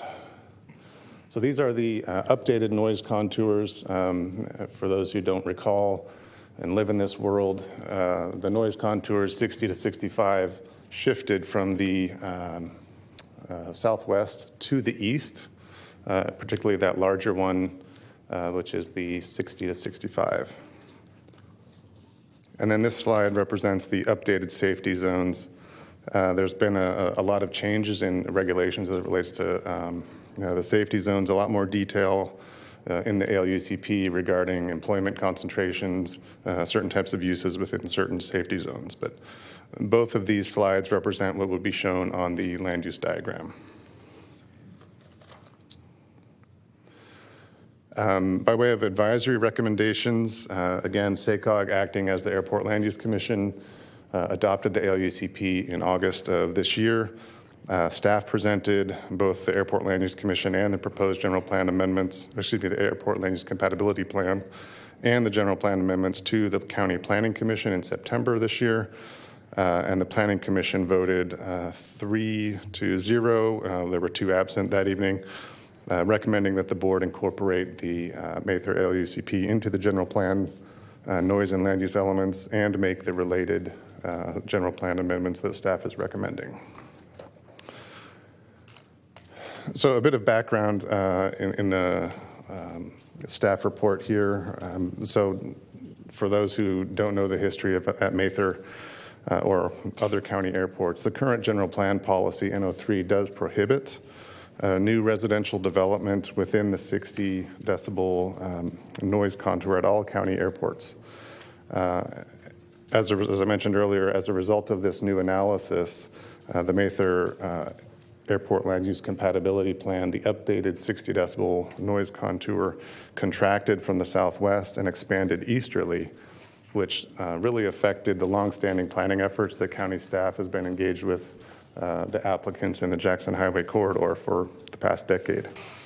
As most of you recall, Jackson Highway Corridor was identified as a growth area during the general plan update in the 2000s. And then 4 master plans were subsequently initiated by the board beginning in 2012. One of those applicants, the West Jackson Highway Master Plan, and their noise consultant did prepare a detailed noise analysis that was modeling each individual decibel noise contour within the 60 to 65 range at 1 decibel intervals. That identified a number of construction techniques for residential uses that would be effective and that can reduce interior noise levels to 45 decibels, consistent with county general plan requirements. I do want to emphasize that was interior noise levels here, not exterior. So county staff, because of the long-standing efforts along the Jackson Highway Corridor, are supportive of the proposed general plan amendments to the noise element, NO2 and NO3, and the addition of the exceptions to Table 4 for 4 reasons primarily. First, we know as a result of our work on the Climate Action Plan, as well as the extensive vehicle miles traveled analysis that has been done in the Jackson Highway, it shows that residential units closer to the urban core are beneficial in terms of reducing vehicle miles traveled and the associated greenhouse gas emissions. Second, we see, as a result of our work on the housing element and other projects, a variety of residential products are needed to meet the demand for housing in the region, and the option to provide additional units that are meeting interior noise standards is really preferable to just an outright prohibition. Third, the 4 Jackson Highway master plans include a substantial amount of cumulative infrastructure, jobs in the Jackson Highway corridor, which will produce a beneficial jobs housing balance. And finally, as a result of our conversations with the applicants, their indication is that the ability to build additional housing units is beneficial from a project infrastructure financing perspective, particularly as it relates to the cost and phasing efficiency of providing the requisite infrastructure to plan areas. And that concludes staff's presentation. We do have county airport staff in attendance in case there are any more detailed technical questions. Okay. Well, thank you, Todd, for covering a lot of information in a fairly short amount of time. So let me ask colleagues. I don't see anyone in the queue. I don't have any particular questions. I know that, again, planning staff and certainly airport staff working with the Regional Planning Agency have been working on this for a good deal of time, and appreciate the recommendation you're bringing to us today. So unless there's any questions, I do have someone signed up in the audience, and that's Jim Wiley.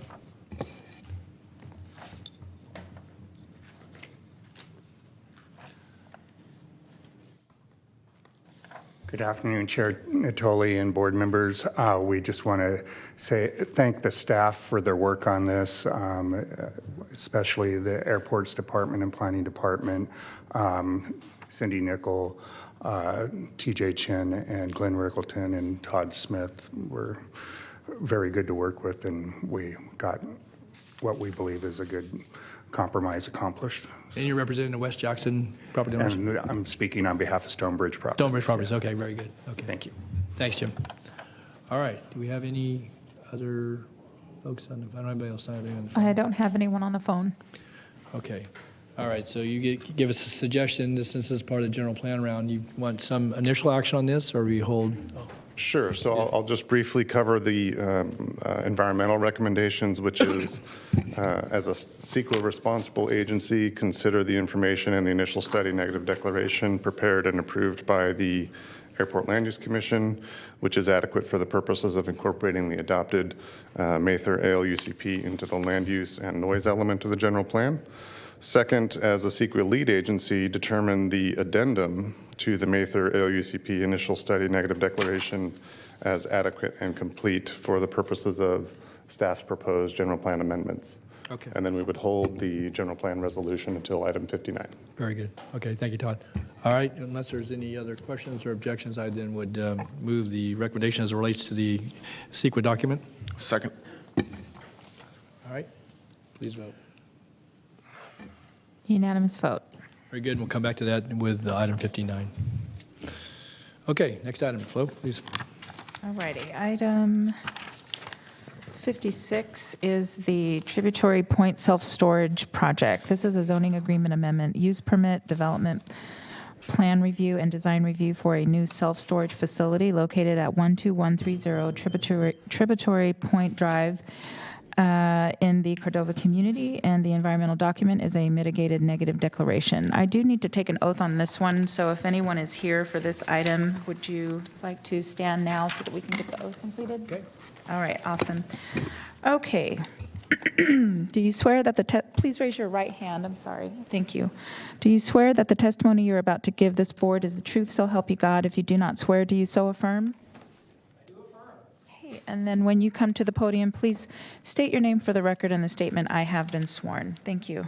Okay, very good. All right. Yeah, good afternoon. Good afternoon.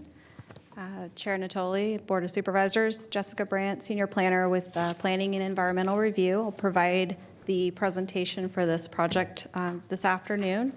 I do want to note that the project manager from planning, Nate Dobrnick, is in attendance, as well as the applicant team and property owners.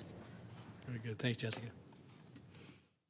So a quick location and setting. The property is located at 12130 Tributary Point Drive, and it is between Tributary Point Drive and US Route 50. This aerial is looking from the south over Highway 50 towards the property itself. The subject property is the last undeveloped lot within the Tributary Point Business Center. And to the west are 5 Class A office buildings, which are called the Gold Point Corporate Center. And to the east is some residential to the northeast, and then retail directly to the east. More community context: the zoning of this site is SC, which is shopping center. And again, surrounding land uses you can see here with apartments, retail, Interstate 50, and the offices to the west. Background on this site: this is part of the Tributary Point Master Plan, which was approved in 1994. It included a transportation systems management plan, a community plan amendment, and a rezone. And as part of that rezone, the board adopted entered into what was called a zoning agreement. And the zoning agreement acted similar to our current development agreements, where with the rezone, there were certain conditions placed on these properties. And I'll get more into that as we go, but that's actually one of the reasons why we're here in front of the board with a self-storage facility. In 1997, an amendment to the zoning agreement was approved, and that included an amendment to the Transportation Systems Management Plan as well, and included some additional conditions in that zoning agreement. So again, the project site itself is the last site within this area to be developed. There is full parking and landscaping on the site, improvements that were put in the 2010s for an expected office building that did not materialize, and the site has remained vacant throughout the ensuing years. So the entitlement requests here are an amendment to the zoning agreement that covers the site to remove a condition of approval of the exhibit that is part of the amendment, or part of the agreement, excuse me. A use permit to allow a mini storage facility within the SC zone, a development plan review to allow development of the site for 3 new structures, all related to the self-storage use, and then a design review as part of that development plan review for compliance, to determine compliance with the countywide design guidelines. Quickly with environmental review, there was an initial study and a mitigated negative declaration prepared for this project. Impacts discussed included air quality, hydrology and water resources, biological resources, and greenhouse gas emissions. The project was determined to result in a less than significant impact with the implementation of mitigation measures related to these items. So back to the project itself. The staff identified early on that the site and building design were going to be key to recommending approval of the requested entitlements. The initial thought with the overall plan for this area was that this was going to be Class A office space. And that has not materialized, and instead what we're looking at is a self-storage facility. And the area that surrounds it is very high-level design. There are Class A office buildings to the west. This is also a very visible site from Highway 50. And then, as I sort of alluded to, there was kind of this loss of a potential more active use on this site, or something that might tie into the existing offices as well. And I would say that the Design Review Advisory Committee and the Cordova CPAC echoed these concerns as well, and including discussion of, sort of looking at the Gold River area and again the offices to the west as reference points for design.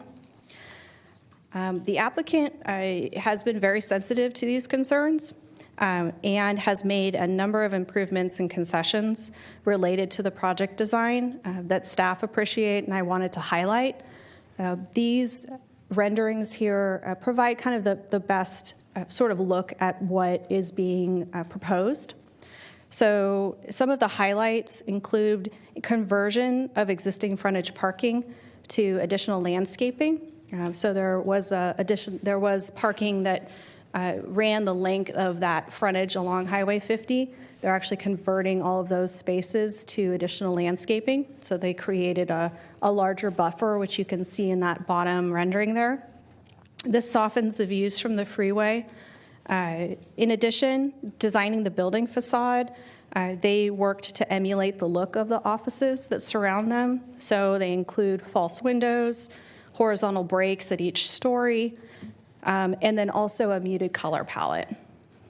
And then finally, at the DRAC and CPAC meetings, they were agreeable to adding conditions to the approval that would restrict changes to colors and materials on the site, and then also for signage, including some conditions that require them to have signage that's compatible with Highway 50 scenic sign corridor requirements. So less lighting, again, more muted colors, smaller sizes for the wall signage. Your muted color palette is shades of gray and green. Is that the? Yeah, mostly shades of gray and green. Mm-hmm. Yeah, usually I believe the extra space storage tends to have a brighter pop of green. Green, yeah. And that was definitely something that they were willing to work with us on to tie better into that strip. Okay. Mm-hmm. And so I do have more exhibits available that I'm happy to show with the landscaping. They're also in attachment 4 of the board package. But staff was very pleased that the applicant was willing to work through a lot of these issues to help with that. So I touched on a lot of this. The Cordova CPAC met in May, and they did recommend that the board approve the requested entitlements, again, with these conditions attached, suggesting these conditions related to building design, landscaping, and the business signage. I want to note that the Cordova CPAC does have a member from Gold River, member Haven, who was there and did discuss sort of the view from the Gold River, not the HOA proper, but definitely as a Gold River homeowner, and was supportive as long as, again, that sort of benchmark quality design that you see in the Gold River area was maintained.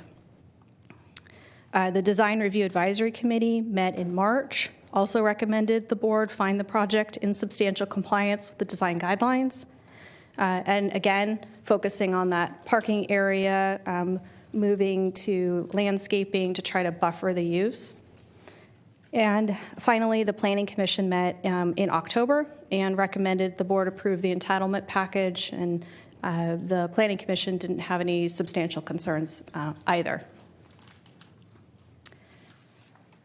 And so overall project analysis, this is the final undeveloped lot.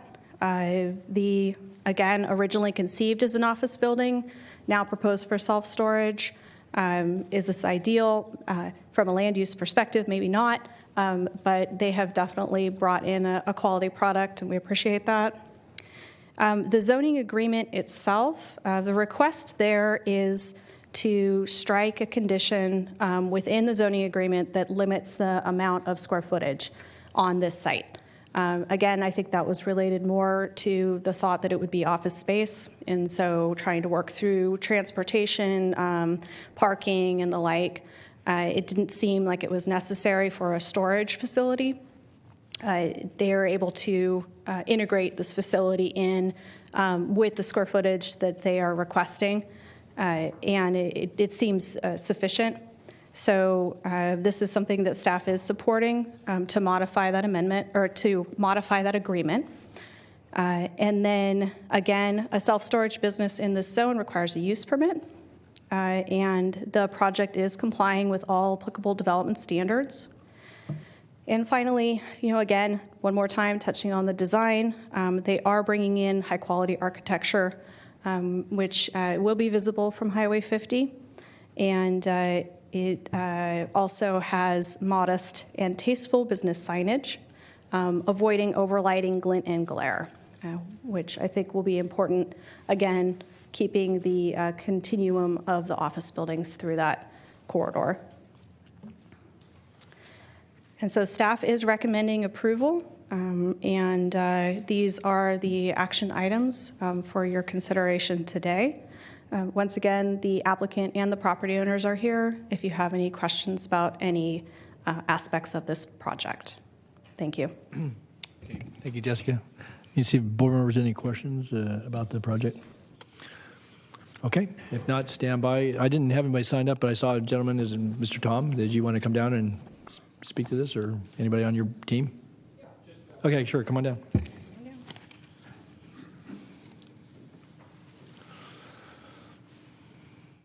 Good afternoon. Good afternoon. My name is Larry Tom. I have been sworn. Thanks, Larry. Okay, excellent. Jessica, Nate, thank you very much. They've been a pleasure to work with, very helpful. One of the best counties and jurisdictions that we've had the pleasure to work with. We don't really have much to add to it. We just wanted to thank the board for their time, the county for their time, and again, if you have any other questions, we're here to answer them. Okay. Any questions, Mr. Tom, on behalf of the applicant? Thank you. Very good. Thank you. Thank you for being here. Okay, I'll bring it back to the board then. You have the staff recommendation, and turn to you, Mr. Desmond. Thank you, Mr. Chair. Any public comment? Were we going to take any? We do not have anyone on the phone. Well, then I'll first thank you, Mr. Tom, and can we get that as a testimonial, what you just said about Sacramento County being one of the best places to do business? Okay, thank you. So just want to thank staff for this and thank the applicant for working through this. I know it wasn't what was originally envisioned by this board for that location many, many years ago, but I really appreciate you working with staff on the design, on the signage, and I do think this will be a great project for that area. So with that, I'll move to approve staff's recommendation. Okay, it's moved and seconded to approve the staff recommendation. Unless there's anything further, please vote. Unanimous vote. Very good. Thank you all very much. Okay, next item, please. All right.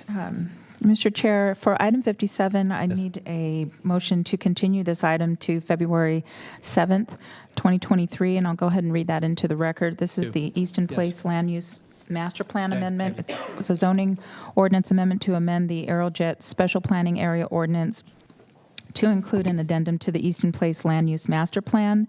And these properties are located south of Folsom Boulevard and east of Hazel Avenue and Nimbus Road in the Cordova community, and the environmental document is an addendum. And Mr. Chair, I'll move to continue the item. Okay, it's been moved and seconded to continue that matter until February 2023. Please vote. Thank you. That's February 7th. February 7th, Unanimous 2023. vote. Okay, for, let me see the time. For item 58, this is the SB2 Housing Production Streamlining and Acceleration Corrections to Residential Garage Development Standards in the Sacramento County Zoning Code, Chapter 5, and the environmental document is an addendum. Okay, very good. Good Hello, afternoon. Wendy. Good afternoon, Wendy Hartman with Planning and Environmental Review. So your board has heard portions of zoning code updates related to our SB2 grant on several occasions now, and your board adopted a package in August of 2022, and we started implementing that package, and lo and behold, we realized there was an issue with our garage standard. Prior to August 2022, our code had different standards depending on if the project was a for-rent multifamily project, an ownership multifamily project, or a single-family project with different garage sizes. So in the current code, we went with standards just based on the number of parking spaces within that garage. And we had some projects where there was some concern about the fact that vehicles have gotten larger, or some of the small lot subdivisions were also storing their refuse containers and other things within the garage and not just vehicles. So we adopted the standards shown in the middle column there, which range from 14 by 26 feet for a single car garage, 24 by 26 for a 2-car, and 24 feet in width and 800 square foot minimum area for 3-car garages.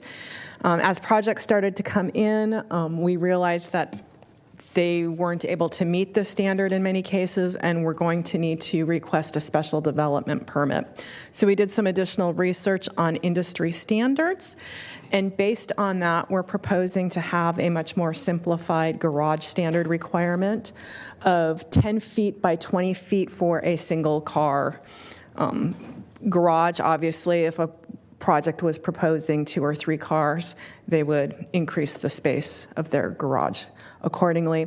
We also wanted to provide some flexibility to allow for an administrative deviation when the project comes through for their design review, or maybe any other entitlements they need for their project, that they could reduce the length or area of the garage by up to 10%. At the Planning Commission hearing, we had also included width, but the Planning Commission had significant concern with reducing the width of a garage below 10 feet.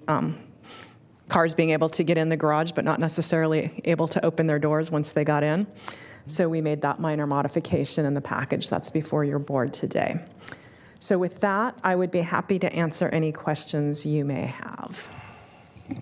Okay, we can turn to board members. Any questions on this? Wendy, just when I did my briefing yesterday, so I get it that you're based upon concerns you've received, but from what was approved by the board just a few months ago, it's pretty significant downsizing from 14 to 10 and from, I guess, the 26 to 24. No, it's 26 to 20, right? We're basically going with one minimum dimension, so 10 by 20 would be your single car garage. If someone were to propose a 2-car garage, then it would be likely, if it was a side-by-side garage, 20 by 20, but they could also have some flexibility and do a tandem I type get the garage. tandem part of it, but again, even a 10-foot with door swing and so forth, and I know a lot of garages are used for storage, but I mean, they're designed for cars, at least to start out with. So how did you arrive at what you bringing to us today? I know it went to the commission, and I get it that there were some issues, and I can even appreciate, and I told this to Todd yesterday in the briefing, that on the tandem, but going from 14 to 10 as far as your width of your entryway, that's fairly narrow. It is, and what we did was we looked at what some of the surrounding jurisdictions required, as well as a simple Google search on what the typical dimensions of a single car garage space is. And what are they? That is 10 by 20? That's a single. That's the standard. 20, that was the 20 by 20 for a 2-car. No, I know, but I was asking about the single. I get for the 2-car. So now you just split it in half, but you still got to have a support wall for the entryway. So are you talking about when you say 10 foot? The interior? You're talking about interior is 10 foot? Correct. We probably, it says minimum interior. And so what's the opening? I believe a garage door is slightly smaller on a single car garage door than 10 feet. I think it might only be between 8 and 9 feet. So we have it. Yeah, I know. I'm just again, but we had a standard, and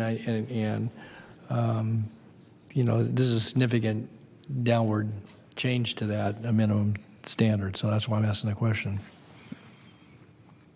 Okay. All right. I don't have any other questions. Do we have anybody? I don't have any time to speak on this. Do we have anybody on the phone? Have anyone on the phone either? Okay. All right. We have the recommendation. I'll bring it back to the board. Motion's in order. I'll move the item. Okay, move in second. We need, please vote. Okay. Nope. Unanimous vote. Thank you. That was fast. It was. Oh, no, I meant what you put on the Yeah, well, screen. yeah. Okay. Item 59 is the Jackson Township Specific Plan.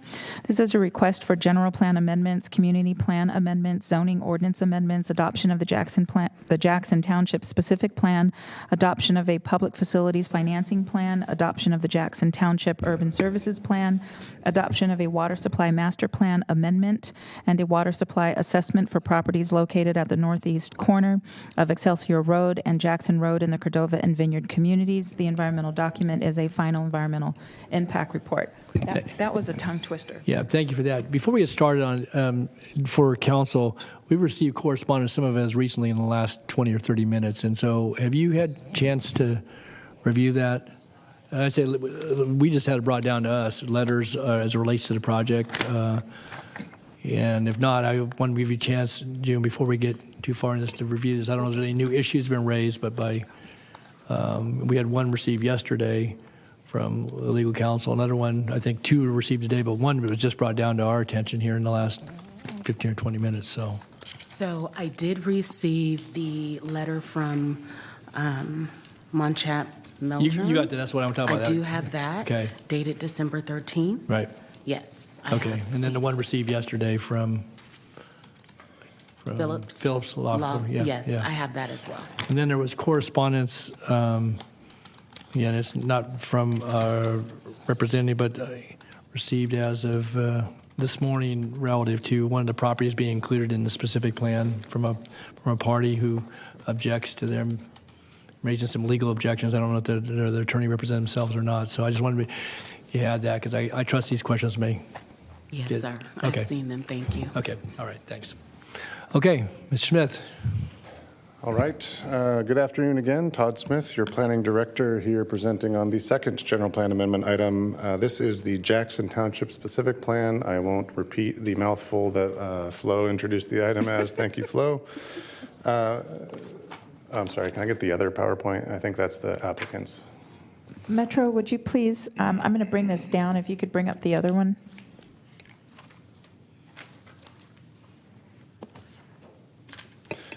While that's coming up, I'll begin with just a brief overview. Jackson Township, as I think most people know, is one of the four master plans along the Jackson Highway corridor. It includes roughly 1,391 acres at the northeast corner of Jackson Road and Excelsior Road. It's located south of the existing neighborhood at Independence at Mather. The project is immediately outside the urban policy area. It actually boundaries the UPA on the north, or bounds the UPA on the north and the east, but it's also well inside the urban services boundary.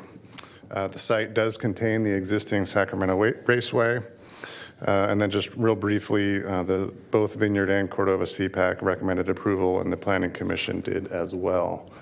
Obviously, that's I'm going to touch on that toward the end, but this graphic just represents a little bit closer in the context geographically. Jackson Township is the, I'll go with salmon-colored outline there right in the middle. You can see the city of Rancho Cordova to the east, the approved Mather South and Newbridge plans as well to the east, and then the pending West Jackson Highway Master Plan and the city of Sacramento to the west. Project includes four general plan amendments. First, amending the urban policy area, or UPA.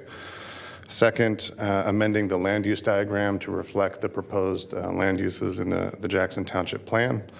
Third, amending the transportation plan for the roadways within the project and boundarying the project. And then finally, amending the active transportation plan, formerly known as the Bikeway Master Plan. And that I'll go into more detail of what those graphics look like. In addition to the general plan amendment, we have community plan amendments for both the Cordova and the Vineyard community plans. The project includes areas of both community plan areas. And then we also have adoption of the Jackson Township specific plan and its associated development standards and design guidelines. We have the project-specific public facilities financing plan and urban services plan. And then finally, these are two other actions by the Sacramento County Water Agency Board. There is a water supply master plan amendment, Zone 40 water supply master plan amendment, as well as a water supply assessment. So for context, in the plan area here, this graphic outlining in red is the proposed project area. Most of the requested entitlements are applicable to applicant-owned property. The applicant owns about 64% of the plan area. The general plan policy, LU 119, which was one of the two growth management policies adopted by the board and during the general plan update, requires what we call logical planning boundaries for expansion of the urban policy area. And so we, as county staff, in implementing that policy, required the applicant to add non-participating property owners to the plan area. And so the non-participating plan area, non-participating property owners' properties are shown in the diagonal crosshatched area. And just a slight note on that one, those non-participating property owners, even though the land use plan in some cases, nearly all the cases, shows proposed land uses that are consistent with the specific plan, they can continue their existing uses based on their existing zoning. If they wish to develop subsequent to adoption of the specific plan, they would be required to be consistent with the adopted specific plan or pursue an individual amendment if they so desire. So here are the graphics just to show visually what we're talking about in terms of the general plan amendments. This one shows the existing urban policy area on the left side of the slide, the proposed urban policy area expansion to include the project on the right. Here we have the general plan land use designations. Existing designations include extensive industrial for the northern, much of the northern part of the property, and then on the southern portion, a lot of general agriculture or 20-acre minimum. On the right side, we have the proposed general plan land use designations. These would be consistent with the proposed land use plan. Transportation plan amendments. This slide shows not only the roadways surrounding and internal to the project, but also the proposed transit line or route. And so you can see, for example, Jackson Road, Excelsior Road, with the, we call it the Y, the left leg of that Y on Excelsior Road, swinging wide to the west to align with the county's planned Douglas bypass. And then the internal roadways, Treeview Lane, which would be eventually renamed, showing now as a 4-lane arterial and a 2-lane arterial central within the project. The active transportation plan, this shows all of the on-site trail network, including class 1, 2, 3, and there may be some class 4 in here. I should mention this slide only shows the on-site network. Staff have developed a comprehensive trail network to show connections to the easterly and westerly projects. The community plan amendments here, all captured in one slide. Cordova Community Plan is north of Kiefer Boulevard. Vineyard Community Plan is south of Kiefer Boulevard. The proposed amendments would simply show the Jackson Township specific plan area within each of those two community plans. All right, moving on to the actual specific plan itself. This slide represents the alternative to land use plan, and I'll explain more about that in just a minute, what that entails. The project components include the specific plan document. This is the master plan through which all subsequent development would be evaluated for consistency. It's intended to guide future development within the plan area through application of development standards and design guidelines. And so The numbers here on this slide represent the overall development that's been assumed for alternative 2. 5,690 dwelling units, a wide array of densities from low density all the way up to high density. Just over 2 million square feet of commercial and office space, over 400 acres of open space, active parks, including 259 acres of natural preserve. There are 3 elementary school sites, 1 high school, middle school site that were identified both sizing and siting with Elk Grove Unified School District, a fire station site that was sized and located through collaboration with the Sacramento Metropolitan Fire District. And then finally, roughly 74.7 acres of existing agricultural residential uses in the southeast corner of the project. These were added at the request of the county, again in consistency with LU 119 to round out those logical planning boundaries. There are no changes to those existing uses in the land use plan or the project. All right, moving on to some details here. So alternative 2, I'll give you the short version. The original proposed project came in 2011 timeframe. That was the first of a number of different land use plan alternatives that were evaluated as part of the project EIR. Alternative 2 was at the county's request.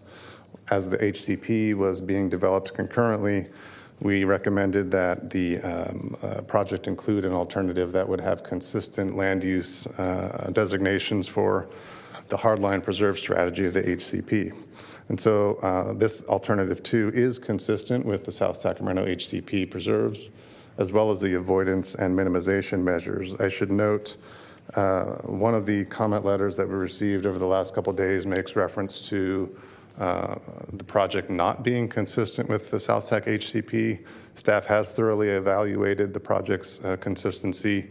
The avoidance and minimization measures are included as Attachment 17, which is an Appendix BR3 of the final EIR.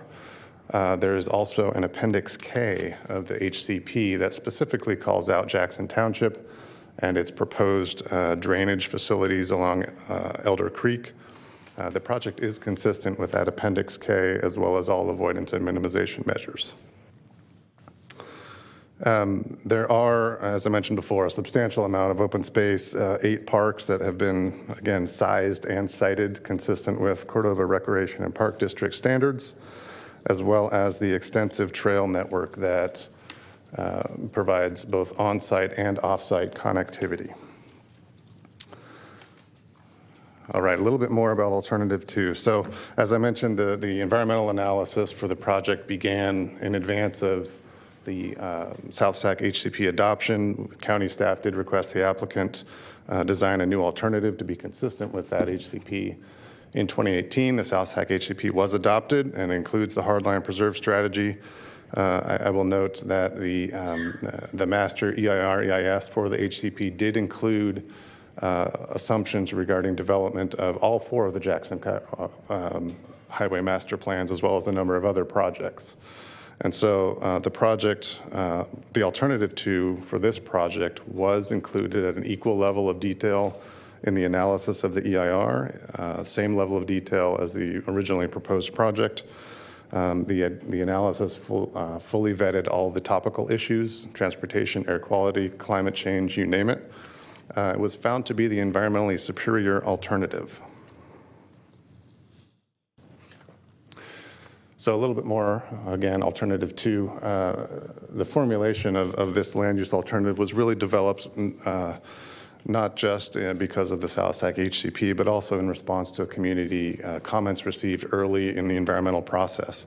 So on the left side of this slide, you have the proposed project's land use plan, and on the right side is alternative 2. So I'm going to start in the northwest corner and go clockwise. So as a result of some feedback received from Independence at Mather residents, the community commercial and medium density along that easterly leg of Excelsior Road were swapped. Essentially, there was some concern about the placement of community commercial and medium density, so the applicant chose to change their locations.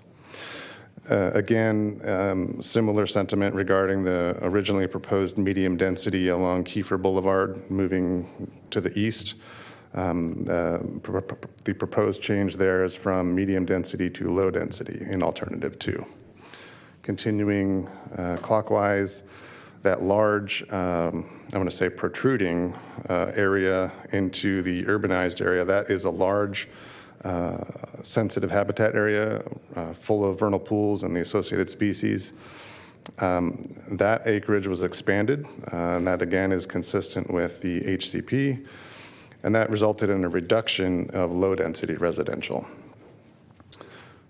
Immediately west of there, across Treeview Lane, this is just signifying all the medium-density land use designations were reduced on their assumptions from 13 to 10 units per acre within the project. And then finally, the low-density sliver in the southeast corner, the land use was changed from ag to low-density residential. That's a property that the applicant acquired throughout during the process, rather.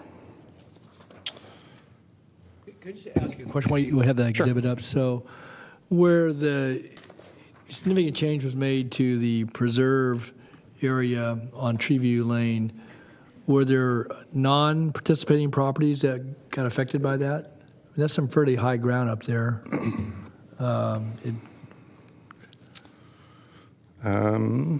It would be good to have an overlay of the applicant-owned properties. Let me just take a look.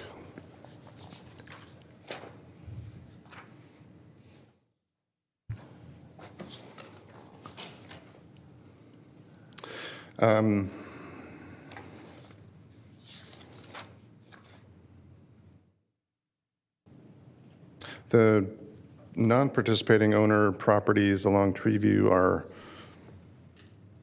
more southerly of the further change south there. Okay. Right. Okay. So it did not affect a non-participating as far as expanding that preserve. Okay. Thank you.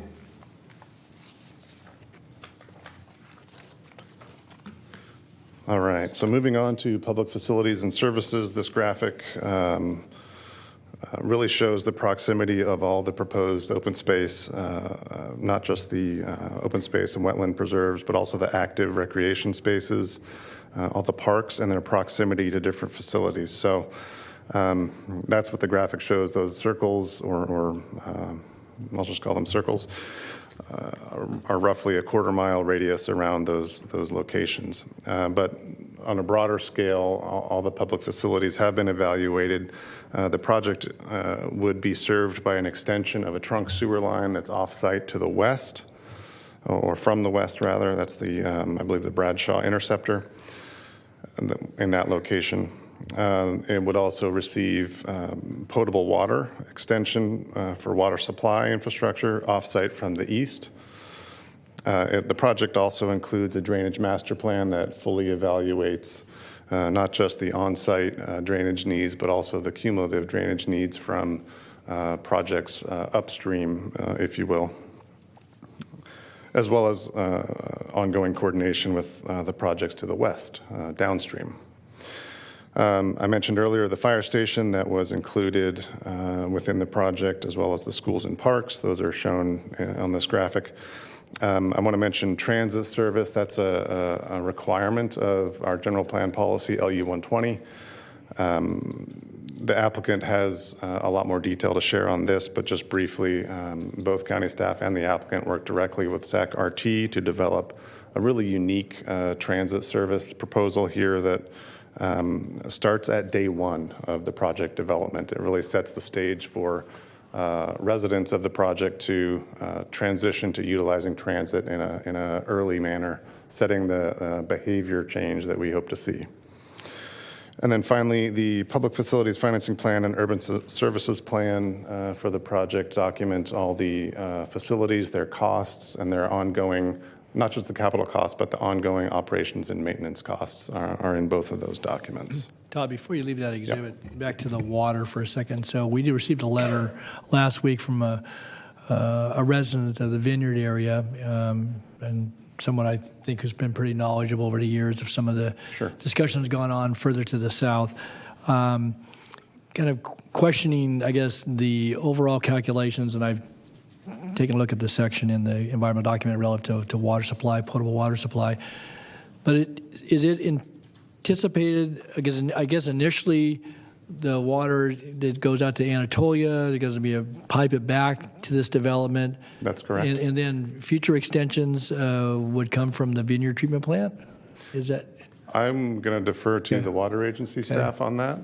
Okay. They're far more knowledgeable than I on this. But the question is that I guess the sustainability calculation based upon what's either under contract or appropriated rights that we get through the Freeport facility, which don't all go to this development area. Obviously, that's correct. And questioning, I guess, the reliance on the surface water calculations in light of some of the trends we've seen over at least recent years of drought, and then a concern that the conjunctive use program would fall back to a heavier reliance on groundwater over time just because of surface water. Again, I guess some uncertainties, at least was raised by the letter writer. So I guess I'm kind of curious. I saw the analysis and obviously goes through all the calculations, and apparently this proposed project that was not in the Water Service Master Plan, is that right? It has to be amended in order to include. That is correct. The project was not included in the Water Supply Master Plan for Zone 40. It does include a Water Supply Master Plan amendment. And I can have Mr. Mike Grinstead from the Water Agency staff come forward now to address some of your questions. We can wait, Mike. You can just anticipate it. Go ahead and finish your presentation. I just said, because you have this up here with water, I do think, and Mike, so stand by, I'd like to have you give a little more illumination about potable water and the calculations behind that, but let's let Todd finish his presentation. So, okay. Thanks. Okay. So a bit about environmental review. Obviously, this project was subject to the preparation of a draft EIR and final EIR. We published the draft in September of 2019, obviously did all the normal distribution, had a hearing at the Planning Commission, received 39 comment letters. Subsequent to that, the applicant requested preparation of a recirculated draft EIR that would address a number of those public comments that would clarify and expand on the analysis in the draft EIR. So that recirculated draft EIR then was published in May of 2021, an additional 45-day public review period at that time. Again, conducted a hearing at the Planning Commission on the recirculated draft EIR, got additional 15 comment letters. Okay. If you could just pause this for a second. Sure. Supervisor Stern, I think, maybe want to catch up. Yeah, thank you. I just want to confirm that the public had, at a minimum, because of the recirculation, 3 months to comment. At a minimum, that is correct. Okay. Thank you. And that's not normal, right? I mean, in terms of the recirculation, I mean, that's quite a lengthy period of time, is it not? Sure. Have a comment period open in terms of both the initial and the recirc. That's correct. So if you start looking at the dates here, September 2019, and a 45-day comment period there, all the way through June of 2021, that's certainly more than 90 days.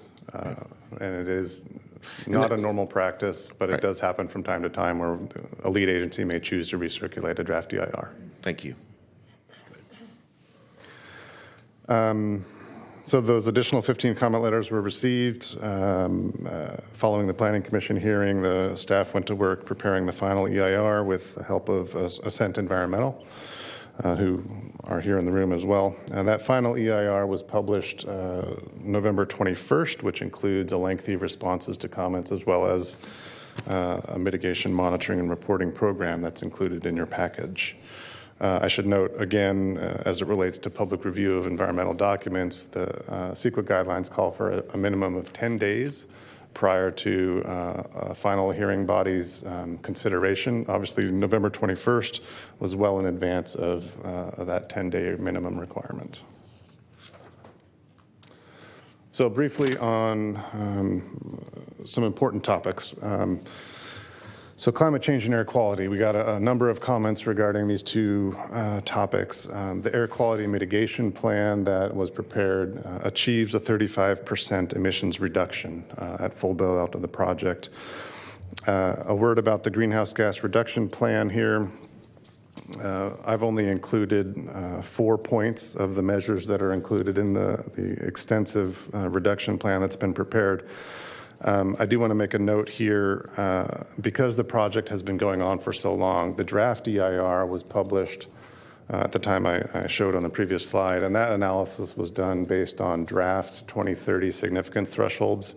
Subsequent to that publication in December of 2020, the board adopted updated significance thresholds that we were using then for the recirculated draft EIR, as well as the final EIR. And so the climate change chapter includes both the prior draft thresholds for information purposes, as well as the more recently adopted significance thresholds that are consistent with the Air District guidance. And that was what was used to evaluate the project in the recirculated draft EIR and final EIR. So a couple of the components here that I want to mention. The project does include full electrification of the residential units consistent with the Air District's guidance and the county's significance thresholds. It includes no natural gas to further reduce nitrous oxide and GHG emissions. The project includes electric vehicle charging stations on 15% of all non-residential parking spaces. That translates to 805 EV chargers, and then pre-wiring for EV chargers in all of the single-family residential units, and then 77% of the multifamily residential parking spaces. And these are just a couple of the things that are included in the greenhouse gas reduction plan. Ultimately, it does achieve a net negative greenhouse gas emissions reduction, and it demonstrates that the project, as well as the applicant, has really been responsive to the county's climate goals, the climate emergency declaration, and so staff can say confidently that it is consistent with the county's climate goals. Supervisor Cerna, go ahead. Thank you, Mr. Chair. So to that point, Todd, I'm curious, how many specific plans have been brought before this board over the decades that propose full electrification? 2. Well, now 3. Excuse me. Okay. Would this be the first to get this far along? This would be the first that achieves net negative. Mm-hmm. Both Mather South and Newbridge had very similar mitigation measures, but they did not achieve the net negative. The net negative, okay. And then in terms of the EV charging, especially for the multifamily units, that's in my estimation, that's exceptionally difficult to do. But it is probably the most important because certainly as a member of CARB for the past 10 years, it's something that we address on a fairly regular basis in terms of the rulemaking that we engage in, and certainly the implementation of various legislative initiatives focused on increasing market share of electric vehicles, the infrastructure that's necessary to do that, primarily because not all multifamily is going to have kind of designated interior parking spaces for EV charging to be installed, similar to a single-family unit. So, is this yet another kind of very unique aspect to this specific plan in terms of the amount of charging infrastructure that's being proposed for both single and especially multifamily? I believe it is. I have not seen yet a specific plan in Sacramento County achieve this level of pre-wiring for multifamily. There have been a couple that have included it for single family, but not this level for multifamily. And understanding that our climate action plan, for a variety of reasons, is taking more time than we expected, and I would argue probably for some pretty good reasons. Would you say that being somewhat of a guinea pig, that is the kind of the first out of the gate to do some of these, take some of these unique steps to actually reduce greenhouse gas emissions by way of charging infrastructure. And I know you're going to hit VMT here in a minute. Would you say that those are, despite the fact that the climate action plan is yet to be fully blessed, these are the kind of steps that we need to see more of and probably insist on in future master plan planning efforts? I would wholeheartedly agree with that. Okay. Yes. And if I may just indulge me a moment on the cap. These measures, not just the ones on the slide, but the ones that are included in the project-specific greenhouse gas reduction plan, are either identical or very similar to a number of the proposed greenhouse gas reduction measures in the draft cap. There's a number of comments that I'll speak to at the end of my presentation to go in a little bit more detail on that, but I absolutely agree. Is it fair to say that because we do have a few more months in front of us in terms of final consideration of the cap, that there may even be an opportunity based on what we do today relative to this proposal to actually reference this proposal as kind of an example in the cap? Potentially. Okay. All right. Thank you. Good. Thanks. Good. All right. I think the final bullet here is just simply that both the air quality mitigation plan and the project-specific greenhouse gas reduction plan were thoroughly reviewed multiple times by the Air District staff and found to be technically adequate, and that documentation is included in the staff report package.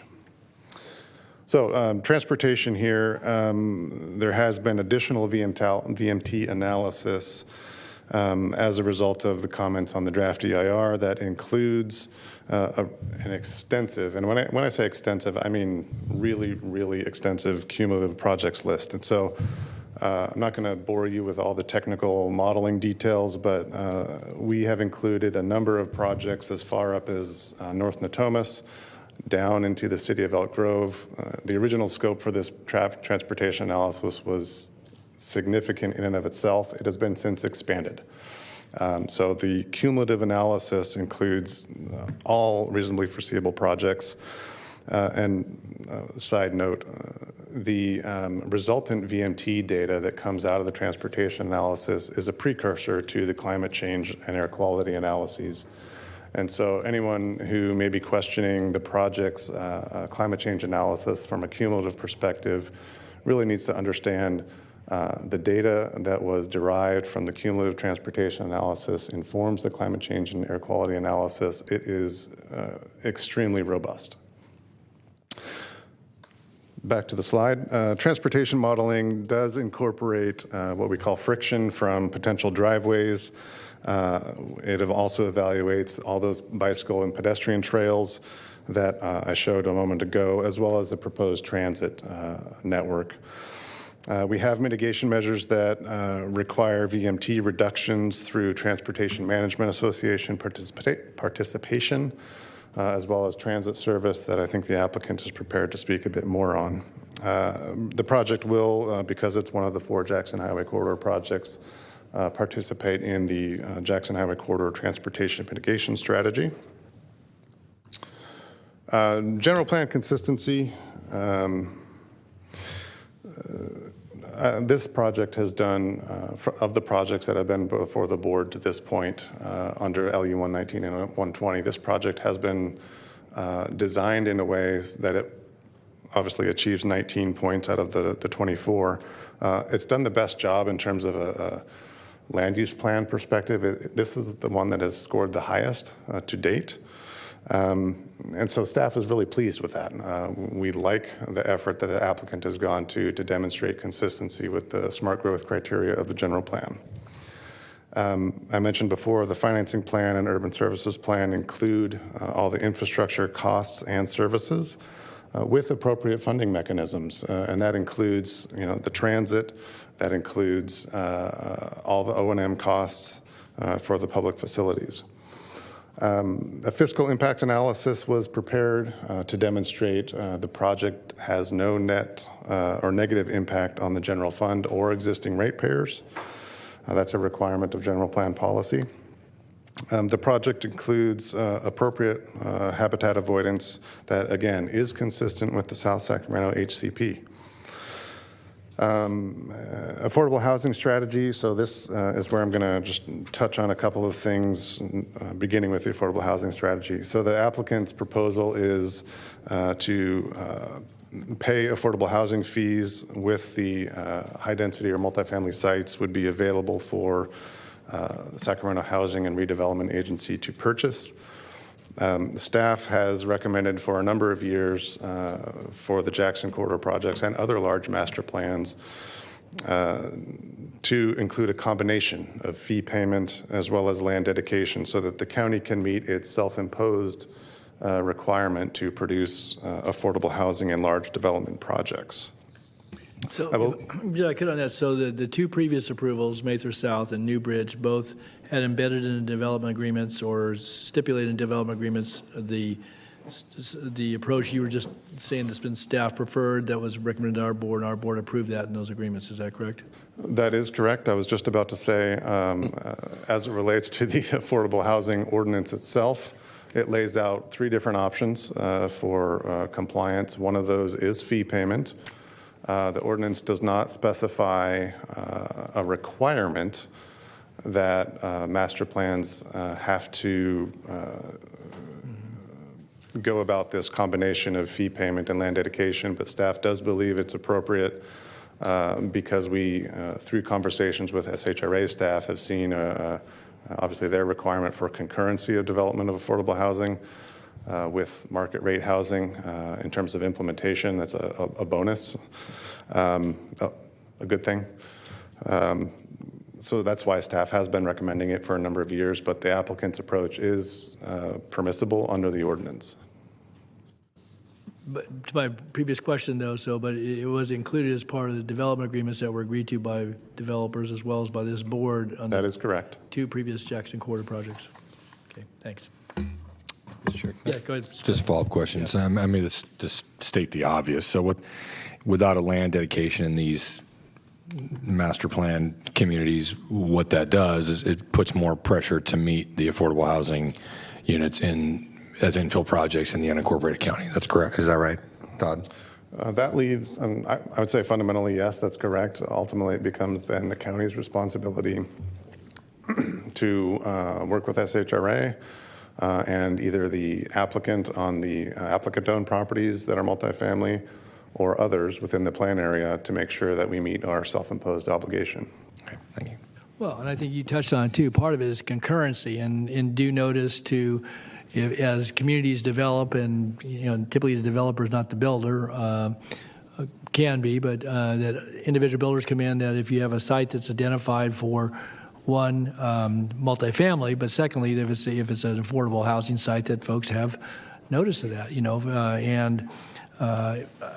I mean, we've been through this over the course of 25 years on different ways to approach it, but the concurrency and the land dedication, which can be, that can be challenging. I mean, obviously land has value to it, whether it's the developer that puts it up as a part of their overall, agreement and or it's purchased outright. And I can just tell you that this, over the years, we've struggled with that aspect at times we didn't have land dedication requirements, and then we had a different ordinance that was structured to allow for the fees and for a combination thereof, and certainly this may be consistent with that, but for these larger scale communities, I go back to the Laguna development many years ago, and where there wasn't, you didn't have an ordinance that required it, but you were looking at affordable projects and some of the battles that went on with adjacent neighbors, but other property owners, and identifying sites, and nobody told me, and I didn't know, and that environment's changed probably significantly relative to affordability just because of inflation and other factors in the housing market. But I would just say that there was a good reason, and I think in SHRA having been the partner and continuing to be the partner, being able to secure those sites earlier on, again, recognizing the value and certainly giving credit to the development entity that contributes to them. But to me, it's a smart approach, particularly if you're looking at master planning. If you're trying to do infill locations in areas that aren't master planned or that have already had a good deal of development, you don't have many choices. But here you do have choices. And again, I just think this board exercised that again with the concurrence, obviously, of the applicants on the two previous projects that we've seen before this board in the last couple of years. So. Mr. Chair? Yeah, so Mr. Cerna, go ahead. No, I appreciate the comments by both you and Supervisor Desmond. I think it's an appropriate series of questions or comments to point out what may not be so obvious sometimes in terms of the full complement of what we have in front of us, resources, financial and otherwise, to advance affordable housing components in these large master plans. But I also would remind the board that I believe it was earlier this year or late last year, Todd, that we took steps to finally adjust and increase, in some respects significantly, the fee structure for non-residential that feeds our housing trust fund. And so again, I think in terms of having those resources that would be available following the land use approvals, if it's the will of the board to approve these types of projects, hopefully we'll have more to work with, is my point. So I just want to make sure that that gets stressed as well. And the timing of that was earlier this year, January of this year, where that housing trust fund ordinance was updated to increase the fees. All right, seeing nothing else, I'm going to move on to the next slide.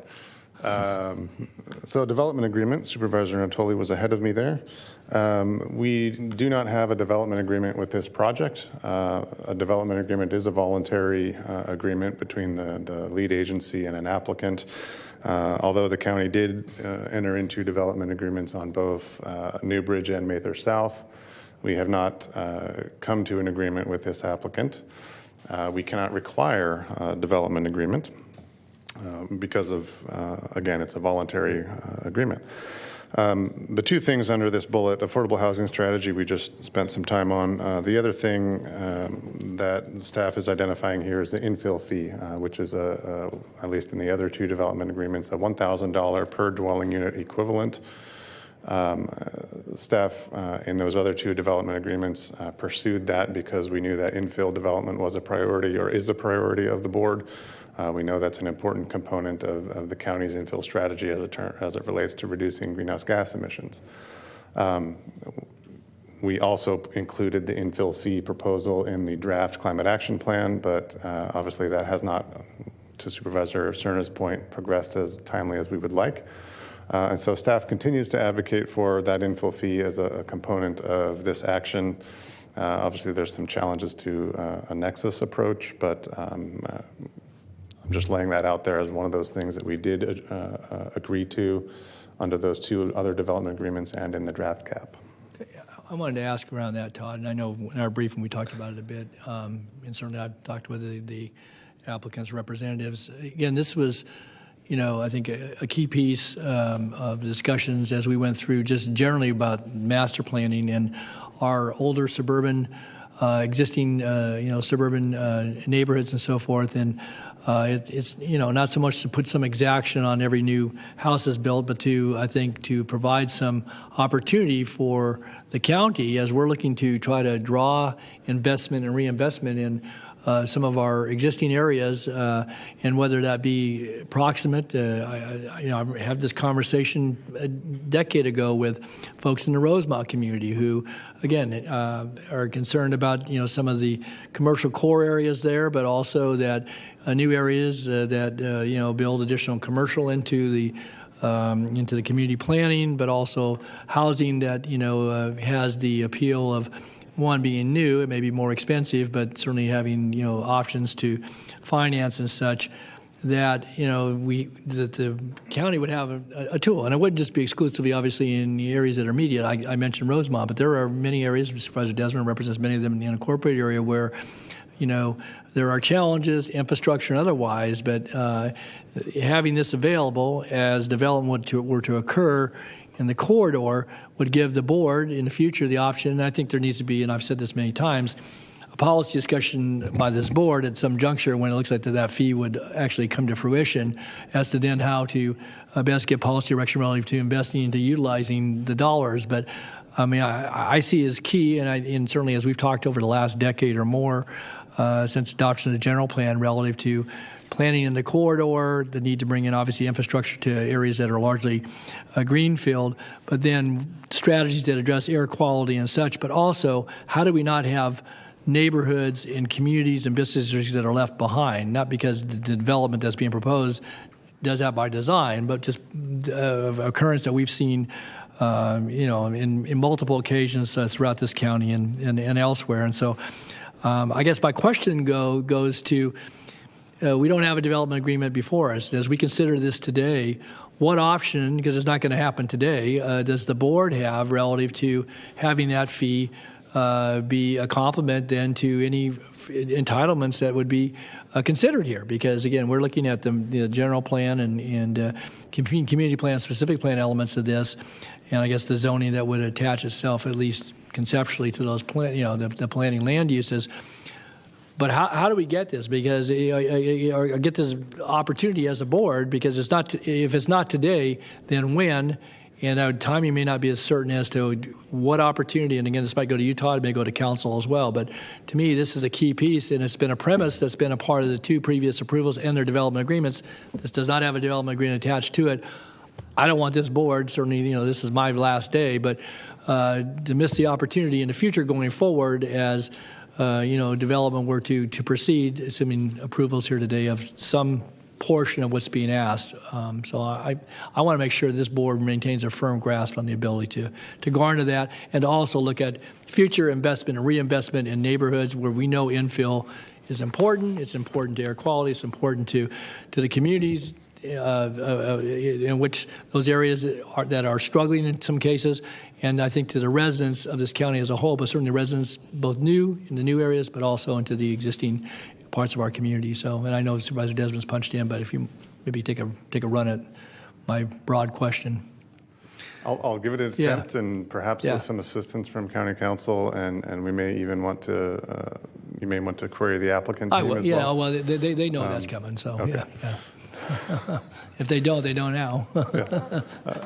Yeah. So I think, at least in conversations, we know as part of the climate action plan through the revisions that have occurred to date, we need to prepare a nexus study that it may not be $1,000 per dwelling unit equivalent. It may be some different number based on what that nexus study tells us is feasible, or maybe a sliding scale, depending on how an individual project or a master plan performs relative to its individual VMT or something like that.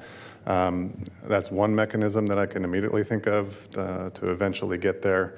But again, as I mentioned earlier, it does come into some sort of conversation around a nexus requirement. But because the development agreement was agreed to by the parties, the county and the development on the two previous projects, the nexus study was not required? Correct, because it was a voluntary beyond nexus request of the county. And so at what juncture, though, is that triggered? Because, again, there's, prep time, and if somebody gets to, they get certain levels of approval, and then they decide they want to go ahead, and meanwhile, we've got to do a nexus study in order to actually have this board, have that before them at some future date. Sequentially, I mean, I imagine that study that's not something you just say, well, we'll get it done and we'll have it done in a month or two. That's right. It would require a much deeper look. On a project-specific basis, depending on the timing of subsequent entitlements, we could have some, obviously we're going to pursue that nexus study in fairly short order in relative terms. It could be before subsequent entitlements for this project, or at least from the applicant team. That would be rezones, large lot maps, et cetera.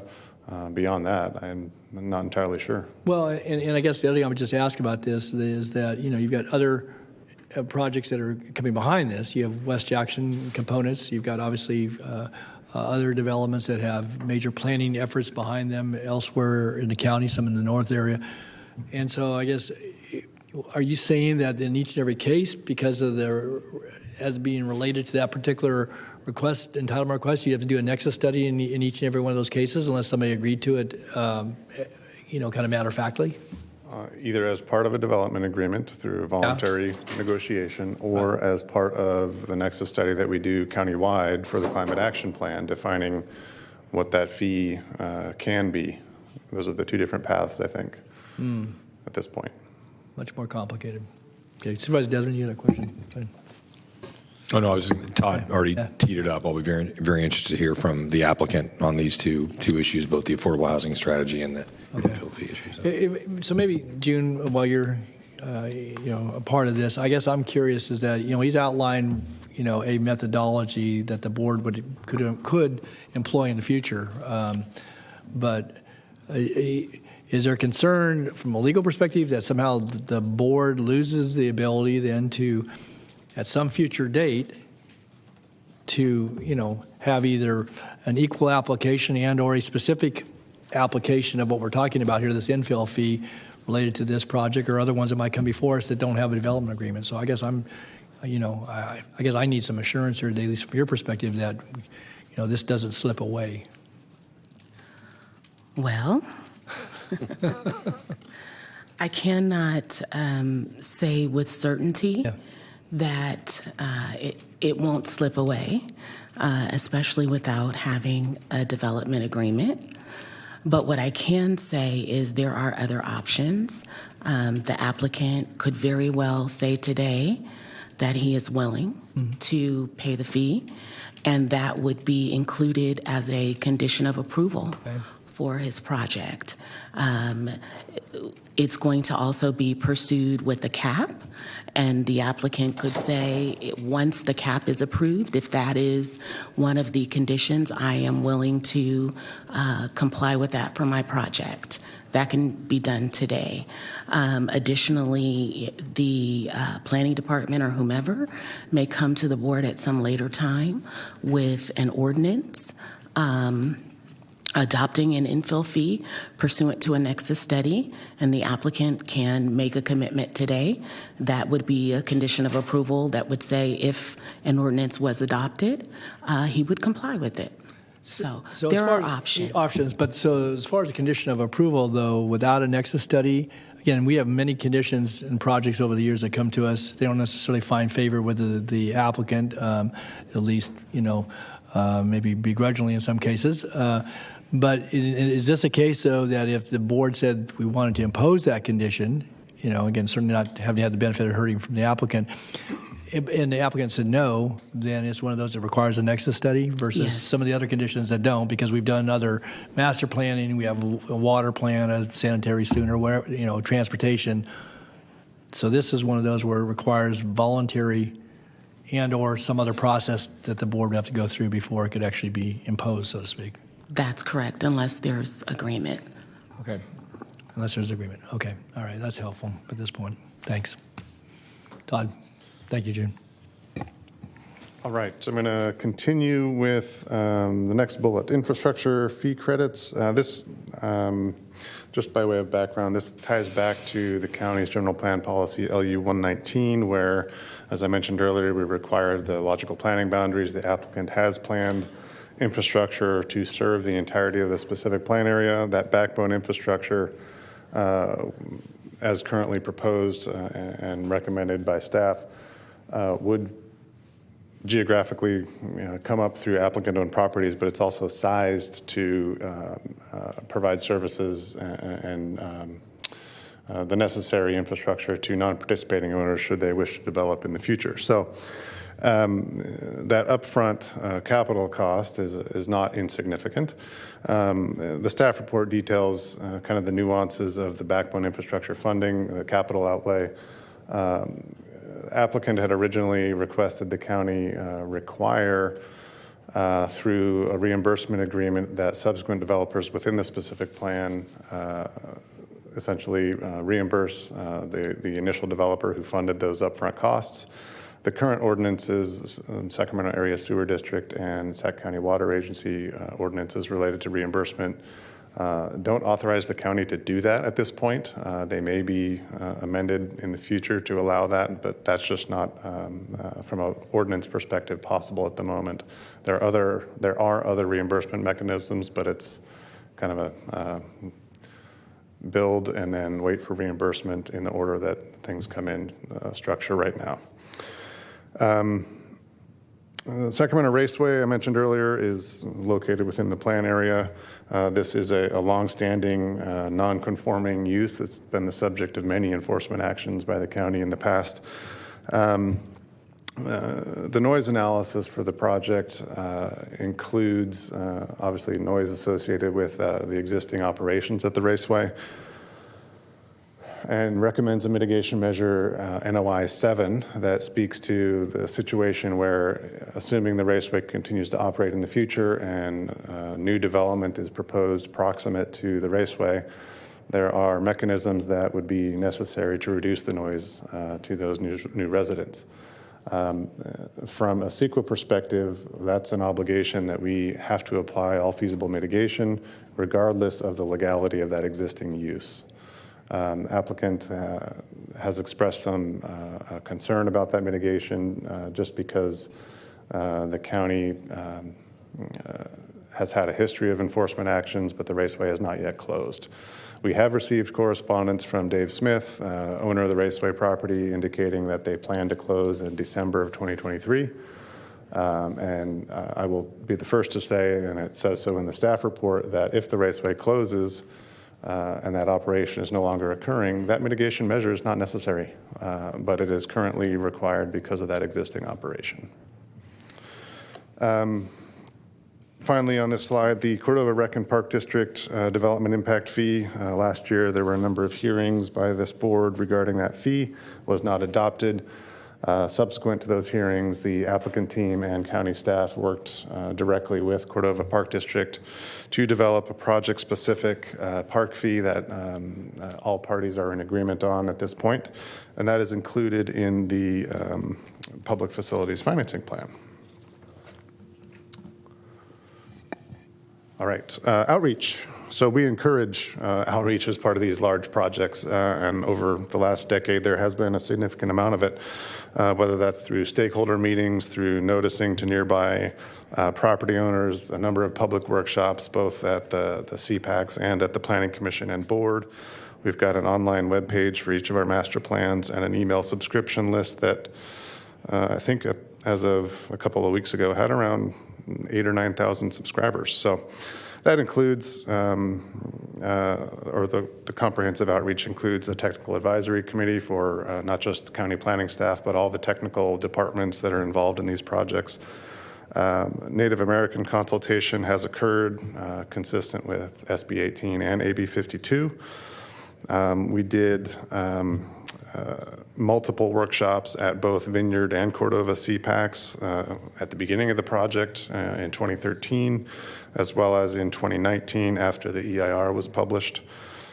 We did also a series of joint workshops for both Cordova and Vineyard CPACs for all 4 of the master plans. We repeated them in 2013 and 2016, covering the same information to make sure people were aware of the process, the projects, the issues that we're dealing with. And then finally, I want to mention coordination with Amador County Transportation Commission. ACTC had commented on the draft and recirculated draft EIRs. I'm happy to say, as of this morning, we have an agreement with ACTC regarding reservation of 14 feet of right-of-way within the proposed 30 feet public utilities and public facilities easement on the north side of Jackson Road.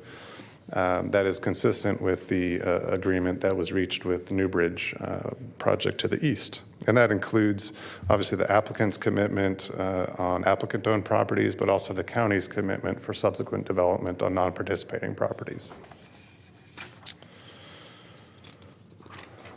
All right, I'm almost done, at least with the presentation. So the recommendations from advisory bodies, Vineyard CPAC in November 2019 was supportive of the land use plan, the open space included in the project, They did recommend approval, 3 yes, 1 no, 2 absent. That no vote was primarily related to just longstanding transportation issues in the Vineyard community. The Cordova CPAC in October 2019 recommended approval, 6 in favor, no votes, and then 1 absent. Planning Commission in December of last year unanimously recommended approval, and then obviously staff's recommendation is approval here.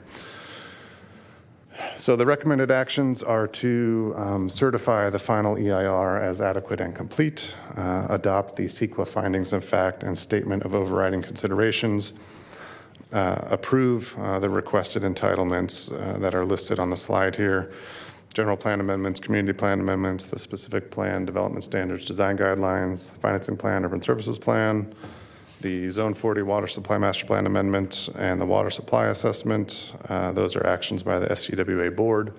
And then finally, adopting the Mitigation Monitoring and Reporting Program. And that concludes my formal presentation. I swear I'm almost done talking. I do want to take a moment to address some of the comments that have come in over the last several days. I think there are important clarifications that staff needs to make. And so several of these comment letters are regarding the county's adopted growth management policies and growth boundaries, and the Jackson Township project and the county's climate action plan.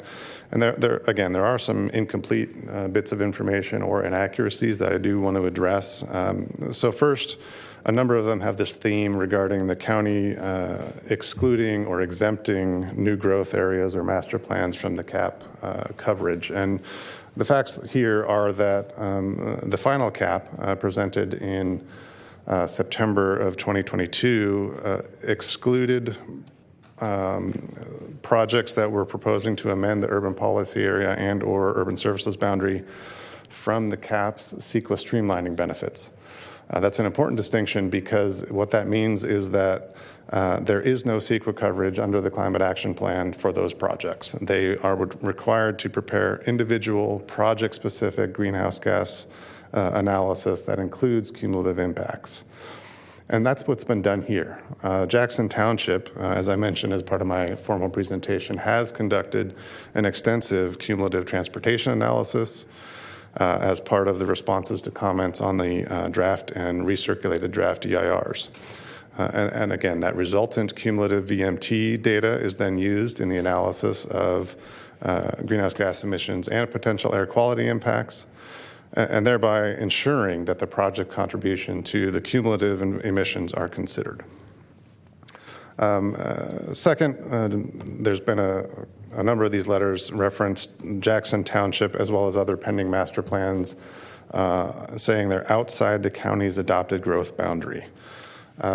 Just by way of facts here, the 2030 general plan has 2 boundaries, the urban policy area, the UPA, and the urban services boundary, or USB.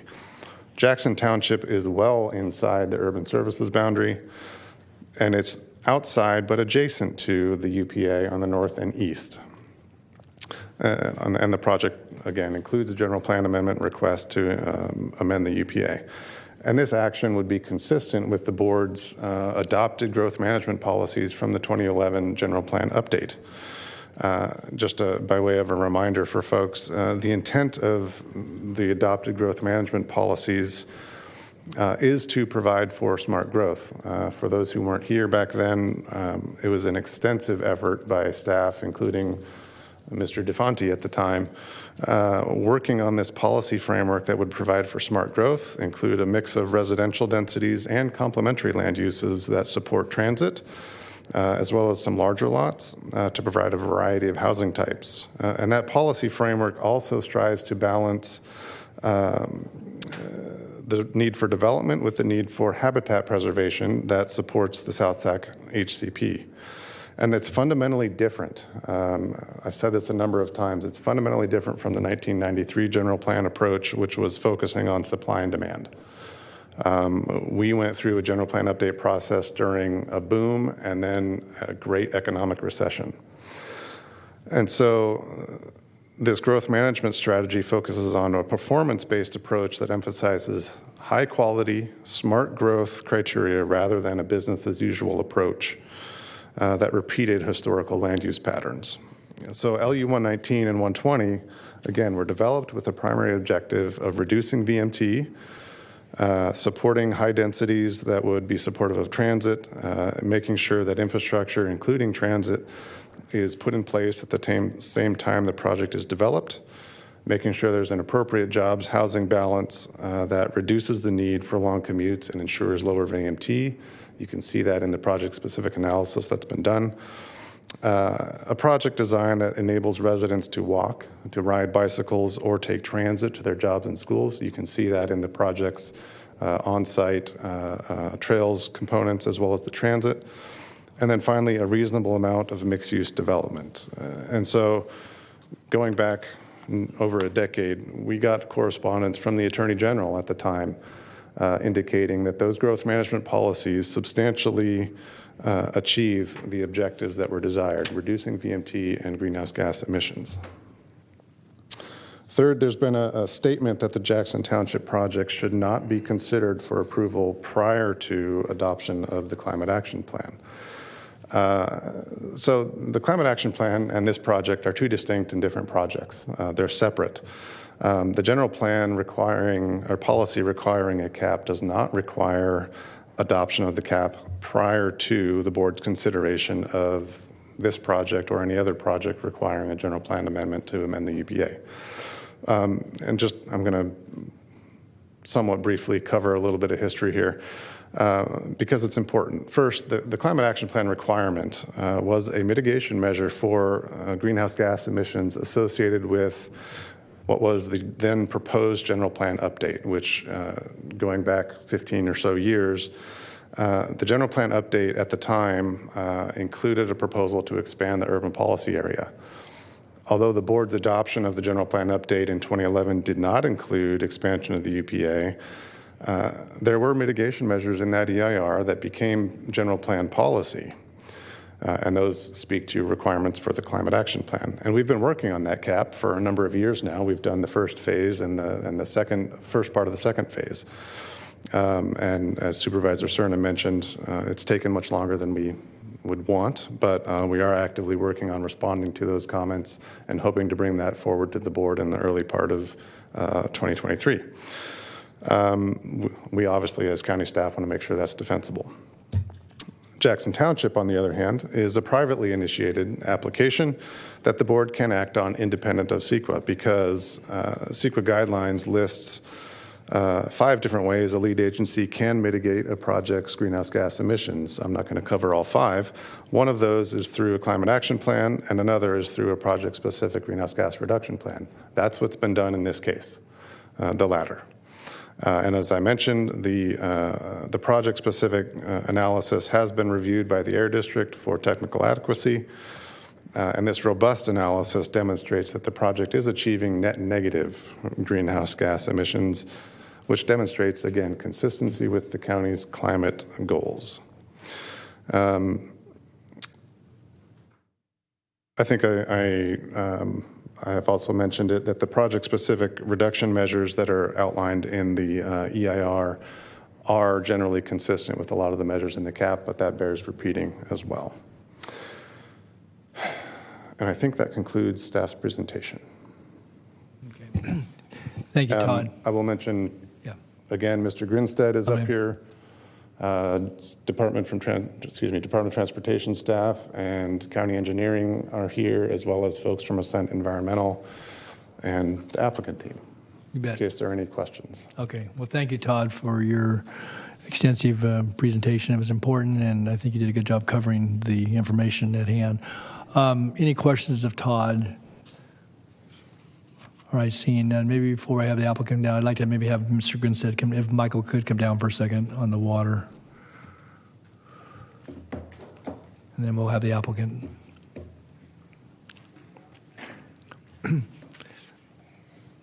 afternoon, Chair and members of the board. My name is Mike Grinstead. I'm a Principal Civil Engineer with the Sacramento County Water Agency, so I'm here to answer whatever questions you may have. Were you by chance see the comment letter that came in last week from one of the Vineyard residents? Michael, were you made aware of that? Is this the Mr. Werder letter? Yes. Yes, sir. Okay. So again, kind of specifics to that about the calculations relative to the number of acre feet that would have to serve, I guess, at build out or different phases of the development. And obviously it references the section in the environmental document was pretty extensive relative to surface and groundwater, conjunctive use and so forth. So I guess I would, if you would, rather than kind of me ask the question, there were some things posed in the letter. Could you address that specifically as it relates to water supply master plan, but also how we intend to operate, recognizing some of the limitations that have come, with very firm contracts with the Bureau and others to receive water through the Freeport plant, and then our dependence upon groundwater to serve, which we, started out service in this area, certainly to the Anatolia area with the 3 wells that line Excelsior Road that now are tied in with the Vineyard surface water treatment plant. So if you could just take a minute, Michael, it'd be helpful. Oh, for sure. So in just kind of talking to the letter, there's a few things in there that I think are true but maybe slightly confused, right? Jackson Township is going to be served about 2,360 acre feet per year. That's about 4.2 MGD. It kind of confuses that then with the capacity of the Vineyard surface water treatment plant. So that's where all the water that comes in from the Sacramento River, from Freeport, from our Freeway facility, jointly owned with East Bay Mud, comes in and then gets treated at the Vineyard surface water treatment plant. The capacity there is 50 million gallons a day. That's a conservative estimate, and that's the planning estimate. It's actually permitted for up to 60 million gallons a day. So the 4.2 MGD, that's the max day demand that Jackson Township would actually use, is only a small fraction of that 50 MGD, right? At build out, right? And that's at build out, not in the very beginning. That's what it would use at build out. But I think it's probably worth kind of an explanation of the conjunctive use program that Sacramento County Water Agency has in general, if that's what you'd like to hear. Very quickly, yes. Yeah, so really quickly, Sacramento County Water Agency has a 71,000 acre foot Sacramento River water right. It has 45,000 acre feet of Central Valley Project water, CVP water. And it also has some remediated groundwater and some other small surface water supplies. We expect to take most of that water in through the Vineyard surface water treatment plant when it's available, right? So we use surface water when it's available and when we have it, and we try to maximize the use of surface water. And we rely on groundwater in periods of time when that surface water is curtailed. And so our groundwater use fluctuates, right? It fluctuates, so it's a lot higher in dry years and lower in wet years. And the average of that, in even our groundwater use, is what we explore in what we call our urban water management plans. So our urban water management plans are a document that's required every 5 years by the state to kind of go through to prove that we have water supply to serve not only our existing customers, but development for a 20-year period. We actually extend that to a 25-year period. Your board, acting as the Sacramento County Water Agency Board, approves that every 5 years. And so the Jackson Township development was analyzed both in the 2015 Urban Water Management Plan and the 2020 Urban Water Management Plan. That being said, the demands that we see as groundwater use in both of those plans went to the Groundwater Sustainability Agency and are analyzed in the Groundwater Sustainability Plan. It's their job to ensure sustainability, and that's what they do. And our demands go into that, and the Groundwater Sustainability Plan was adopted and achieves sustainability, at least for now, right? And that includes this development. And specific to the area where this development is, right? It is true that the Anatolia area, when it was first developed, there's something we call the Excelsior well field. There's 3 wells. It's really close to the Vineyard surface water treatment plant, and that groundwater was pumped up into what we call the Anatolia groundwater treatment plant and distributed in that area, right? Because of groundwater contamination plume, and the state would not permit any more groundwater wells in the area for where Douglas, east of Sunrise. We had to go about 5 miles, not quite 5 miles south, but going south in order to actually serve that area. And then the well at Mather was the real workhorse for a long time until we got all that in place. I think that's correct. Definitely. We have a few wells that made it right in a very small tank in that development. But since then, we've been able to hook the Vineyard Surface Water Treatment Plant up to that pipeline. So we actually serve surface water up in the NSA and in Anatolia now, and we're able to rest that groundwater well field most of the time whenever we have surface water available. That's really our conjunctive use strategy, right? You use surface water in the times when you have it available, and you have to rely on groundwater when you don't. And that's, just due to the nature of availability of surface water that is supplied either through our contracts or through our water rights. So the demand for this development, again, to the points that were made in the letter, it was a bit overstated, I guess, not necessarily intentionally, but just in the way it was crafted. And the demand build out for this is, what, 4.5 million gallons a day, you said? It's 4.2 million gallons a day, but that's only maximum day demand. So it would be half that, which what we would consider average day demand. So average day demand is really just, your demand for the entire year divided by 365. Max day is really what we need to serve. We kind of design our production system to be able to serve that, to be able to produce that amount of water so we can make sure that on that hot day of the year that everyone has water supply available. So it's worth knowing both numbers, but they kind of serve different purposes in design. So, Mike, let me just ask, in light of some recent experience, and obviously we've had a wet period here in the last few weeks, and that's much appreciated, and snowpack obviously looks favorable, but with these multiple dry years and the calculations, obviously you do a true up every 5 years, but that 5-year forecast is not very far when demand, whether it's for this development or any other development, is going to be there for forever, so to speak. It might fluctuate with conservation and or other aspects that occur maybe year to year. But are you taking into account in our planning efforts, certainly as we think about this project, but other things coming down as it relates to longer periods of dry years, so characterizing them as dry years where water availability on the riverine system is going to be stressed as it has been, and so are you taking that into account in the planning? Definitely, it's taken into account in the master plan amendment, and it's taken into account in our water supply assessment and in the urban water management plans that are a part of this. And of course, I think that we have these historic dry year droughts right now, like multiple dry years, right? And so these kind of things are always evolving. So I don't think that there's anything wrong with or incorrect about saying that, hey, the way that you analyze surface water use and groundwater use over time kind of evolves and changes, but demands come down. All these different things kind of factor in. And so now, just so that you all know, as the SCWA board, we're adding sophistication to the way that we're able to analyze our what we call water supply portfolio. So surface water and groundwater and the remediated water, which is the tertiary treated recycled water that we serve in Elk Grove.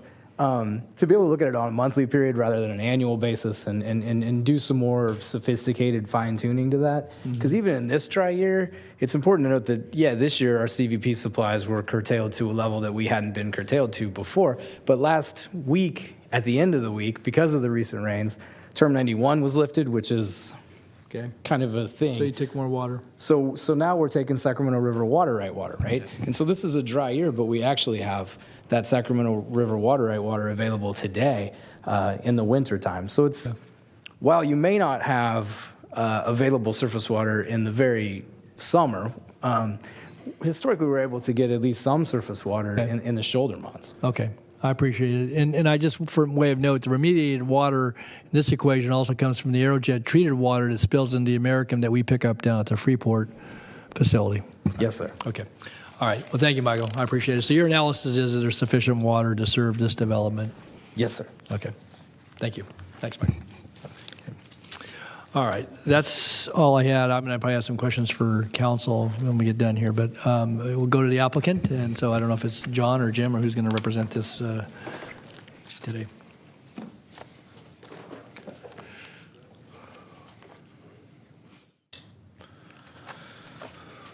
And I don't have any other speakers signed up, so if there are others in the audience that wish to address this, please fill out a speaker form so I can call upon you at the appropriate time. Thanks. And we do have about 3 in queue. We have some folks on the maybe phone? 4. Okay, we will Mhm. get to them as soon as we have the Yes. applicant's presentation. Okay. Good afternoon, Jim. Good afternoon, Chair Natoli, almost good evening, and board members. As you're aware, I'm Jim Wiley with Taylor and Wiley here on behalf of the applicant, Sacramento Investments. And Mr. Sacramento and his team are here with me today to answer any questions. We're very excited to be here today on this project because it's been a long number of years getting here, and we think we've brought to you a very special project. As Todd indicated, the project comes to you with favorable votes from the Cordova CPAC, the Vineyard CPAC, and a unanimous vote supporting this important project from the Planning Commission. Before we begin, I'd like to thank staff for their work on this. That includes all the many people that have retired that have worked on this. And I would especially like to thank Todd Smith, who has worked on this project since the beginning of the application. And of course, it wouldn't be appropriate if we didn't thank Chair Natoli for his long dedicated service to the county. Now, before I get started on my presentation, I'd like to address the development agreement because really I think that's the main issue that you may be concerned with. And a couple key points. One, we are not requesting zoning at this stage, so we will be coming back with zoning requests. Two, the applicant only owns 64% of the land, so any development agreement would only apply to that 64%. The applicant is willing to have discussions with the planning staff and your staff to work out a development agreement. There have been some concerns regarding the infill fee as to where that money would be spent and how it would be spent. And we're certainly open to having that identify the Rosemont community if we proceed with that. The other concern is with the affordable housing, again, only owning 64%. We don't own all the parcels, but we again can have a discussion about where the location would be. We are governed by the ordinance, so it's not going to, or the county's not going to be shorted. It's just a matter of identifying where a location could be placed, and obviously that would be one of the high-density locations.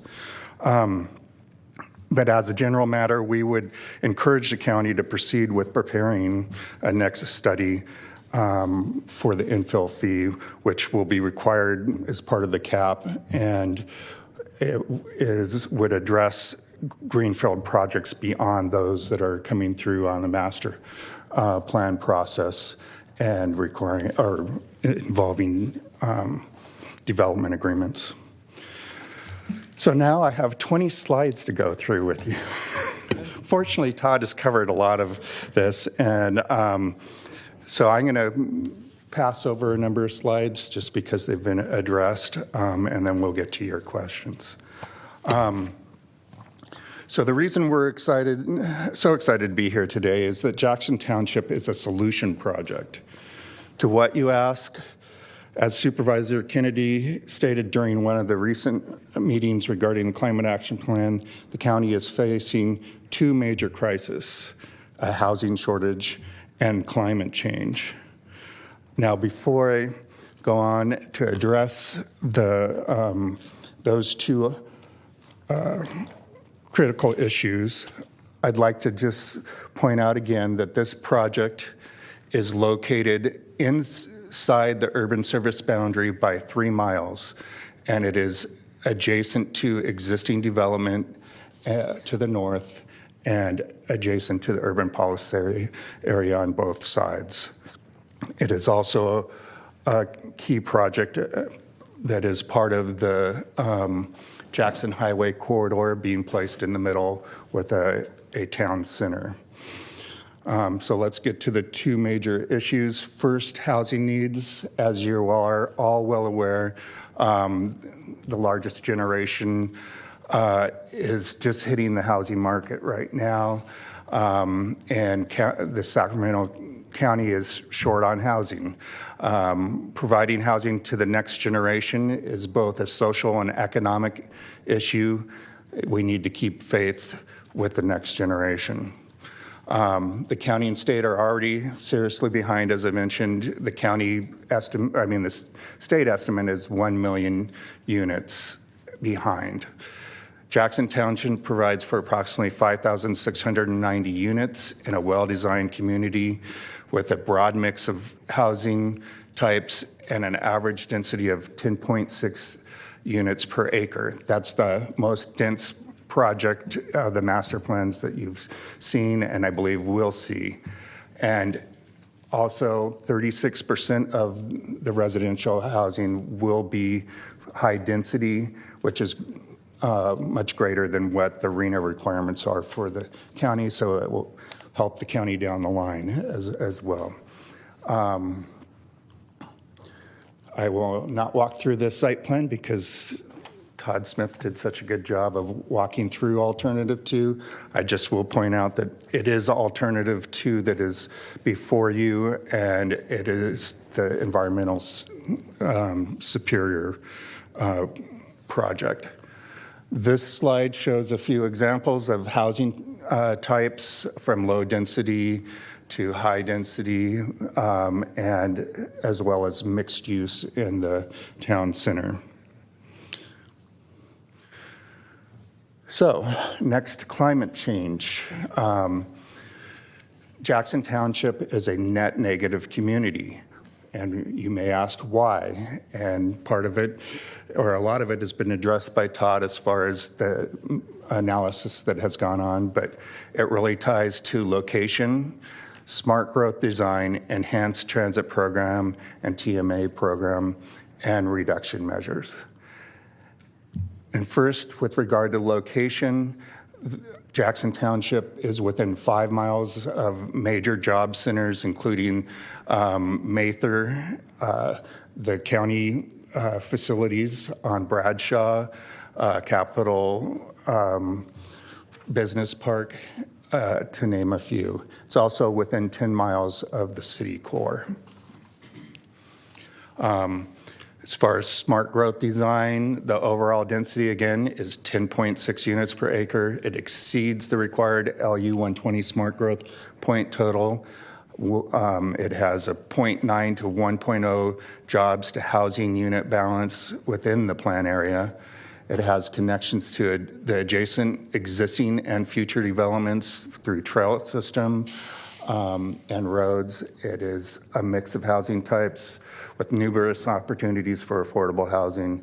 It has 260 acres of HCP preserve within the specific plan boundary, consistent with the HCP, and the pedestrian and transit-oriented development with 12 miles of integrated trails.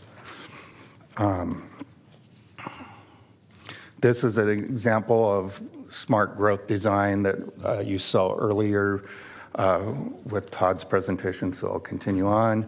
Our enhanced transit program involves a funding mechanism that will fund bringing in transit services that will serve the entire RT service, not just a shuttle to the RT service. So residents and employees will get a pass.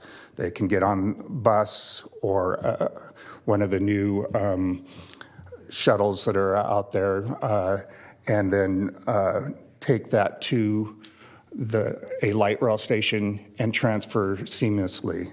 And that was a very important thing to the applicant, that make sure that you didn't have to pay another fee to get on to light rail. And again, the ultimate service that will be provided is a 15-minute peak and 30-minute non-peak headway, and that transit service will go through the Rosemont community and will have stops in the Rosemont community, so it will also benefit that community. We also have a very robust Transportation Management Association services that will be required and an annual assessment through the CSA that will be applied to the residents and the employers to provide those services. Number of key plan area measures for greenhouse gas reduction.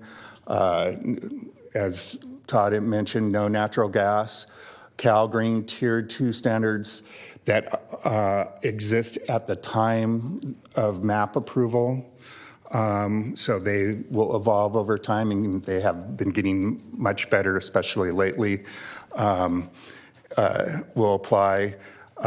We walked through the electrical vehicle infrastructure earlier. We're eliminating a number of uses within the plan area that are that result in greenhouse gas, such as cattle on the site. We will have over 20,000 trees planted. That's a low number. And we will have 1,130 acres of open space that will be preserved with the development of the entire site. All those measures are local measures tied into the mitigation and do not require a carbon offset credit. So what are all these measures and plan design do? We end up with a negative 0.004 million tons per year per capita for Jackson Township. And I just want to compare to what's in the draft Sacramento County cap right now. It allows for development to have 4.23 million tons per capita a year. And just take a look at the level of blue and the lack of level of blue with Jackson Township.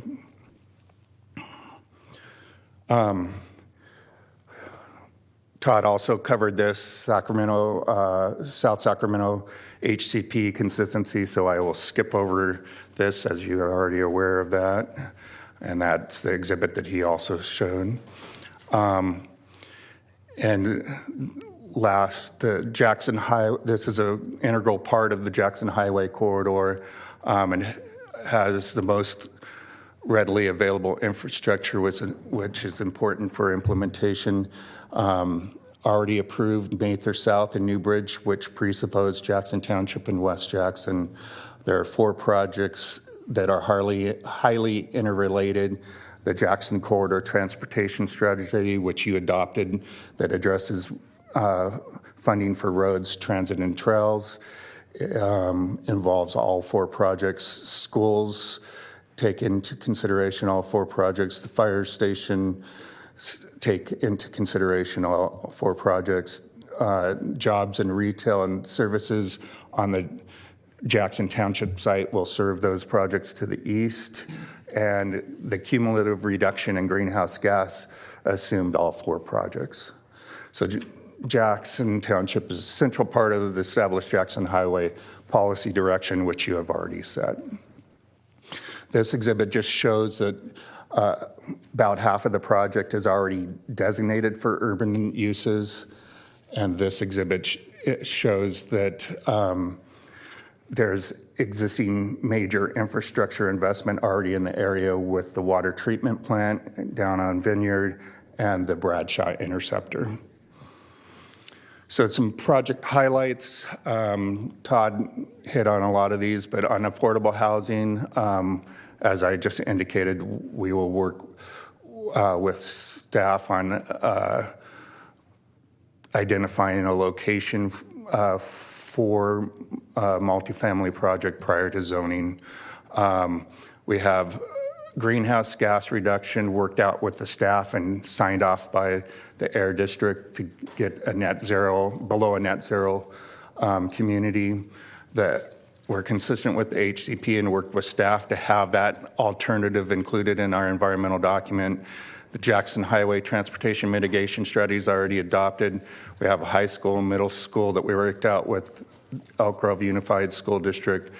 Transit that we worked out with RT, and I know a couple of you were on the RT board when we brought the concept before the RT board, and we're pleased with the program. And then parks, as Todd indicated, we worked out a program with Cordova Parks and Rec District and ACT, an agreement with them. So in conclusion, Jackson Township addresses two major issues facing not just the county, not just the state, but really the world, housing deficit and climate change. Jackson Township brings a mix of 5,690 units with the average density of 10.6 units per acre. It's net negative greenhouse gas, consistent with the HCP. Robust environmental analysis included in the draft EIR, a recirculated draft EIR and a final EIR with a process that resulted in a even better project. And Jackson Township is an integral part of the larger Jackson corridor.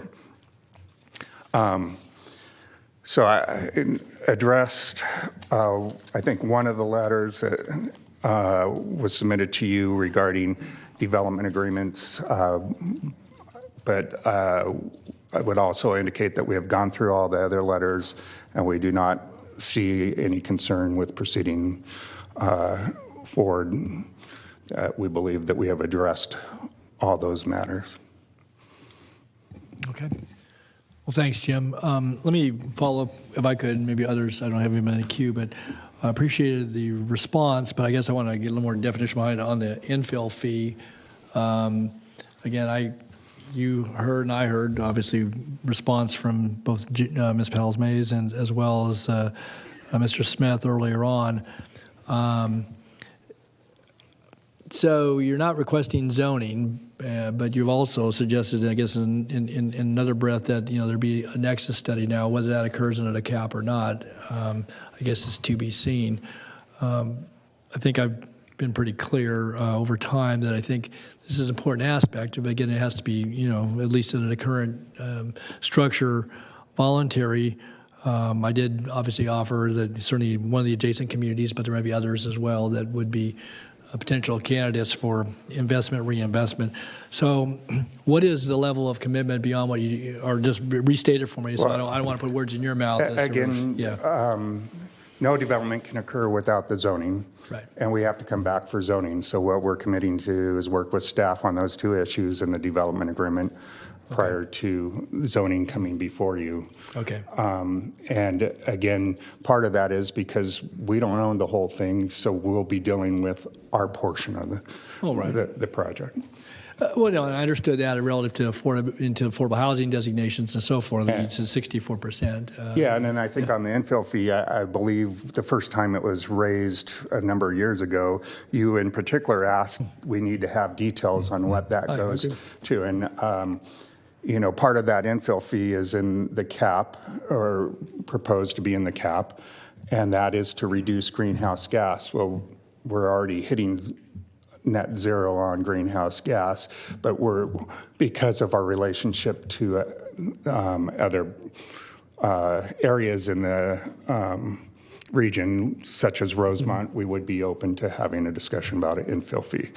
But again, good housekeeping would be that the county adopts a infill fee that applies to all development, not just, or that is not infill, so that it is applied fairly and across the board. I guess I want to just, maybe while we're at this juncture, so maybe I ask this of county council then. So with the two previous, development agreements, there were stipulations, if I'm not mistaken, too, that as we progressed with the master planning and projects in the Jackson corridor, and again, I've heard it from this applicant or representative, it's going to be treated fairly, equal, level playing field, that type of thing. But where there was a voluntary agreement for, and I'm specifically on the infill fee, but if this were not to be a part of any entitlements that would allow development to go forward on this particular location, are those two development agreements structured such that those applicants, I guess anybody could always come back, but that they're going to give an opportunity to say, hey, you didn't do it over here, we did it over here, voluntary or not, under the guise of their development considerations, are they then going to be, I guess, eligible for saying, well, that was then, now is now, and you didn't do it over here in Jackson Township, for however that worked itself out. That's not before us today as relative to the zoning, but. Yes. So there's an exit. I guess, is there an off-ramp for the two development agreements prior? Yes, and I think the letter from Phillips Land Law actually speaks to that issue. There is a provision in both of the development agreements that does allow those developers to come back to the county if other developments are approved and are not required to make the same level of commitments. They can come back and renegotiate. Okay, but what's before us today, because there's not zoning entitlements, we're not to the same level that the entitlements that they received on their property that they agreed to with their development agreements. Is that accurate? So they got zoning entitlements with their plans or no? They had development agreements that took the argument that Mr. Wiley's putting forward is that you don't have zoning before you. That's the opportunity which you can capture this condition. So that is an opportunity to capture the condition, but it is not the only opportunity. That condition can be imposed at this stage as well. Okay. And I'll just say it very forthrightly that what I'm concerned about is that this begins to unravel, that previous agreements, again, you're not subject to those conditions, others are, that the premise by which we proceeded, and again, I know it has something to do, obviously, with, the overall greenhouse gas calculations, but in large part it was because we have struggling areas in this county and we trying to, I think, spur some additional investment and reinvestment, but a lot of times it's a big pull there, and so if we're going to do that so that we don't get people in other neighborhoods to get left behind. And so I guess I'm concerned, Jim, is that we go ahead here today, and then things don't play out the way we're even talking about them in this context, and then basically both Mather South and Newbridge come back in and say, that deal didn't happen with Jackson Township or subsequent folks in the Jackson Quarter, so we're not going to be bound by it either, and so therefore you've lost all the context. You might get it in some nexus study with the cap, but there's a good deal of work that has to occur before anything like that would actually get before this board. So, and I think a clear reading of that section should be made because it says may, and that it's not just the county has to. So you see, you talking about the development agreements that we entered into? That is what if we could read that language. But nonetheless, we're making a commitment to work with your staff. And again, if we don't get zoning, you're not going to have any units, and it won't be going forward. So we don't think that it needs to be done at this time. I will say that Mather South got zoning and maps, but Newbridge did it not. They just did the specific plan level. Right. Supervisor Natoli, I may just add a little bit of clarity. Todd Smith, your planning director. Mather South included a special planning area ordinance amendment, which was the zoning or is the zoning for that area. They have not proceeded with any maps subsequent to that approval. And Mr. Wiley is correct regarding Newbridge. That was just a specific plan approval. So they have not yet moved forward with a rezone or any maps. Okay. I appreciate the clarification. Again, I just as you're aware, we have been very concerned about parity and have taken steps beyond. So. Well, again, I know that's a whole argument about parity and being treated equally. I get that. That's been, and that's part of the litigation that underlies some of what we did previously, I think. So. I just want to ask, you to follow up just so I'm clear and I perfectly understand that if we moved forward today with approving staff's recommendation, it would not create circumstances where Newbridge or Mather South could take advantage of that off-ramp that Chair Natoli was talking about, because we're still preserving our ability to enter into a development agreement prior to any zoning approval. Is that right, June? I want to be very clear about that. I wouldn't go that far. Okay. I would not. I think that's... So there's still some uncertainty then? They absolutely can come to the county and say, you approved the specific plan, and it did not include a development agreement, and it did not include conditions of approval regarding infill or the dedication of land. And so we would like to initiate discussions about our project. Now, what we can say is we can ask them to hold off on those discussions, given the commitment that's been made today to pursue a development agreement. And that may give us time to work out something with this applicant, but to say with certainty that they cannot would not be accurate. Okay, thank you. Bill? I guess I hear, or I think I hear Mr. Wiley saying that there's obviously a verbal commitment that's being offered here today, but I think the emphasis is on the fact that if we get clear indication before we get even close to hearings on subsequent zoning, subsequent map approvals, we would certainly have, or a future board would certainly have the authority to say, well, if you're not showing us something more than a verbal commitment to engage with the county on the development of a DA, you can go pound sand, right? Mm-hmm. So. Okay, point well made. Okay. All right, thanks, Jim. I don't have any other questions. Okay, thank you. Yeah, thank you. Okay, so we do have folks on the phone. You said Yes, we do. Okay. Okay, Darrell, can you transfer the first caller? We have 4 callers. All right.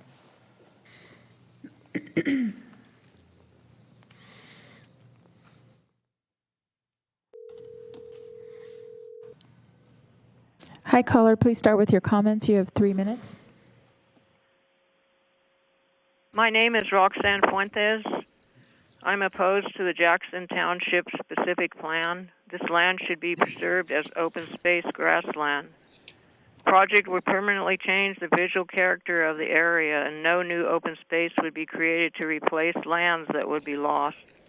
If no one stands up for this land, what are we going to leave for our grandchildren? The majority of the plan area is vernal pool prairie with native wildflowers in annual grasslands surrounding vernal pool complexes. Seriously endangered plants are found only in these vernal pool habitats. A large portion of the plant area is within designated critical habitat for the rare and threatened vernal pool prairie shrimp and the rare and endangered vernal pool tadpole shrimp, both of which have lost over 90% of their habitat. 779 acres of this habitat occurs in the plant area. The plant area is very important to the survival of the threatened Swainson's hawk, and the project would remove nest trees and cause the permanent loss of 516.7 acres of foraging habitat for Swainson's hawks. The golden eagle forages in the plant area and will be lost if the project is built. The project would cause the loss of burrowing owls and their habitat. 516.7 acres of foraging habitat would be removed for the fully protected white-tailed kite, the rare Cooper's hawk, and the northern harrier. Species of special concern, including the grasshopper sparrow, song sparrow, loggerhead shrike, and yellow-headed blackbird, would be destroyed by the project. California species of special concern, the American badger, the western red bat, and pallid bat would be killed by the project. Protected mid-valley fairy shrimp, bricksecker scavenger beetle, valley elderberry longhorn beetle, western spadefoot toad, and western pond turtle would be killed by the project. Primary cause of global temperature rise is the loss of millions of green plants each day. Therefore, the project would add to the problem since it would destroy over 1,000 acres of grassland shrubs and over 800 trees. The project would destroy prime farmland, farmland of local importance, and important grazing land. Once this farmland is lost, it is gone forever. The project will introduce new sources of light to the area, which will disrupt the life cycles of many animals. It will reduce the ability of anyone to see the night sky. When there is such a shortage of water and long-term drought projections, such a large development should not be approved. Groundwater and surface water supplies will be depleted for existing communities.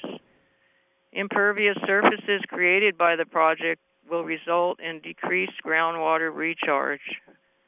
For these and many other reasons, I oppose the construction of this project.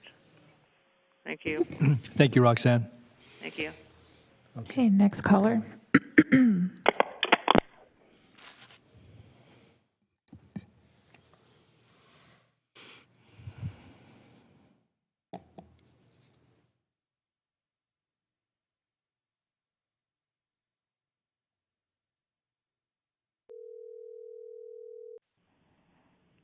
Hi, caller. Please start with your comments. You have 3 minutes. Hi. Good evening, Supervisors and Chair Lentoli. I'd like to thank you for your service on this board. Thank you. This is Barbara Leary. Hi, Barbara. And I sent a comment letter in, and I apologize that it was late. And I appreciate the comments that Chair Natoli made this evening regarding the developer agreement and the possibility of including a condition to cover some of his concerns would seem to be appropriate. On behalf of the Sierra Club, my letter is addressing the mitigation measure CC3 on page 9-32 of the EIR. And that measure follows CC1 and 2, both of which were revised to exclude some things that we have felt were important to include as mitigation measures. CC3 has been revised to say that if county, when the county adopts the final CAP, future development projects within Jackson Township specific plan may incorporate emissions reductions measures contained therein, and such participation shall be subject to a demonstration that the emission reduction measures selected are equivalent to or more effective than mitigation measures CC1 and 2. Our concern is that it sounds like there may not be a full commitment to complying with the future CAP, and I'm questioning whether this language in CC3 should be revised to its former state that said the county or that this project shall comply with the GHG emission reductions. I was listening to the entire presentation and understand that some of the measures included in this current EIR and document and mitigation members are stronger than the CAP, but the CAP isn't completed yet. So I think it's fair to ask for full compliance with the CAP if the CAP measures exceed or are equivalent to measure CC1 and CC2. I'd appreciate any feedback if you can give that this evening. We just want to be sure in the future when the CAP is adopted that these projects are compliant with the highest possible standards. Thank you very much for your time. Thank you, Barbara. Okay. Next caller, please.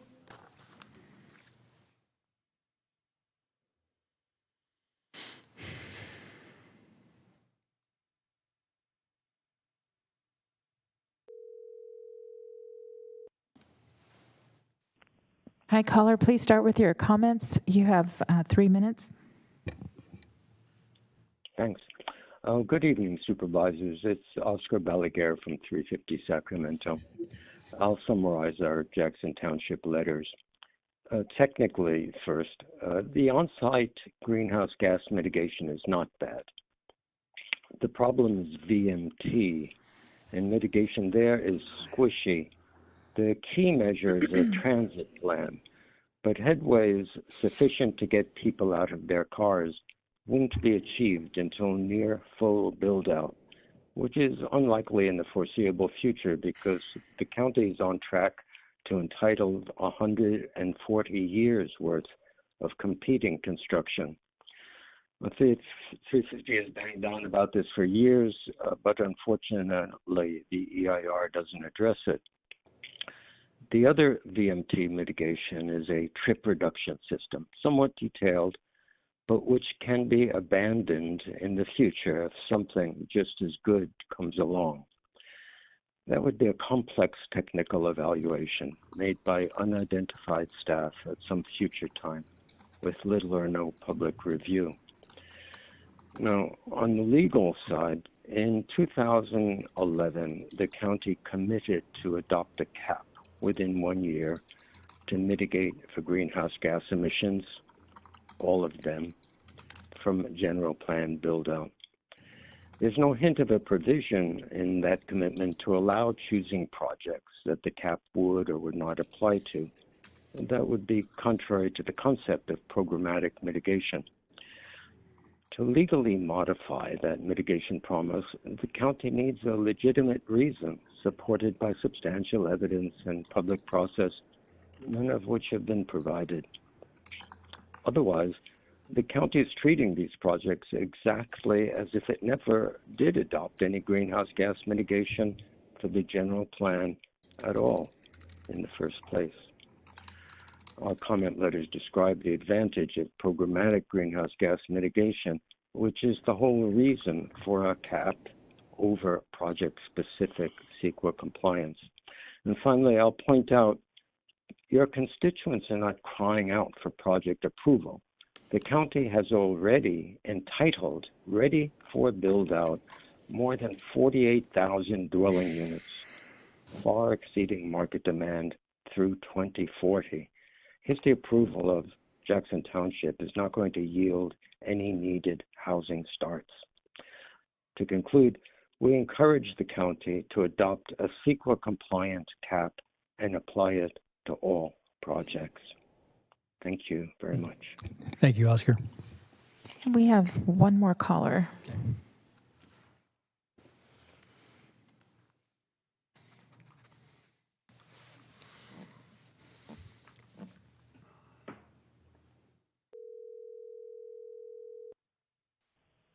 Hi, caller. Please start with your comments. You have 3 minutes.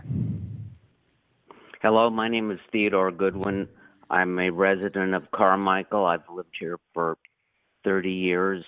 I'm familiar with the traffic situation on Highway 50.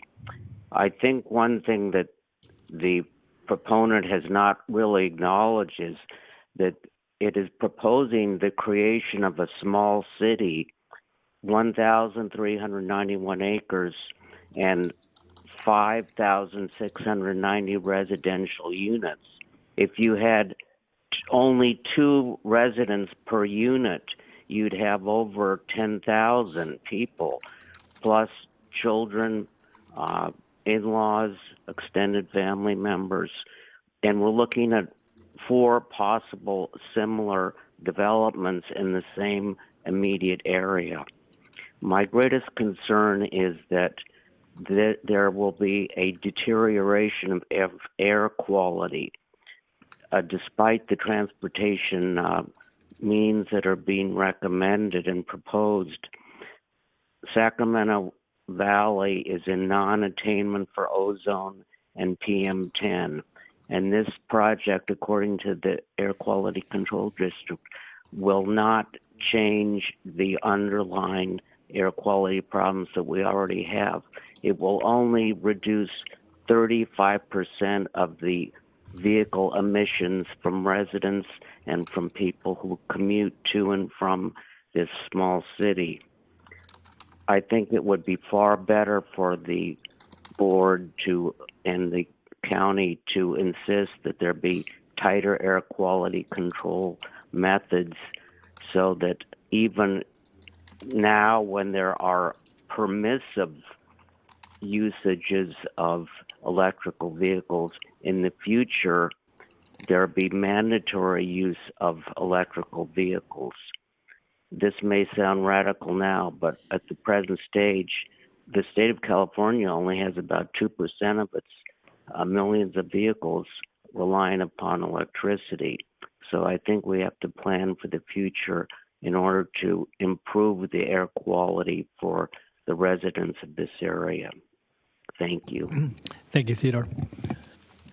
Okay, that's our last caller. All right, then Supervisor Cerna, and then I'll get staff and the applicant. Great. Thank you, Mr. Chair. I just wanted to generally respond to some of the concerns that have been expressed, either in writing or by some of the speakers that called in concerning VMT. Because VMT as a concept is a surrogate for greenhouse gas emission and NOx, primarily. I think what happens too frequently, quite frankly, is we get so attached and look so closely at VMT as some completely definitive metric about emissions, that we forget that we have everything from gubernatorial executive orders to scoping plans. In fact, we're going to be considering one this week at CARB. There are a number of different initiatives that are already present and in development to continue to focus on expanding market share for EVs, for passenger vehicle EVs.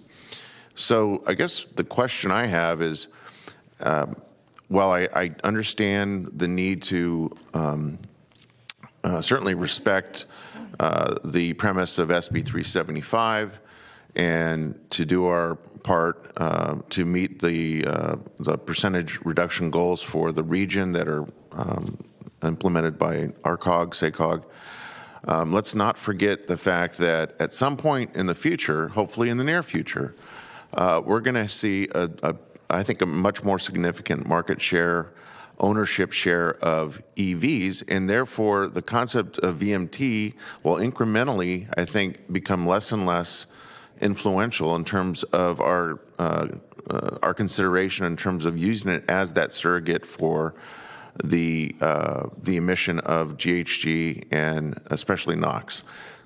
So I just want to make that point clear, and I think given the fact that, as has been stated and was hopefully apparent by some of my leading questions of Todd earlier during his presentation regarding charging infrastructure, that this project is, I think, quite frankly, committed itself to leading the way on pushing the envelope as we know it to help in regards to expanding that market share. So I think we have to focus on both right now, VMT reduction, but let's not forget that that's not the totality of how we're going to get to projects in the future and, quite frankly, in front of us today that are, striving to achieve no net gain in GHG.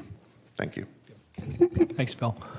Okay, so let me ask first, the applicant have any additional information or response you want to put on the record? If not, then I'll bring it back to staff. So, and board members.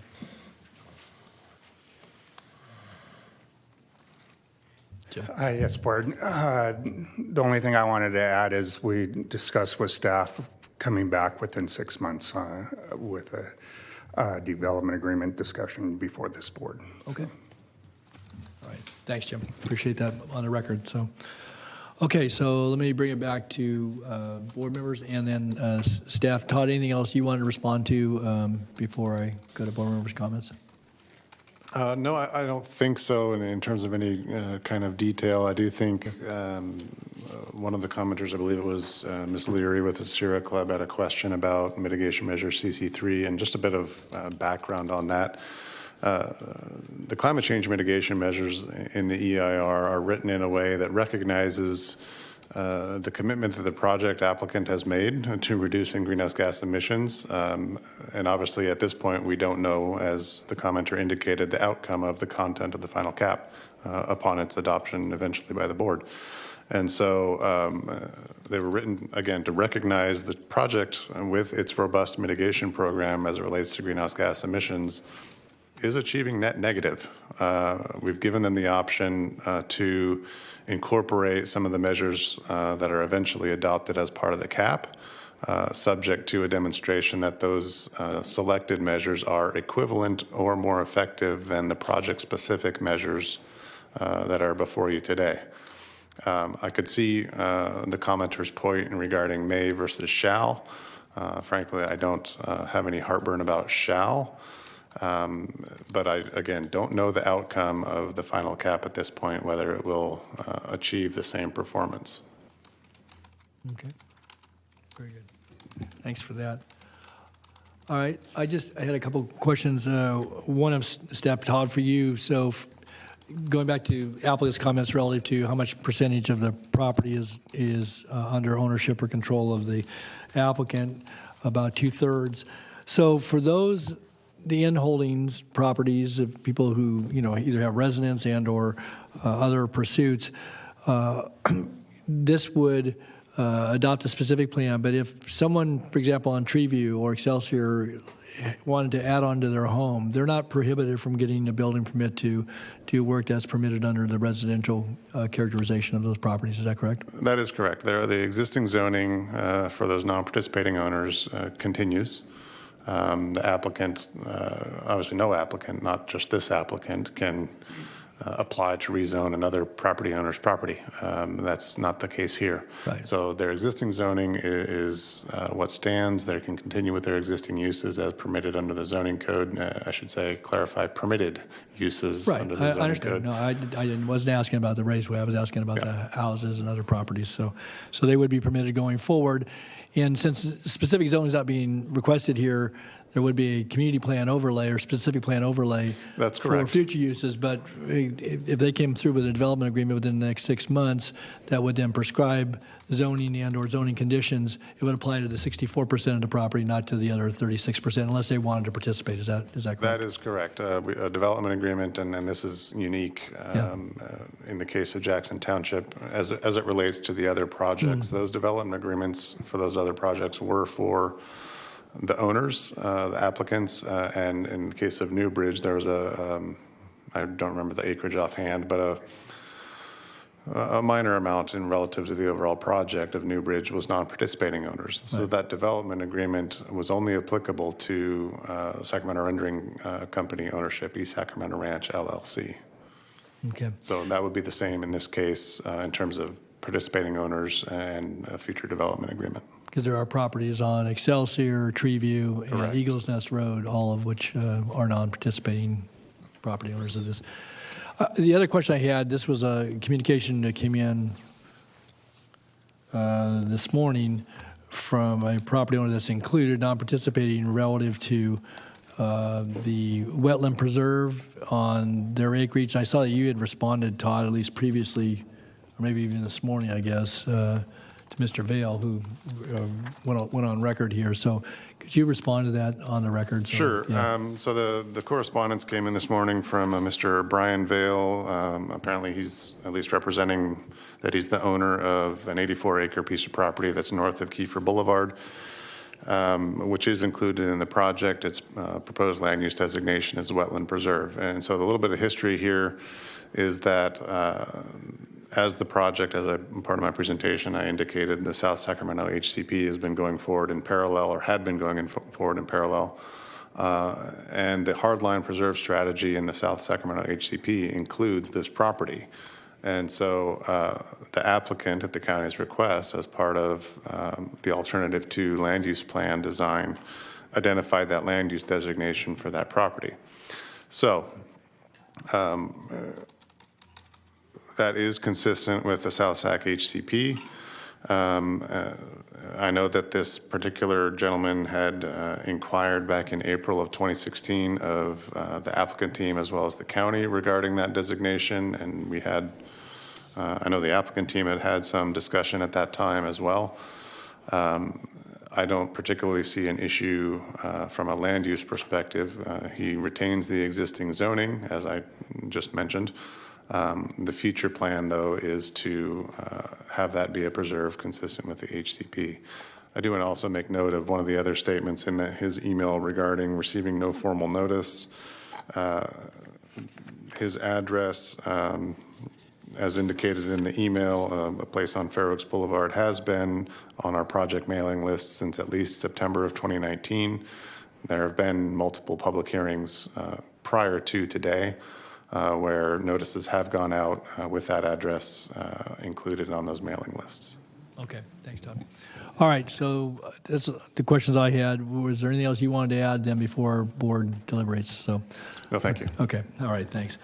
All right, well, I'll jump in and certainly want to hear from my colleagues. I know we've asked a number of questions and so forth, and I want to thank all those who've worked on this project, certainly our staff and the Cordova CPAC for the times they've entertained this, certainly to Vineyard CPAC as well, our planning commissioners, and obviously members of the public who have tracked this from a number of perspectives, and certainly to the applicant team who's been at this for quite a while as well. And I think Todd did an outstanding job today, I think, in summarizing the work that's gone into this, the reasons for the planning department's recommendation, and obviously addressing some of the still outstanding issues. I would just say that as I asked earlier today, and I appreciate Mr. Wiley representing the applicant, Mr. Sakopoulos, at the podium a moment ago, saying that they would be back before this board and with the goal of in 6 months with a development agreement. Obviously, it would address some of the issues that were talked about today. I'm sorry. Yeah. I think I heard him say come back within 6 months to begin conversations with staff on a DA, not with a DA. Okay. Staff conversation, but I thought he said something back to the board. Maybe he can clarify then. Yeah, I'd like to make sure I got understand. granted those things are going to take some time, but Jim? Yeah, our intent would be to be back before the board. Of course, development agreements have to go to the planning commission first. Right. So within 6 months, have a DA ready for our consideration. Yeah. Okay. That's what I heard him say. All right. Yeah. Thanks. Okay, good. That's a goal. And again, you don't control all the time. You know the different hoops that you have to go through. So. Okay. Thanks. Very good. No, thank you. So again, with that reiteration and that understanding, and again, I certainly trust what has been put on the record here today. I certainly trust my colleagues in future considerations. Obviously, my successor who will be seated here after the first of the year. So again, I wanted to just to note that though, because I do think how we approach infill over time and certainly new development and whatever linkages go to air quality and to traffic management and so forth is very important. I think that, equal application as best we can and fairly applying those, recognizing that, different requirements change from time to time. And I think the development agreement provides protection certainly to the development interest, but also to the county with the assurances that are in the public interest. So all that being said, and again, recognizing over time, this has been in one form or the other in discussion for, well over a decade. Even going back to some of the initial general plan discussions, the update in 2011. And I know that there probably are still concerns amongst individual property owners out in the area, but certainly there's been any number of public hearings, and I trust over time folks will, either find that they're, what they want to conduct uses on their property are still, still permitted as stated here, and/or they may seek to do something that would allow them to, fit more with the plan that's before us. But with that being said, then I'm prepared today with the assurances that we had made on the record. And again, I know that the infill issue will get looked at, certainly the affordability, housing or affordable housing strategy, and other issues that would come with the actual development agreement and zoning will be addressed in the future. So I'm prepared to support the staff recommendation here today, recognizing that there's still, I think, some uncertainty with people's views on this, but I do think that the work that's been done relative to greenhouse gases and addressing any number of issues that relate to development specifically, a good deal of work's been done, and again, there'll be more work to come before this board and certainly the county over time. So I'm prepared to support the staff recommendation here today. Mr. Cerna. Thank you. That's a motion, is it not? Yes, it is. Okay, We I'm- still have to do, that's for the environmental certification is what to do the Sure. general plan altogether. That's No, it. I'm prepared to support staff's recommendation and provide you a second, but I just wanted to take a moment and I do want to thank Todd and our planning staff that have worked for not months but years on this.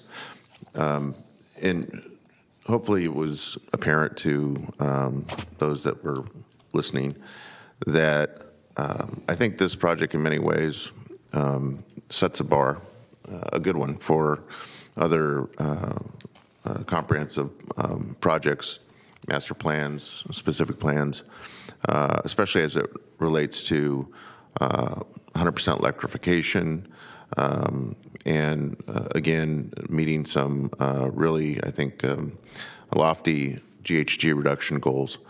And I think, as you know, especially Mr. Chair, since it was an earlier vote with a different board, I was quite willing to be a lone no vote on some other projects. And, that has to do with the fact that I need to be able to sleep at night knowing that I feel like I made the right decision about the future land use patterns in Sacramento County and how they affect our environment, our natural environment, our air quality, our traffic congestion, our water quality, our flora and fauna.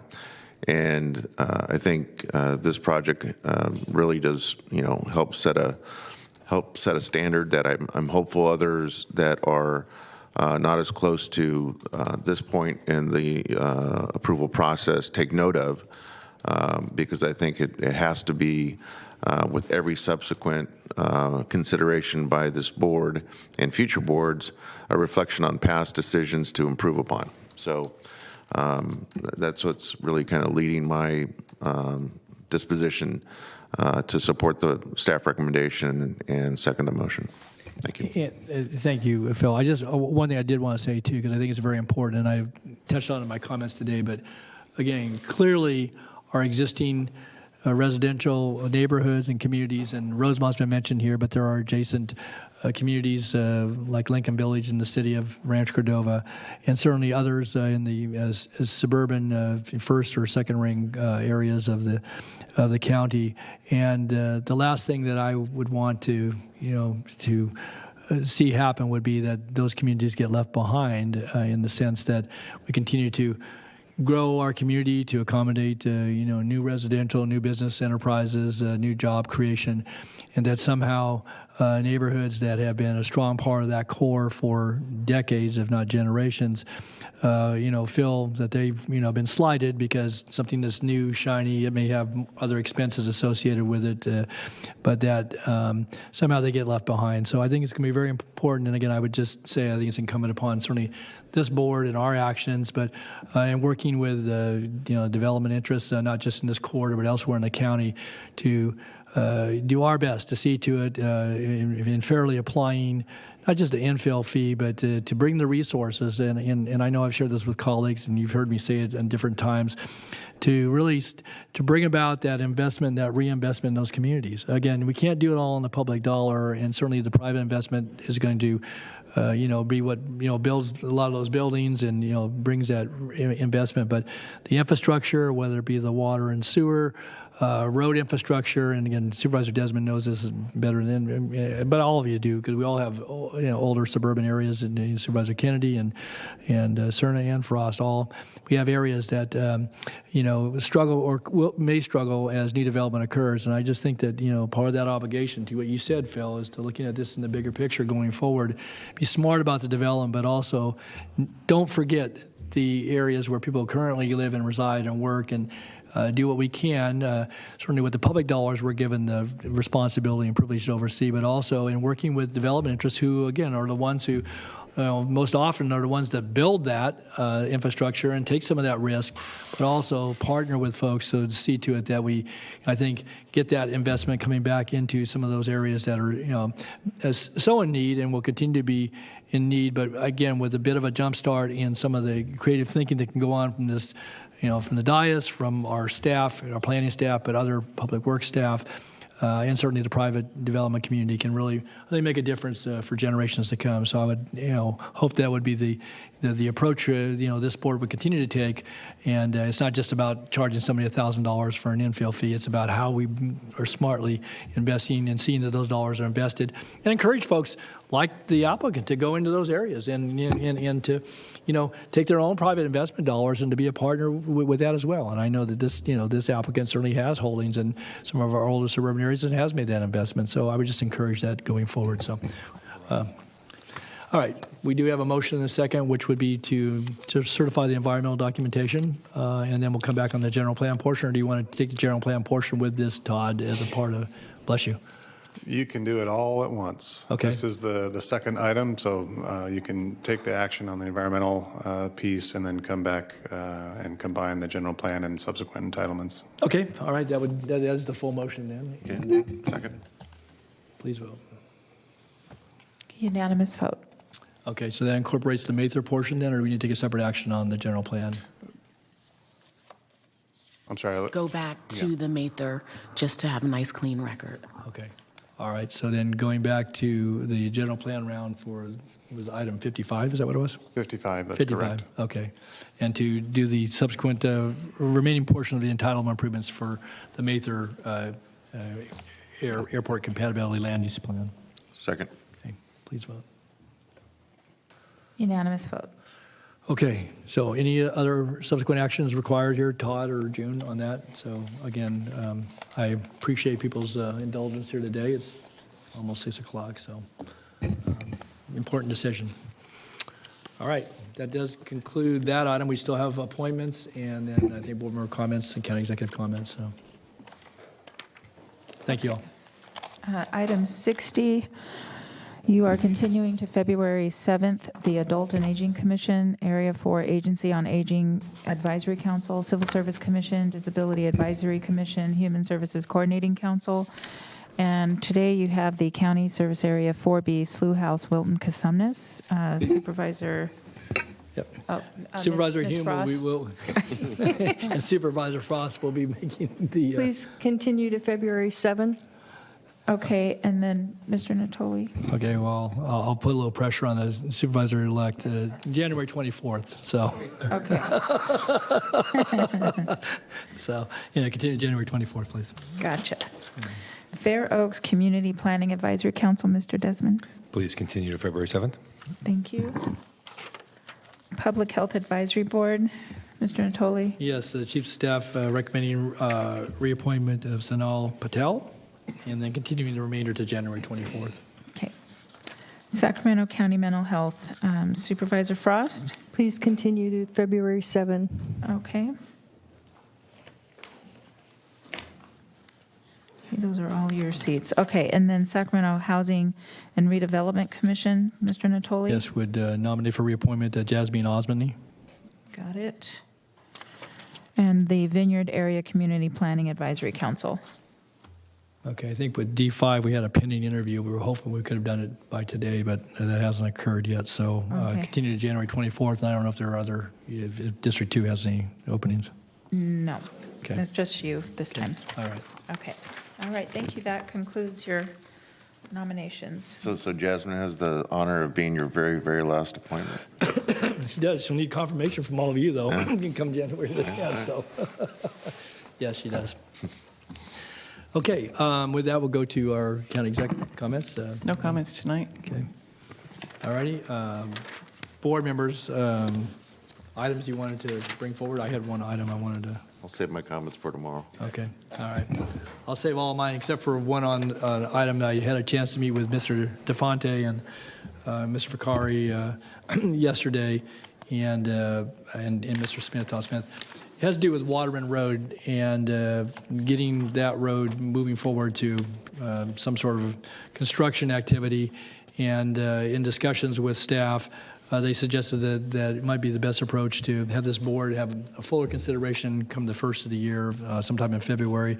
Actually have a board letter regarding negotiations with the Union Pacific Railroad and just the status of that project. So I thought I'd told them I would just put it on the record today. There's some growing angst amongst area residents out there, and as development proposals come forward, the CPAC is taking a little different view of some of the projects because they're concerned about the construction schedule, which really doesn't have a schedule yet for Waterman Road, which is a backbone road. So I don't know, Dave, did you want to add anything to that? But you indicated sometime in February you tried to get back to the board, obviously, for their discussion. So. Yeah, that's exactly right. So Dave DeFonte, Deputy County Executive. So you have staff's commitment that we'll be back before this board as early as possible in the new year with an item for the board's consideration, whether that be a letter to be sent to Union Pacific and or a resolution to be passed by your board that sort of memorializes this board's stance on build out of Waterman Road as it relates to the railroad tracks. So we will get that to you as a board as early as possible in the new calendar year. Okay. Very good. Thanks, Dave. All right, that's all I had. So, Flo, do we have anybody on the phone? If not, this is going to be the last full meeting that I preside over, and we'll come back tomorrow, I guess, for one more round. So we do have closed session at 1 o'clock tomorrow. Is that correct? Closed session at 1, and then we'll be in session at 2. And with that, we'll call this meeting adjournment just a little bit before 6 o'clock. So see you tomorrow.